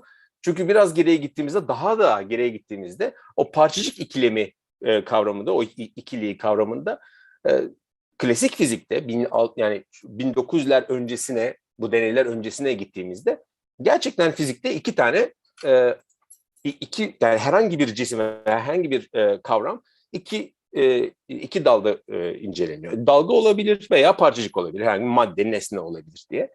Bu nesne tabii nispeten kolay açıklaması veya yani onunla matematiksel olarak onu anlamak. Newton ve kalkülüsle beraber zaten o oturmuş bir şey. Yani 1600'lerden itibaren 1900'lere gelene kadar aslında orada çok fazla bir şey yapmaya gerek kalmıyor. Yani Lagrange'ın dinamikler oluşuyor veya işte Hamiltonian'ın falan. Ama değişen bir şey yok. Orada deterministik bir yapı var. Orada çok ciddi bir tartışma gerektirecek bir şey olmuyor. Dalgalar çok öyle değil. Dalgalar hani parçacık dediğimiz zaman işte gülle, kaya falan gibi şeyler dediğimiz zaman elle tutabiliyoruz. Yani ne yapacağı az çok kestiriliyor. Dalgalarda hani su dalgasını örnek olarak verdim ama o hani en azından görülebilir bir dalga. Ne bileyim bir davul üzerindeki titreşimler dalgayla açıklanabiliyor. Fakat bir de öyle ellerimizde tutamadığımız dalgalar var. O fizikçileri, işte bilim insanlarını çok zorlamış bir dönem. O da işte elektrik ve manyetizmanın birleşmesine kadar geçen süreçteki o belirsizlik. Ancak 1800'lerde zaten elektrik dalgaları ve manyetizma bir araya gelip elektromanyetik dalga kavramını oluşturuyor. O da zaten Biot ve Savart, yani Biot aslında adamın normal adı, Biot-Savart kanunları dediğimiz akım geçen bir kabloda manyetik alanın yaratılması, manyetik alanın akıma sebep olması gibi kavramların ortak olduğunu gösteren çalışmaları. Tam 1800'lerin ortasına denk geliyor. Dolayısıyla aslında dalga kavramı zaten biraz zorlamış bizi. Alan kavramı yani. Ama burada gene açıklayamadığımız veya zorlandığımız dalga denizdeki dalga değil, gene ışık. Yani ışığın dalga olduğu. Ama Maxwell sayesinde artık en sonunda bütün bu araştırmacılarla beraber rahatlıyoruz ki ışık bir dalga. Fakat tabii baktığımız zaman bu bitmek bilmeyen bir diyalog aslında. Onun için hani İngilizcesi wave particle duality, ben onu wave particle dual'a çevirdim biraz espri olsun diye. Dalga parçacık düellosu ikiliği yerine. Çünkü tarihine baktığınızda ışıkla nasıl uğraşılmış diye. Güzel bir örnek Huygens asıl ve direkt gözlem olarak bunun dalga olduğunu iddia ediyor. Sonra Newton geliyor, Isaac Newton ve bunun parçacık olduğunu iddia ediyor. Yani corpuscles of light diye hatta kullandığı kelime ışık için. Fakat tabii aynı zamanlarda Newton simyayla falan da uğraşıyor. Yani bir sürü başka işler de yapıyor. Ve bu ışığın parçacıklardan oluşması fikri tamamen o anki otoritesine bağlı. Yani hiçbir dayanağı yok. Yani hiçbir bilimsel bir teoriye veya bir varsayımla yola çıkmıyor aslında. Ama parçacık olması gerektiğini iddia ediyor. Ondan sonra Young, Fresnel ve daha niceleri geliyor o dönemlerde. Einstein, Newton'dan sonra ve deneylerle aslında ışığın dalga olduğunu ispat ediyorlar ve çok güzel orada o işte dalga teorisi güzel yavaş yavaş oturmaya başlıyor ışık için. Sonra 1900'lere geliyoruz ve Einstein fotoelektrik efekti kullanarak ve hatta daha da çok Compton scattering, Compton saçılmasını da kullanarak ışığın aslında parçacık olduğunu iddia etmeye başlıyor. Planck aslında iddia edecekken çekiniyor. Yani o kadar güçlü bir teori var ki orada Maxwell denklemleri, o kadar sağlam bir teori var ki Max Planck bile çıkıp bence de ışık parçacıklardan oluşuyor diyemiyor. Işık dalgadan oluşuyor ama ışığı yaratan veya ışığın maddeyle etkileşiminde maddenin özellikleri ışığa o kuantize yapıyı, parçacıkvari yapıyı mühürlüyor diyor. Ama Einstein bunun ötesine gidiyor. Zaten özel görelilik kanunu yerleştirmiş. Onun üzerine bir tane daha deli fikir olsun, neden olmasın diyor. Ve ışık parçacıklardan oluşur diyor. Ondan sonra Nobel ödülünü alıyor tabii fotoelektrik etki üzerine ve parçacık kavramı üzerine. Ama onu Nobel'i aldıktan sonra da ya belki ikisi de vardır diyor. Yani artık o kadar da katı olmayalım. Yani dalga da olur, parçacık da olur, ikisi bir arada olmalıdır diyor. Burada şimdi bir örnek, bir ara basamak vermek istiyorum. Biraz uzun bir girizgah ama sebebini anlayacağız yakında.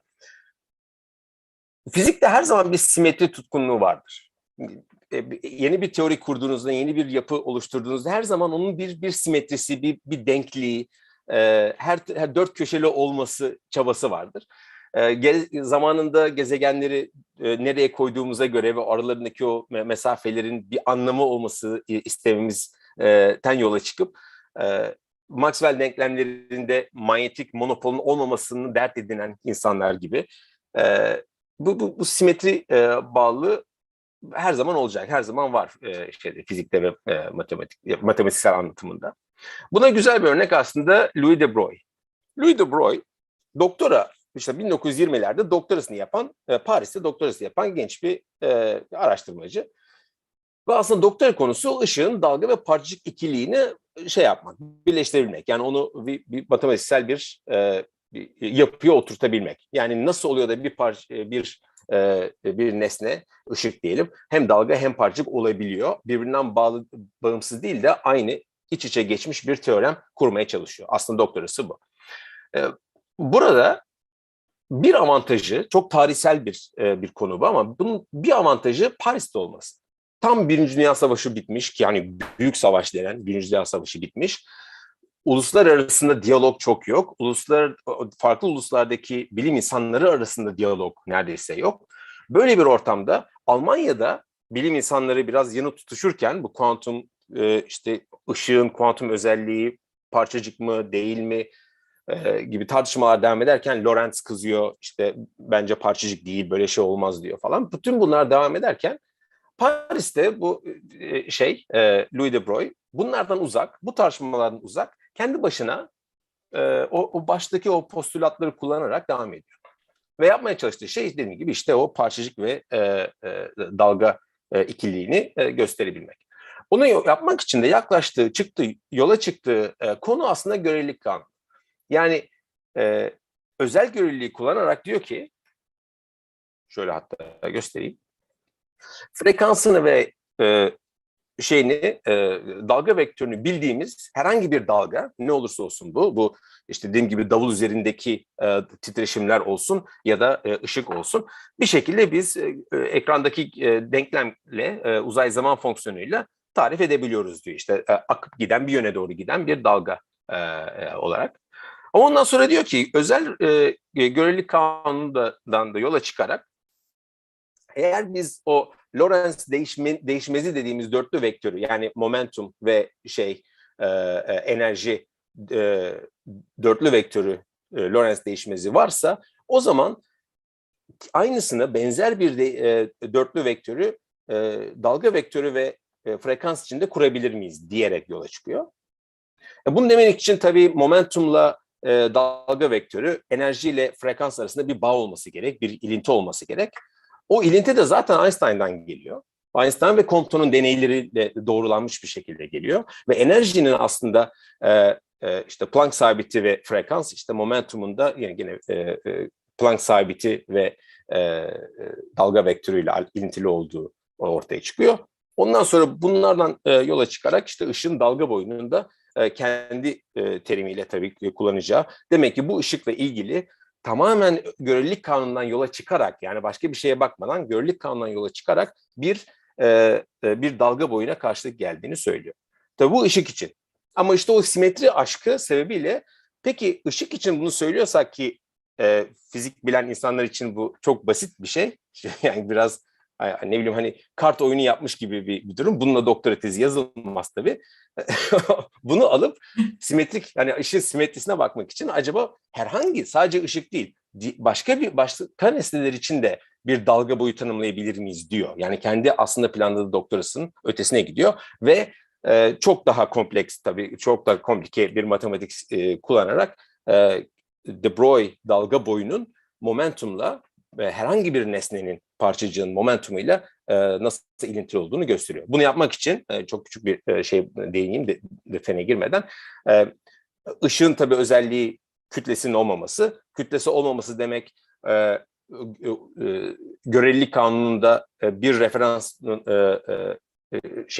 bir referanstan başka referansa geçiş, hatta sabit referansa geçişte o transformasyonların çok farklı işlemesi sebebiyle çok basit bir matematik ortaya çıkıyor. Gerçek parçacıklarla uğraştığınız zaman orada çok daha farklı bir matematik gerekiyor, ama en sonunda gösterdiği herhangi bir parçacığı bir dalgalar kümesi olarak tanımlayıp, yani o gördüğünüz o uzay zaman fonksiyonuna yani birçok uzay zaman fonksiyonunu bir araya getirip bir dalga paketi haline getirebiliyor. Ondan sonra o dalga paketinin aynı ışıkta olduğu gibi, gene ışıktan tamamen ilham alarak, o dalga paketinin hareket hızının bu dalgaların kendi faz hızı değil, o grup hızına karşılık geldiğini gösteriyor ve en büyük zaten o o dalga boyu tanımlamasına götüren şey, o grup hızının gerçek parçacık olarak algıladığımızda parçacığın kendi hızına karşılık gelmesi oluyor. Buradan yola çıkarak ve diyor ki aslında her obje, her parçacık bir etrafında bir hüzme, bir dalga uzay zaman fonksiyonu ile anlatılabilir. Ona karşılık geldiği bir dalga boyu olabilir diyor. Bu çok enteresan değil mi? Yani tamamen ışıktan esinlenerek, hatta Fermat least action principle falan kullanarak da bu tezi yazıyor zaten. Yani ışık tekrar, yani Louis de Broglie'nin doktora tezine de ışık veren, aslında ışık tutan ışığın kendisi oluyor. Bu kuantum fiziğinin en ilginç konularından bir tanesinde ışık tutuyor. Çok küçük bir örnek o zaman hemen bakalım. Bu eski televizyonlarda, o tüplü televizyonlardaki elektronlar yaklaşık 1 ile 10 elektron volt hızında kinetik enerjiye sahip oluyorlar genelde, ekranda görüntü göstermek için. Peki onların de Broglie dalga boyu nedir dersek, çok basit bir matematiği var onun. İşte enerjisini hesaplayabiliyoruz. Enerji kullanarak momentumu hesaplıyoruz. Momentumunu kullanarak da dalga boyunu hesaplıyoruz. De Broglie dalga boyunu. Bütün değerleri ortaya koyduğumuzda 0.4 nanometre çıkıyor. Yani böyle bir elektron var. Etrafında da uzun böyle santimetrelerce bir dalga boyu var. Ve biz de onu baktığımızda gözlemleyebiliyoruz değil. Çok çok küçük bir skalaya tekabül ediyor. 0.4 nanometre. Nasıl göreceğiz bunu dediğimiz zaman tekrar optiğe bakıyoruz. Işığa bakıyoruz. Işıkta herhangi bir dalga boyu ile ilgili bir şey görmek için biliyoruz ki örneğin bir girişim kullanabiliriz. Çift yarık deneyi gibi bir şey yapılabilir. Dalga boyuyla, kullandığımız ışığın dalga boyuyla çift yarık deneyindeki o mesafeler eşleştiği zaman, o zaman ekranda, uzakta bir ekranda o girişimi, o ışığın dalga özelliğini görebiliyoruz. Ama bizim elimizde şimdi ışık yok. Elimizde elektron var. Hatta elektronlar var.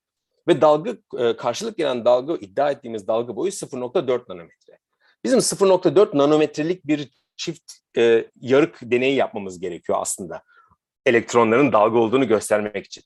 Ama eminim ki hiçbirimiz elimizi birer kağıt kalem alıp da 0.4 nanometrelik 2 tane çizgi çizemeyiz. Yani bu gerçekten çok küçük miktarlar bunlar. Ama doğa bize 0.4 nanometreye az çok karşılık gelen periyodik bir şey veriyor. O da katıların hepsi. Bütün katıların atomların arasındaki mesafeye baktığınızda yaklaşık birkaç angstrom yani 0.1, 0.5, 0.6 nanometre arasında atomların dizilmiş olduğunu görüyoruz. Ve doktora sınavında, Louis de Broglie doktora sınavında Langevin'in sorduğu soru, peki bunlar çok güzel, çok elegan bir çözüm ama ya bunu görmek mümkün mü? Nasıl bir deneyle görülebilir diye sorulduğunda tek benim aklıma gelen kristallerden yani maddelerden elektronları sektirebilirsek belki onlar arasında girişimi görebiliriz oluyor. Ve bu deneyde çok da fazla değil birkaç yıl sonra, 4 yıl sonra bu doktora tezinden açıklamasından sonra 4 yıl sonra Thomson tarafından bu deney yapılıyor. Yalnız bu Thomson elektronu bulan Thomson değil. Elektronun bir parçacık olarak bulan Thomson değil, onun oğlu. Yani enteresan bir durum var burada. Baba elektronun bir parçacık olarak, deneysel olarak gözlemliyor. Oğlu da onun parçacık değil aslında dalga olduğunu göstermiş oluyor. Böyle bir ikilem var. Bir de bir şey daha söyleyeceğim bu makaleyle ilgili. Birkaç değişik kristal, birkaç değişik yapıdan bu elektron beam'i sektirerek saçılmasına sebep olarak o dalgaları görüyor. Buradaki işte o halkalar, o girişim halkaları. Fakat koyduğu işte selüloz koyuyor, altın koyuyor falan birkaç değişik alüminyum gibi birkaç değişik şey koyduktan sonra bir de unknown substance yazıyor burada bakın. Hatta figürde de film X diyor. Yani ne olduğunu aslında kendi bilmiyor. Bilmediği bir şey koyuyor ve bunu makalede yayınlayabiliyor. Bugün herhalde yapamayız yani. Bilinmeyen bir maddeden elektronun dalga olduğunu ispatlıyorlar. Evet. Şimdi o elektron için ve nasıl gözlemlediğini anlıyoruz. Şimdi aynısını ışık için yapmak istiyoruz değil mi? Yani ışığın da dalga olduğunu biliyoruz. Fakat aslında birçok deney bize ışığın aslında parçacık olduğunu söylüyor. O zaman gidip benzer nasıl elektronun dalga olduğunu bir deneyle gösterdiysek o zaman da ışığın da bir parçacık olduğunu bir deneyle göstermemiz gerekiyor. Aramızda bu fotoğrafı olan kişinin kim olduğunu bilen var mı? Eğer biliyorsanız kendinize bir puan verin. Ama genelde bilinmez. Hatta yardımcı olayım şöyle. Kendisi Gilbert Lewis. Eğer gene bir şey olmadıysa, bir ampul yanmadıysa biraz daha yardımcı olayım. Pantolonları şey yapan kişi mi? Evet. Kovalent bağı bulan kişi. Lewis nokta yapısını, kimyadaki Lewis nokta yapısını bulan kişi ve adlandıran kişi. Ağır suyu keşfetmiş kişi. Ve 41 kere Nobel ödülüne aday gösterilmiş ama hiç kazanamamış. Bunların hiçbirine Nobel ödülü kazanamamış bir kişi. Fakat konumuzla ilgisi olan kısmı bütün bu yaptıkları bilme katkı değil. 1927'de yayınladığı bir makale. Tam elektronun dalga olduğunu gösterildiği dönemde 1920 hatta bir sene önce 1926'da Nature'da yazdığı bir makalede şöyle bir cümlesi var. Bir cümle. İngilizcesi, I therefore take the liberty of proposing for this hypothetical new atom, which is not light, but plays an essential part in every process of radiation, the name photon. foton kelimesini ilk defa kullanan Gilbert Lewis 1926 yılında.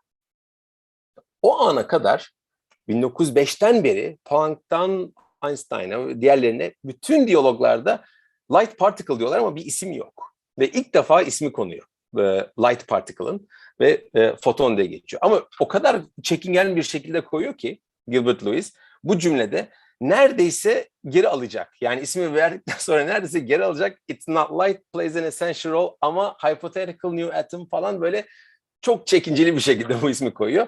Ama ondan sonra kalıyor foton diye. Peki nasıl göreceğiz biz bu fotonu?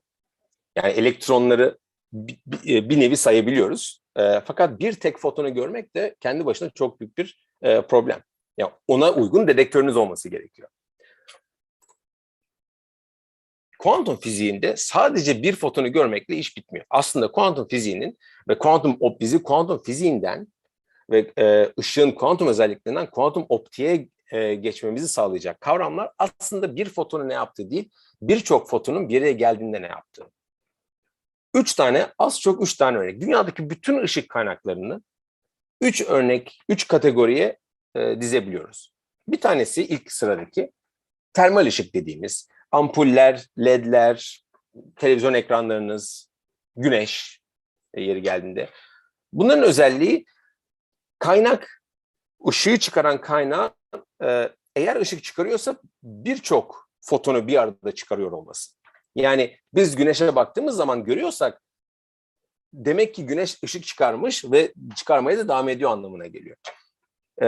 Veya ne bileyim ampulden işte bir tane foton çıktıysa onun çıkma sebebi ampulün içindeki o telin kızışması ama o tel kızıştıysa ve biz o renkte bir foton görürsek ikinci fotonu görme olasılığımızın yüksek olduğunu biliyoruz. Onun için ben buraya görsel olarak bu her birini foton olarak kabul edin. Bu fotonların üst üste bindiği bir şekilde zaman içinde yayılmasını göstermek istedim.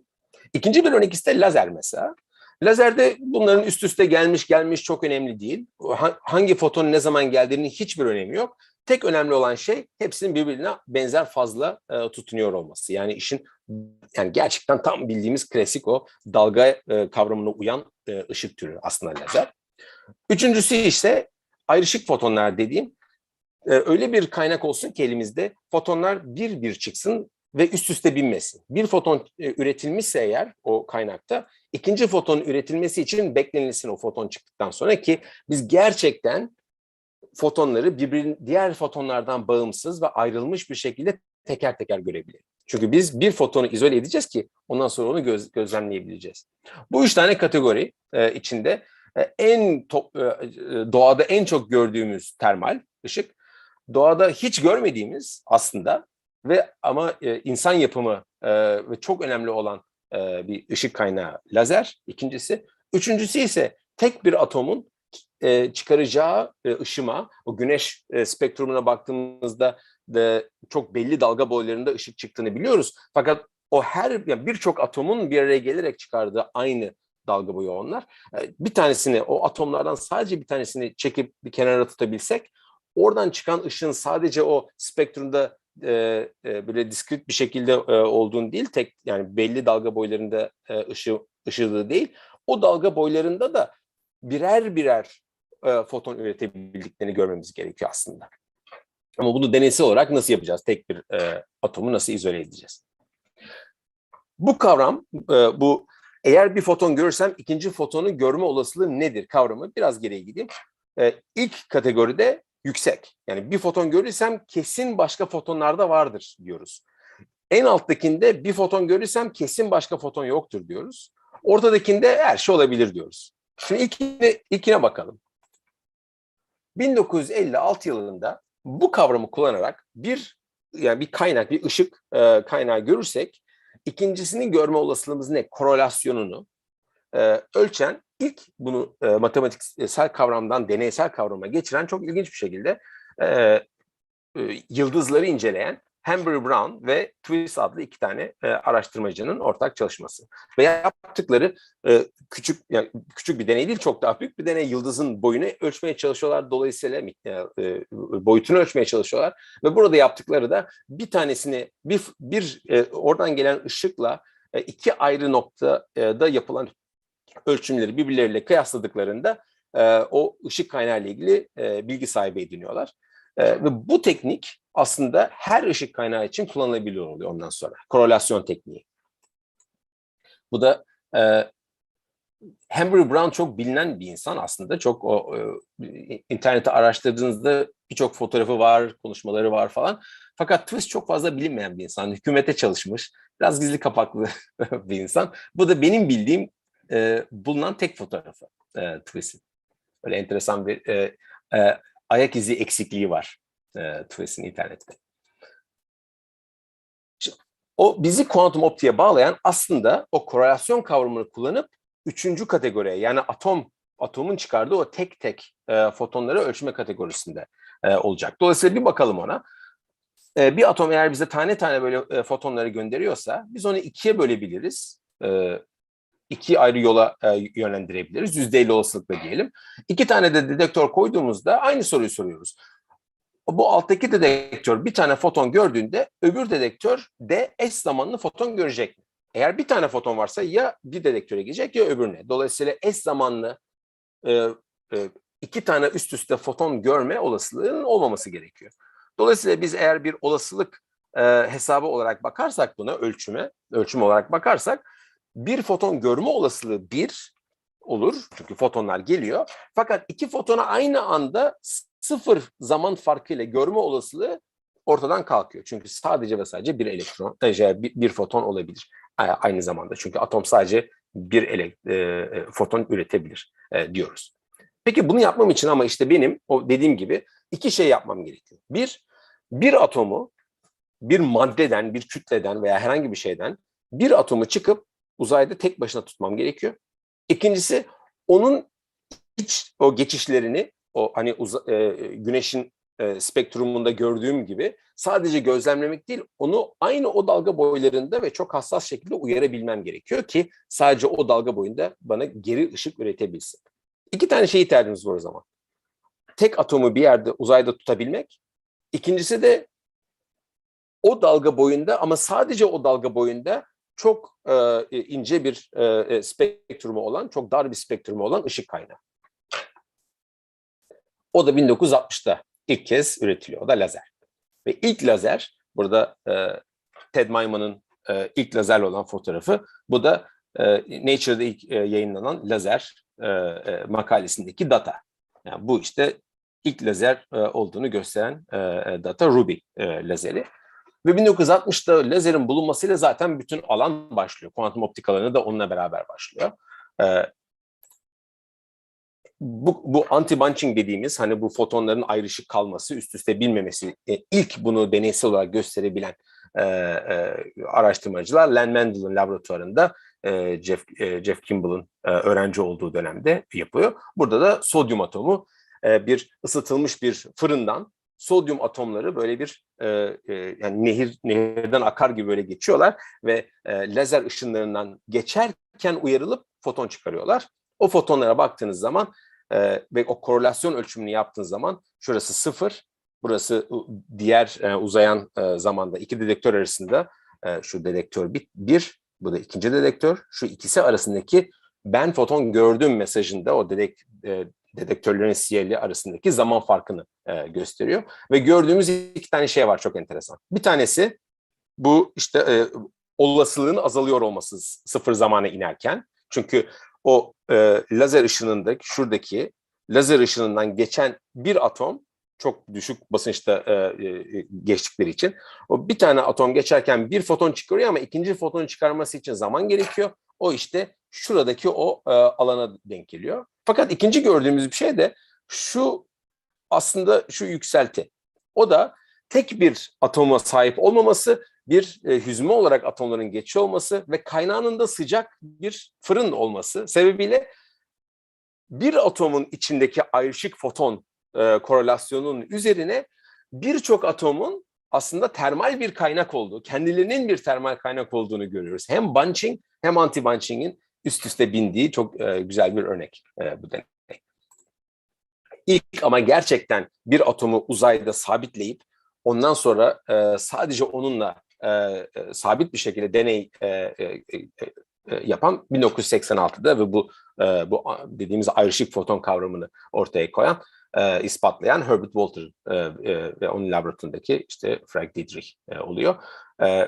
O kavram, bir atomu sabitlemek için kullandıkları formülde atomu iyonize edip elektromanyetik elektrik alanla, quadrupol alanla onu uzayda sabitlemek oluyor. Bugün işte trapped ions, yakalanmış atom, iyonlar dediğimiz ve kuantum bilgisayarlar için çok ümit vaat eden sistemlerin başına geliyor ve ilk deney işte onlar. Hatta ilk atomun yakalandığı değil ama yakalanan atomdan çıkan fotonların ayrışık olduğunu gösteren ilk deney 1986'da.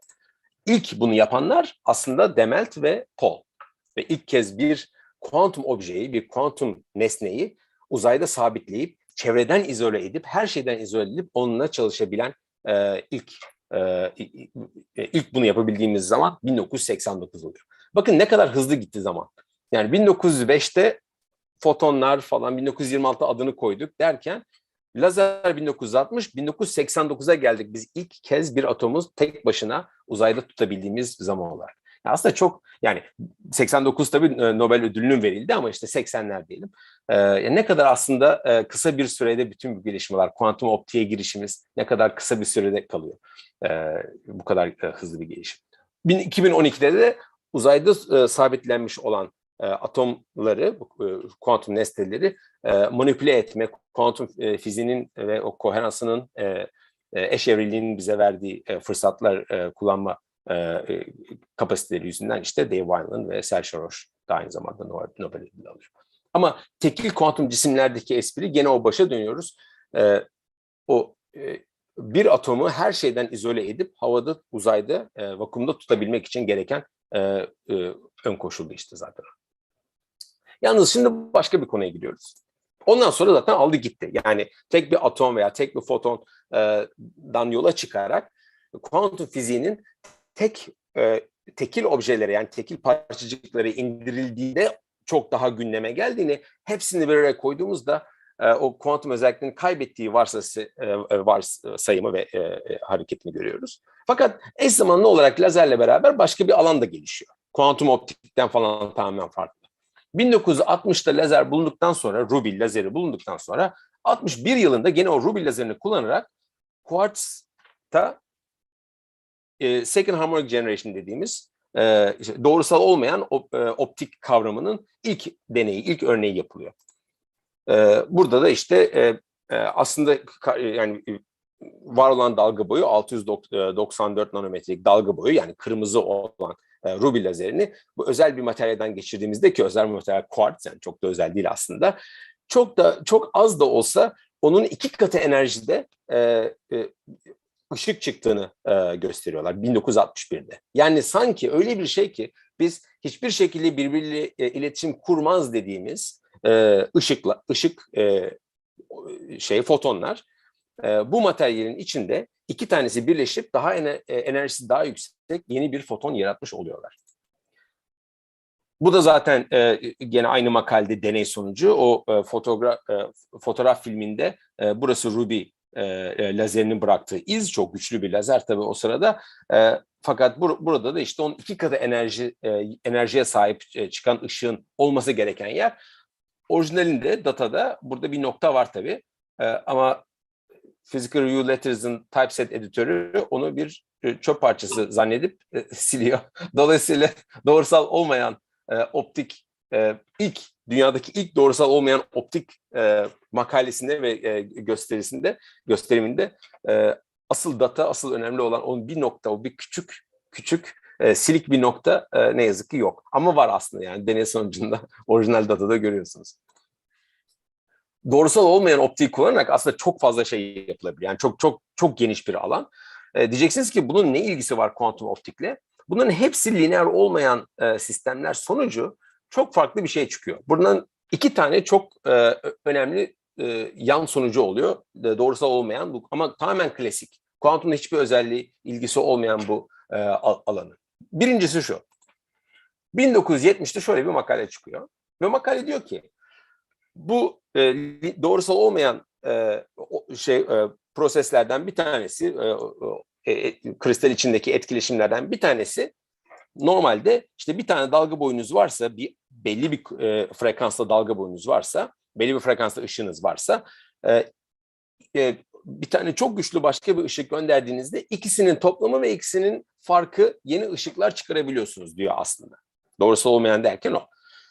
Fakat biz hiçbir ışık koymadan sadece mavi ışık koyarsak, aslında klasik fiziğe göre Maxwell denklemlerinden, doğrusal olmayan Maxwell denklemlerinden yola çıksak bile elimizde sonuç olarak, matematiksel olarak sıfır çıkıyor. Yani eğer biz kırmızı gönderdiğimizde mavi elde edebiliyoruz, yüksek enerjili, ama mavi gönderdiğimizde kırmızı elde edemiyoruz. O mekanizma yok.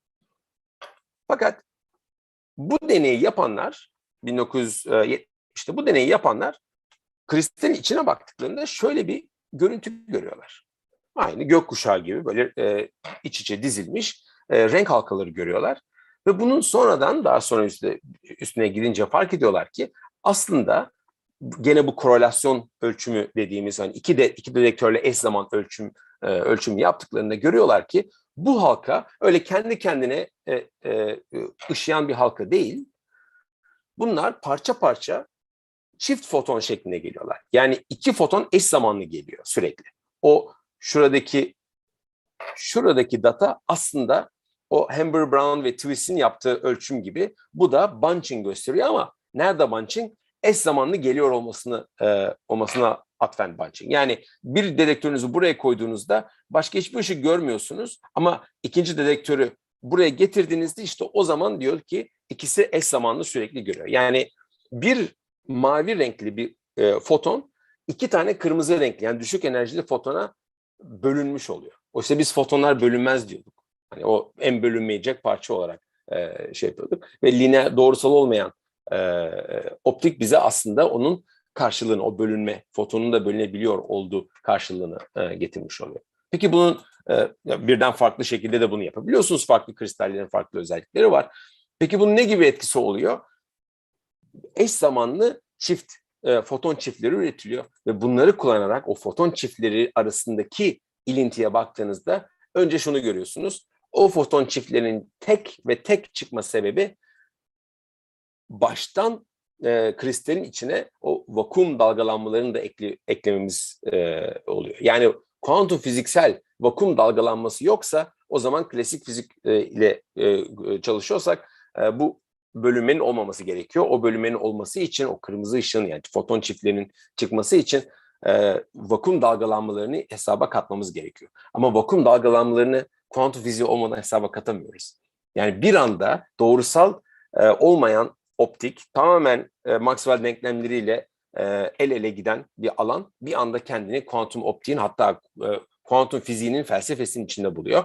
Ve 1988'de hızlı bir şekilde 88-93'te Einstein-Podolsky-Rosen ve Einstein-Podolsky-Rosen-Bohm deneyleri ve bu uzakta kuantum dolanıklık deneyleri için bu doğrusal olmayan kristalden çıkan foton çiftleri kullanılmaya başlıyor. Yani bir anda kuantum optik ve kuantum fiziğini hem lazerin hem atomları tek tek tutmanın, ama bir yandan da çok farklı bir açıdan da doğrusal olmayan optiğin böyle bir etkisi var. Bu birinci etkisi. İkinci etkisi biraz daha ilginç. Şu ana kadar ne dediysek kuantum ışığın kuantum özellikleri veya kuantum optiğe giden yolda işte atomlarla, iyonlarla uğraşma konusunda hep tekilden bahsettik. Hep tekil, bir foton almaya çalıştık, bir atom tutmaya çalıştık. Bir fotonun şiddeti tabii çok az. Bu gene şeye gidiyor. Hani kuantum fiziğini gözlemlemeniz için tek bir elektrona bakacağız veya tek bir protona bakacağız. Ancak o zaman kuantum özellikleri ortaya çıkar diye. Ama çok da öyle değil durum. Çok standart bir elektromanyetik dalgayı aldığımızda aslında bir elektrik ve manyetik alanı var. Beraber elektromanyetik derken onu kastediyoruz zaten. Ve bunların bir sinyal gücü var ve dalgalanıyorlar. Fakat biraz dikkatli baktığımızda tabii ki o sinyalde bir gürültü olacak. O gürültü klasik fizikte sıfır. Eğer yani en olabileceği ne kadar azaltabiliriz bu sinyaldeki titreşimi dersek o sıfıra kadar götürebiliriz. Ama kuantum fiziği buna izin vermiyor. Zaten gördük vakum dalgalanmalarının nasıl etkili olabildiğini ve hesaba dahil edilmesi gerektiğini. Dolayısıyla buraya baktığımızda da bu kuantum gürültü her zaman ve her zaman var olan bir şey. O zaman herhangi bir elektromanyetik dalganın gürültüsünde zaten kuantum fiziğini bulabiliyoruz biz veya bulabiliriz. Sadece şiddeti olması gerekmiyor. Yani elektromanyetik dalganın sadece tek bir fotona tekabül etmesi gerekmiyor. Veya sadece tek bir atomdan çıkan ışığın özelliklerine sahip olması gerekmiyor. Şiddeti ne olursa olsun, gözünüzü kör edecek kadar güçlü lazer gibi bir elektromanyetik alan da olsa, bir optik alan da olsa, onun gürültüsünde kuantum fiziğini bulabilirsiniz ve kuantum optiği bulabilirsiniz. Peki nereden gelebilir bu? Çok ilginç bir şekilde gene çok temel, çok bilinen bir kavram. Fizikçiler için özellikle söyleyeyim, öğrencilerimiz için özellikle söyleyeyim. Eğer ben elektromanyetik bir dalga, yani ışığı elektrik ve manyetik alan diye tanımlıyorsam, böyle ikiye bölüyorsam, onun enerjisi E kare artı B kare gibi bir formüle denk gelir, katsayıları dahil. Yani her biri aslında bir harmonik osilatöre karşılık gelir. Dolayısıyla eğer kuantum mekaniksel bir şekilde harmonik osilatörleri çözerseniz, o zaman gerçekten en düşük enerji seviyesinin aslında sıfır olmadığını, o da vakuma karşılık geldiğini bilirsiniz. O yani sıfır olmadı, enerjinin sıfır olamayacağını hiçbir zaman. Biz ve onu hep şey deriz işte bu vakum enerjisi. Dolayısıyla ben elektromanyetik alanı da harmonik osilatörler gibi yazıyorsam eğer, o zaman gene benzer şekilde bir her bir hem elektrik hem manyetik alanın böyle bir vakum gürültüsünün, vakum dahil böyle bir kuantum gürültüsünün olması gerek.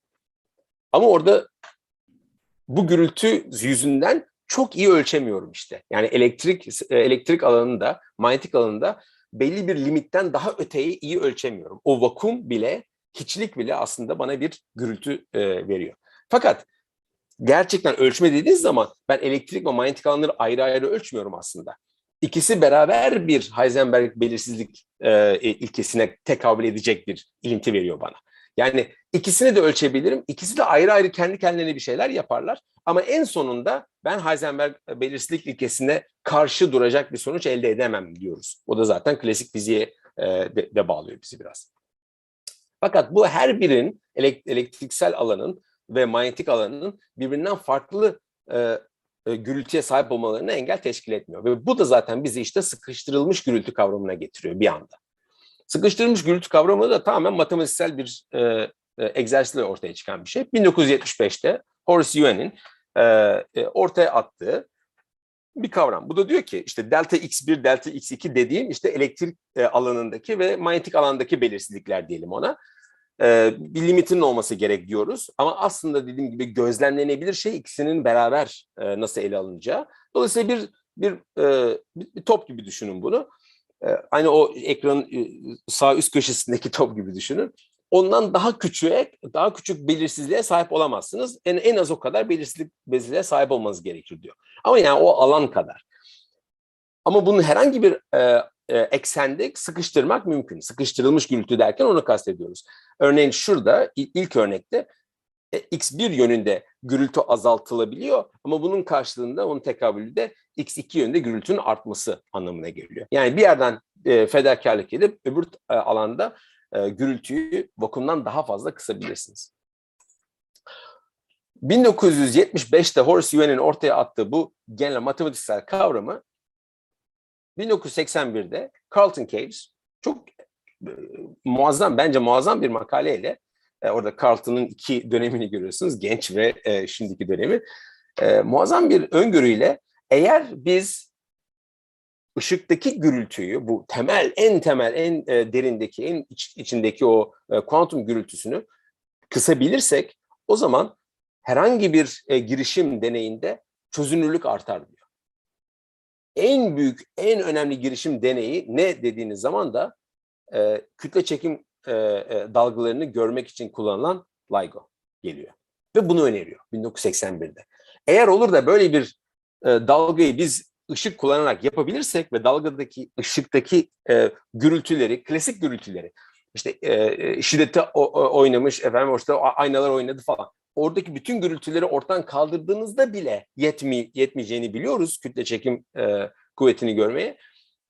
Acaba bir de bunu da yaparsak, bir de bu kuantum gürültüsünü de azaltırsak görme şansımız var mı diye bir soru atıyor ortaya. Ve 1988'de hatta bunu açık popüler bir dergide bunun ortaya koyuyorlar. Caves has remarked that by the time the technology of gravity wave detectors approaches the level of sensitivity needed for success, squeeze light generation likely will have become routine and presumably employed. Yani 1988'de sıkıştırılmış gürültüye sahip bu çok özel ışığın, yani kuantum özelliklerine tamamen sahip ve klasik fizikle anlatılamayacak bu ışık kaynağının LIGO'da veya benzer sistemlerde kullanabileceğini söylüyor. Burada önemli. Yani çok yüksek şiddetli olabilir. Lazer gibi gözükebilir. Gözünüzü kör edebilir. Fakat eğer başardıysanız bu gürültüsünü vakumdan bile daha az hale getirmeye başardıysanız klasik olarak anlatmanız imkansız bunu. Dolayısıyla tamamen kuantum optiğin en temel taşlarından bir tanesi oluyor. Bu deney de 1997'de yapılıyor. Yani o kadar yakın aslında, yani bizden çok uzak değil. İlk kez 1997'de Jürgen Milneck'in grubunda gene doğrusal olmayan optik kullanarak bu sefer tekrar bu bahsettiğimiz sıkıştırılmış ışık kaynağını üretiyorlar ve yüksek şiddette üretiyorlar. Hatta bu sadece bir alanda sıkıştırılmış değil. O kadar bir pencere açılıyor ki ışıkla oynama konusunda. Normalde biz bu direkt ölçümleri, çeşitli koşullarda ürettikleri bu sıkıştırılmış gürültüsü olan ışığa baktığımızda bu sinyal zaten her zaman cosine omega t gibi dalgalanan elektrik alanı ve üzerindeki o gürültünün zaman içinde nasıl değiştiğini kontrol edebiliyorlar, onun mühendisliğini yapabiliyorlar. Farklı şekilde dalgalanmasını, farklı zamanlarda o gürültünün iyice kısılmasını sağlıyorlar. Hatta ışık yokken bile o gürültüyü modüle edebiliyorlar. Yani bu tamamen doğrusal olmayan optik sayesinde aslında bir anda ortaya çıkıyor.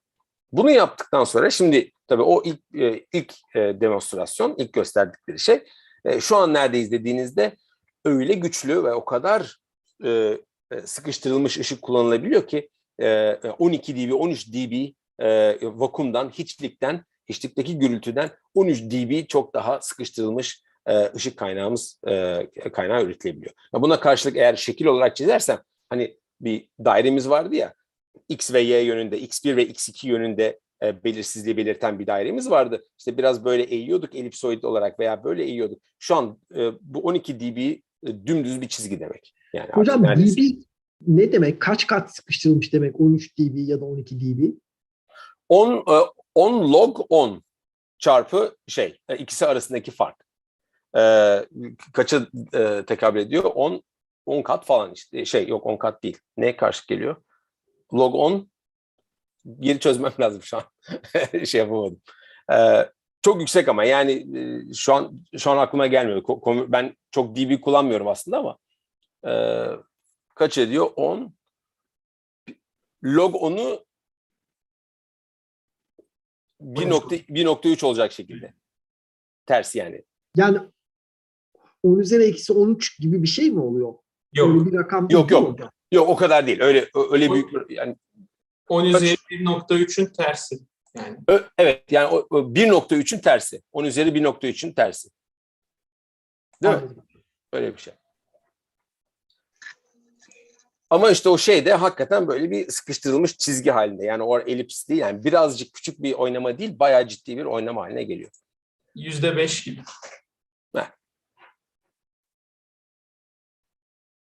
2019'da bir makale yayınlanıyor ve makale artık 2019'da geldik. 2019'da Quantum Enhanced Advanced LIGO Detectors in the Era of Gravitational Wave Astronomy diye bir makale yayınlanıyor. 2019'la bir önceki deney arasında kütle çekim dalgaları ilk kez gözlenmiş oluyor. Bu çok şiddetli olanları iki tane kara deliğin birbiriyle çarpışmasından kaynaklanan o dalgalardaki o şiddetin daha yüksek olması sayesinde gözlemlenebilen kütle çekim dalgalarından sonra bu makale çıkıyor 2019'da ve gösterdikleri tam bu bahsettiğimiz sıkıştırılmış gürültüye sahip ışık kaynağını kullanarak siyah datanın, yani LIGO'nun şu anki çalışma kalitesini gösteren çizgi, performansını gösteren grafiğin ne kadar daha hassas olduğunu, ne kadar aşağı çekilebildiğini ve Carlton Caves'in o hayalindeki kullanımın, yani kütle çekim dalgaları için, dalgaları görmek için gürültü sıkıştırılmış ışın kullanımı ile ilgili bu makale çıkıyor 2019 yılında ve hatta onu da yazıyorlar. Squeezed vacuum kavramını kullanarak, işte sıkıştırılmış vakum kavramını kullanarak ilk kez kütle çekim dalgalarını bu ışıkla gösteriyorlar. Bu ışık tamamen ve tamamen kuantum optiğin içinde olan bir kavram, içinden gelişmiş bir kavram ama her zaman gördüğünüz gibi doğrusal olmayan optik olur, lazerler olur, her zaman bir desteği olmuş, her zaman bir katılım olmuş. Burada bitirmek istiyorum. Bununla bitirmek istiyorum. Anlatmak istediğim bu süre içinde sizinle paylaşmak istediğim aslında ışığın ne kadar zaten ta en baştan beri problemli bir konu olduğu, insanları farklı şekilde düşünmeye zorladığı, deneysel olarak yeri geldiğinde gözümüze soktuğu, elimizdeki teorilerin çalışmadığını gözümüze soktuğu, ondan sonra da kuantum fiziğiyle hiç ilgisi olmayan alanlarda bile bir gelişmeler olduğunda yeri geldiğinde kuantum fiziğini ve kuantum optiğini besleyen bir unsur olduğunu sizle paylaşmak istedim. En son doğrusal olmayan optikten, başka konulardan en son kütle çekim dalgalarına kadar gelebildik kuantum optik olarak. Güzel bağladın Mete Hocam.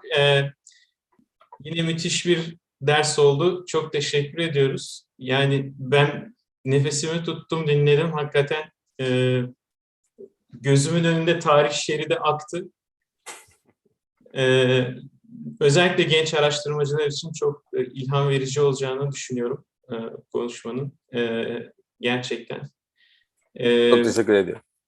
Şimdi dinleyicilerimizden sorular vardır mutlaka. Biraz o tarafa bakıp sorulardan alalım.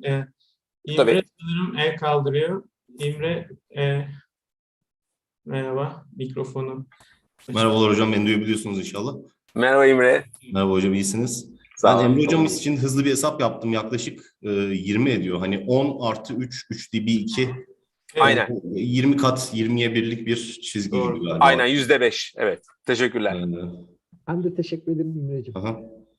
Hocam ben çok hızlı bir şey demek istiyorum. Bu bilmiyordum ben Lewis'in ödül kazanmadığını, Nobel ödülü almadığını ama şöyle bir şey gözlemlemiştim. Berkeley'de çok kuvvetli bir kimya fakültesi var. Belki dünyanın en kuvvetlilerinden. Orada Lewis adına bir bina var. Onun çocuklarının yaptırdığı. O binanın önüne bir park yeri var ve o park yerine Nobel ödülü olmayanlar park edemiyor. Öyle bir ceza yazıyorlar. Ben de bu ne ya demiştim, buraya böyle şey mi olur falan. Hakikaten boş duruyor o park yeri böyle. Fun fact olarak vereyim dedim. Hocam ben biraz meraklı bir insan sorusu sormak istiyorum. Yani bu sorunun cevabını vermek zorunda değilsiniz ama aklıma hep şey geçiyor. Bu şeyin tarihçesini çok güzel anlattınız. De Broglie'nin şeyini de ben açtım, baktım biraz tezine şimdi. Epey derine inmiş. Ben onu okumaya karar verdim bir ara. Bir ışığın duellosuna bahsettiniz. Dalga mı yoksa parçacık mı? Acaba düşüncesi oluşuyor bende. Çok uzun süredir aklımdan geçiyor. Yani ışığın interaction'lar sırasında parçacık gibi davranıyor olması gibi bir şey mümkün olabilir mi? Yani aslında havada dalga, maddelerle ilgili bir iddiada bulunmuyorum ama havada dalga, ama atomun visin yakınlarında durduğu zaman, neighborhood'unda durduğu zaman o interaction aslında discrete olabilir mi gibi düşünceler geçiyor aklımdan. Siz ne düşünürsünüz? Çok güzel bir düşünce. Bu tamamen zaten Planck'ın söylediği. Yani Max Planck'ın o dönem ışığa parçacık özelliği katmamak için elinden geldiği, böyle her şeyi ardına koymadığı, böyle Maxwell denklemlerini zorlamamak için ne gelirse onu yaptığı dönemde o etkileşimin aslında parçacıkvari özellikleri, yani böyle kuantize bir şekilde olduğunu öne sürüyor. Ama ışıkta aslında hiç sorun yok. O tamamen dalga anlamına getirmeye çalışıyor. Orada zaten bir süre sonra işte Einstein'la kafa kafa geliyorlar. Çünkü orada da aslında Einstein'ı iten, o son adımı atmasını sağlayan, yani ışığın parçacık olduğunu, parçacıklardan oluştuğunu söyleten de aslında çok beklenmedik bir şekilde o dönem tam böyle 1800'lerin bittiği dönemde Weber diye bir araştırmacının tam böyle soğuk ısı ne deniyor ona? Yani soğuk fizik yapılmaya başlandığı dönemde böyle hani buzlu falan soğutarak işte maddelerin şeyinin Sıcaklık fiziği. Yani. Evet ısı kapasitesini, özgül ısı kapasitesini ölçtükleri bir döneme denk geliyor. Nerede bütün malzemeler klasik anlayışımızla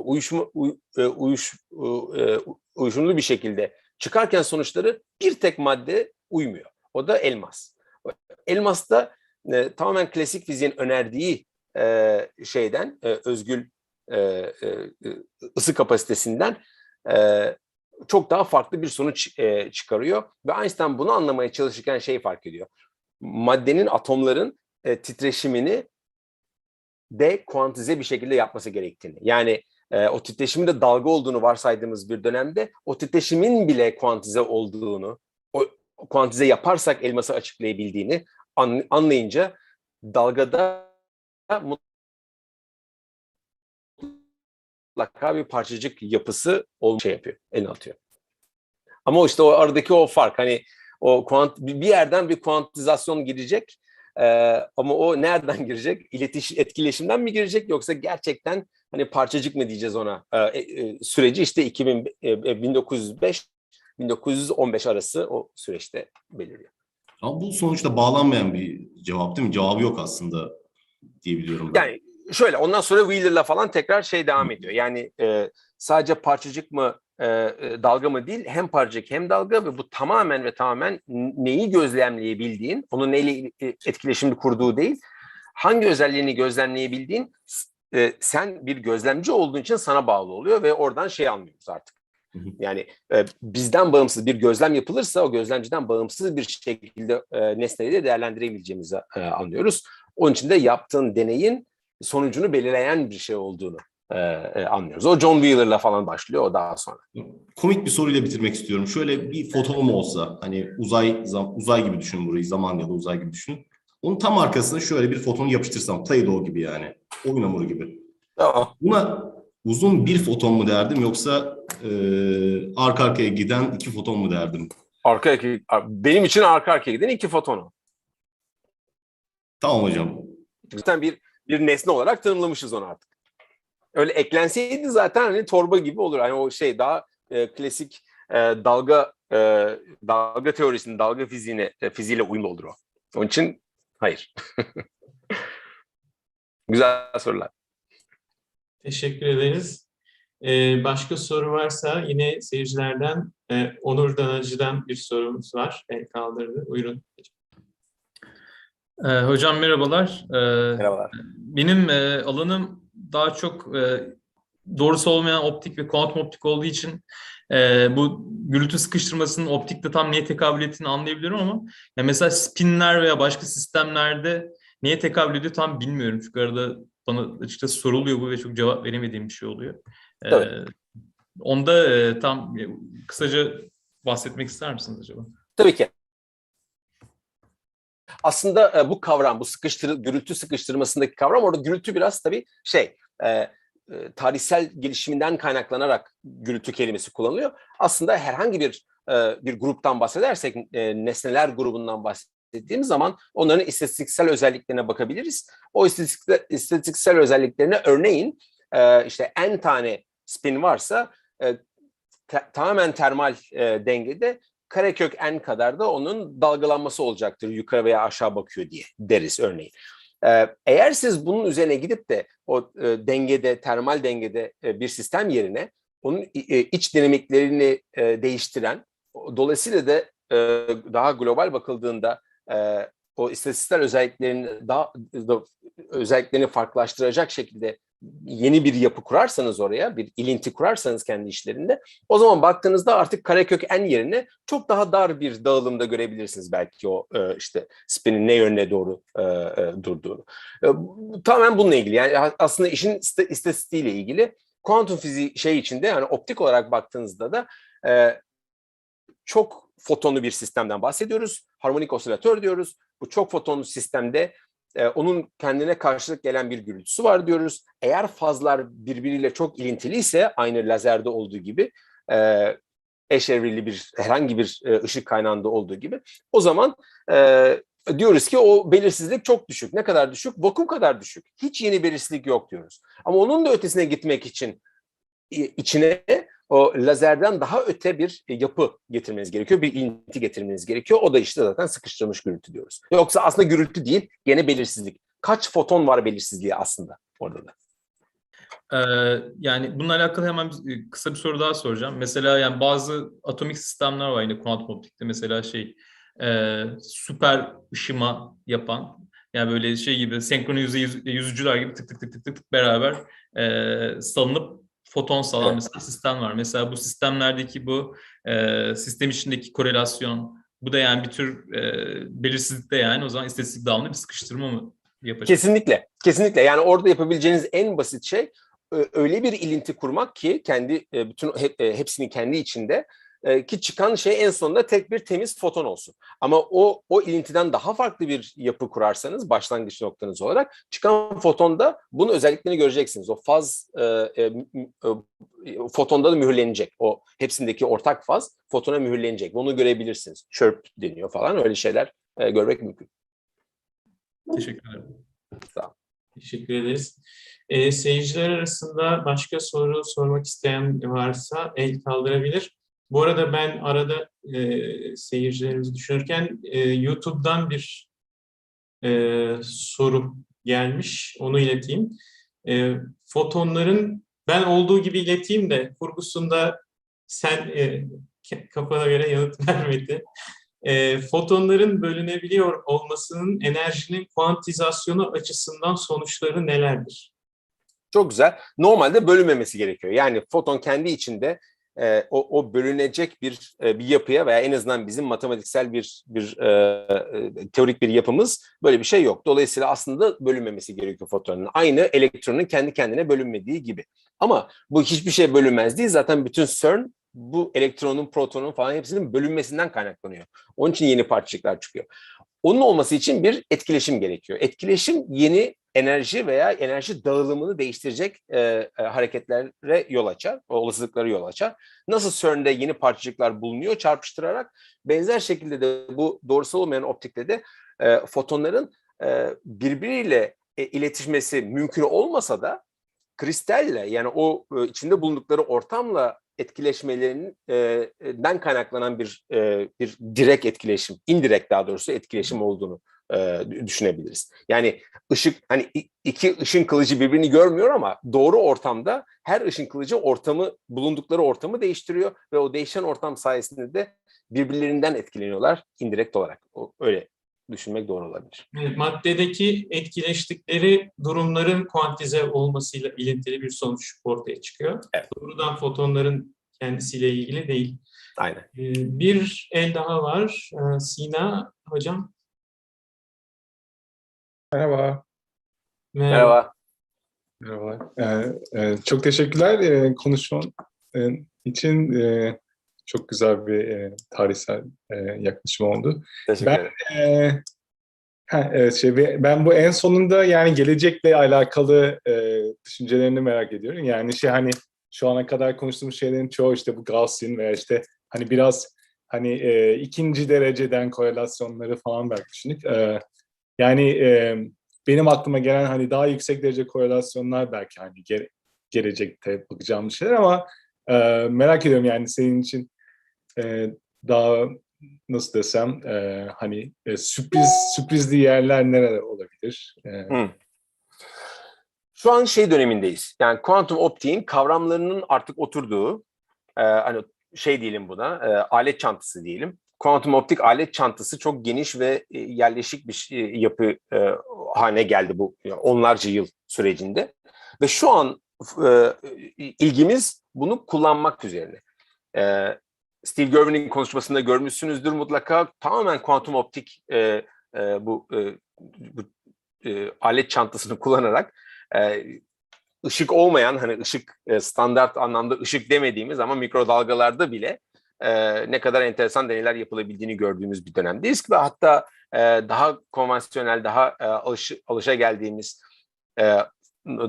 nötral atomlar, doğal atomlar ve görünebilir ışık yerine çok daha farklı bir bizi boyuta götürebilen süper iletken sistemler ve mikrodalga kombinasyonu görüyoruz. Dolayısıyla o şu anki o uygulama dönemi bir süre gidecek. Bu bir amaç için uygulama olabilir. Kuantum enformasyon ve kuantum teknolojileri için ciddi bir kullanım alanı var. Şu an tam o yapılıyor. Biraz daha genel olarak bakarsak benim için maddeyi en temel halinde çok iyi kontrol edebilmek. Artık bu şu anki başarabildiğimiz ve günlük olarak laboratuvarda yapabildiğimiz bu. Tek bir elektronu, tek bir atomu falan veya tek bir süper iletken çipi o kendi kendine olacağından çok daha farklı bir yerlere kontrol sistemleri kullanarak götürebilmek. Bundan geleceğe gidecek olan şey birçoğunu eş zamanlı yapıp ya kolektif bir kazanç sağlamak, bir uygulama üretebilmek, kuantum bilgisayarlar gibi ya da çok daha temel bir fizik prensibiyle yani korelasyon üretebilmek konusuna gidilebilir. Yani çok daha hani nasıl maddeler kendi bir araya gelerek, atomlar bir araya gelerek bize bazı özellikler veriyorlar.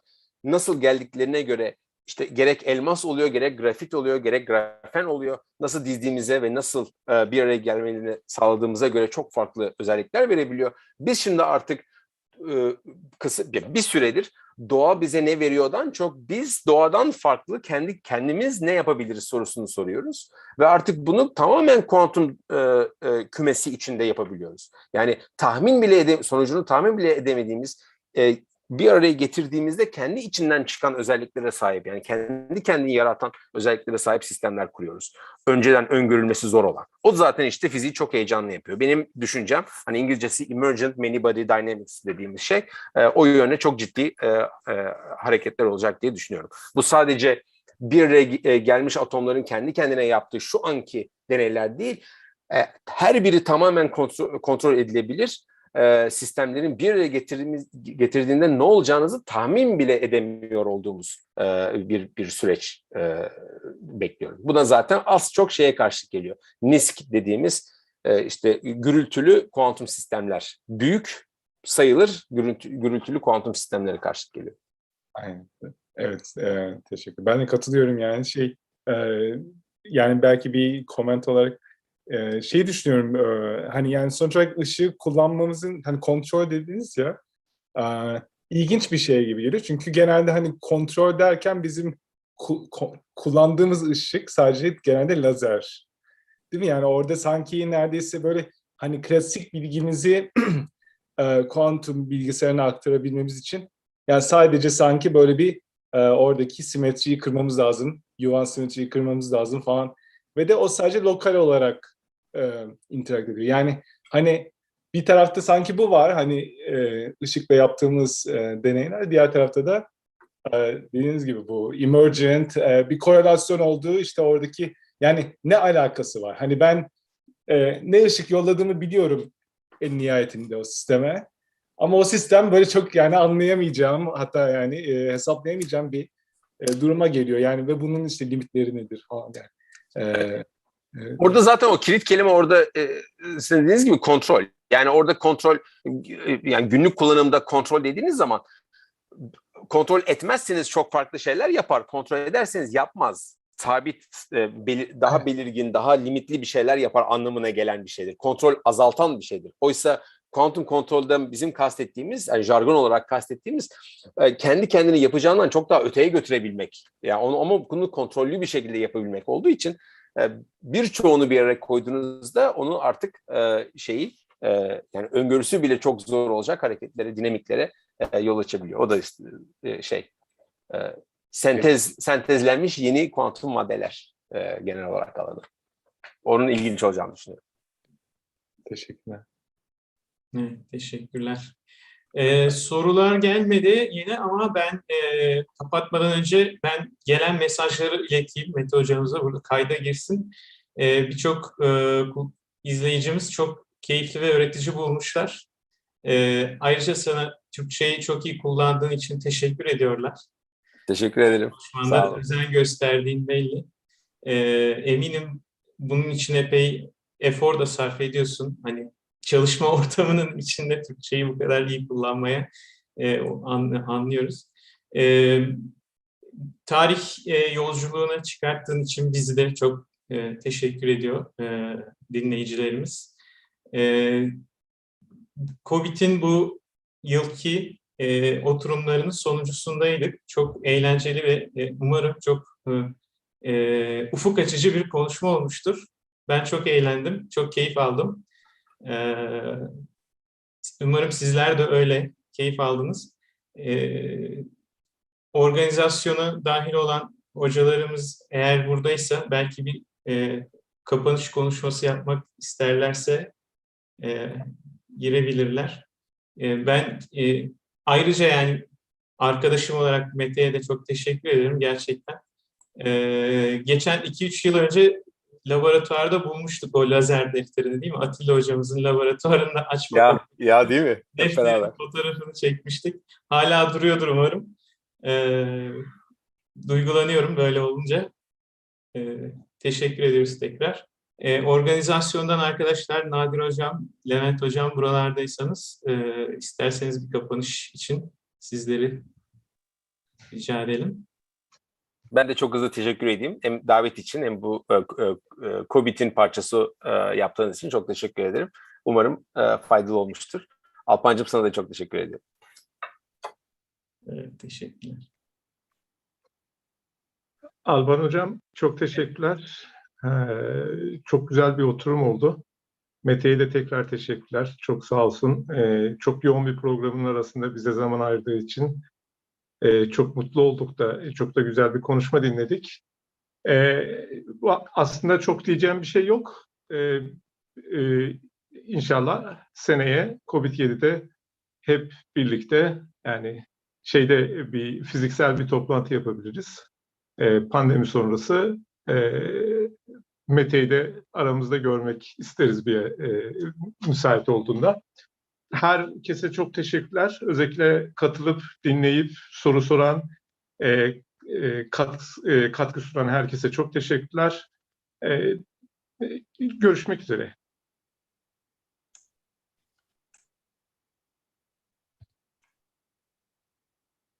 Herkese iyi akşamlar. İyi akşamlar. Sina hariç. Evet. Yaptığınız için teşekkürler. İyi akşamlar. İyi akşamlar.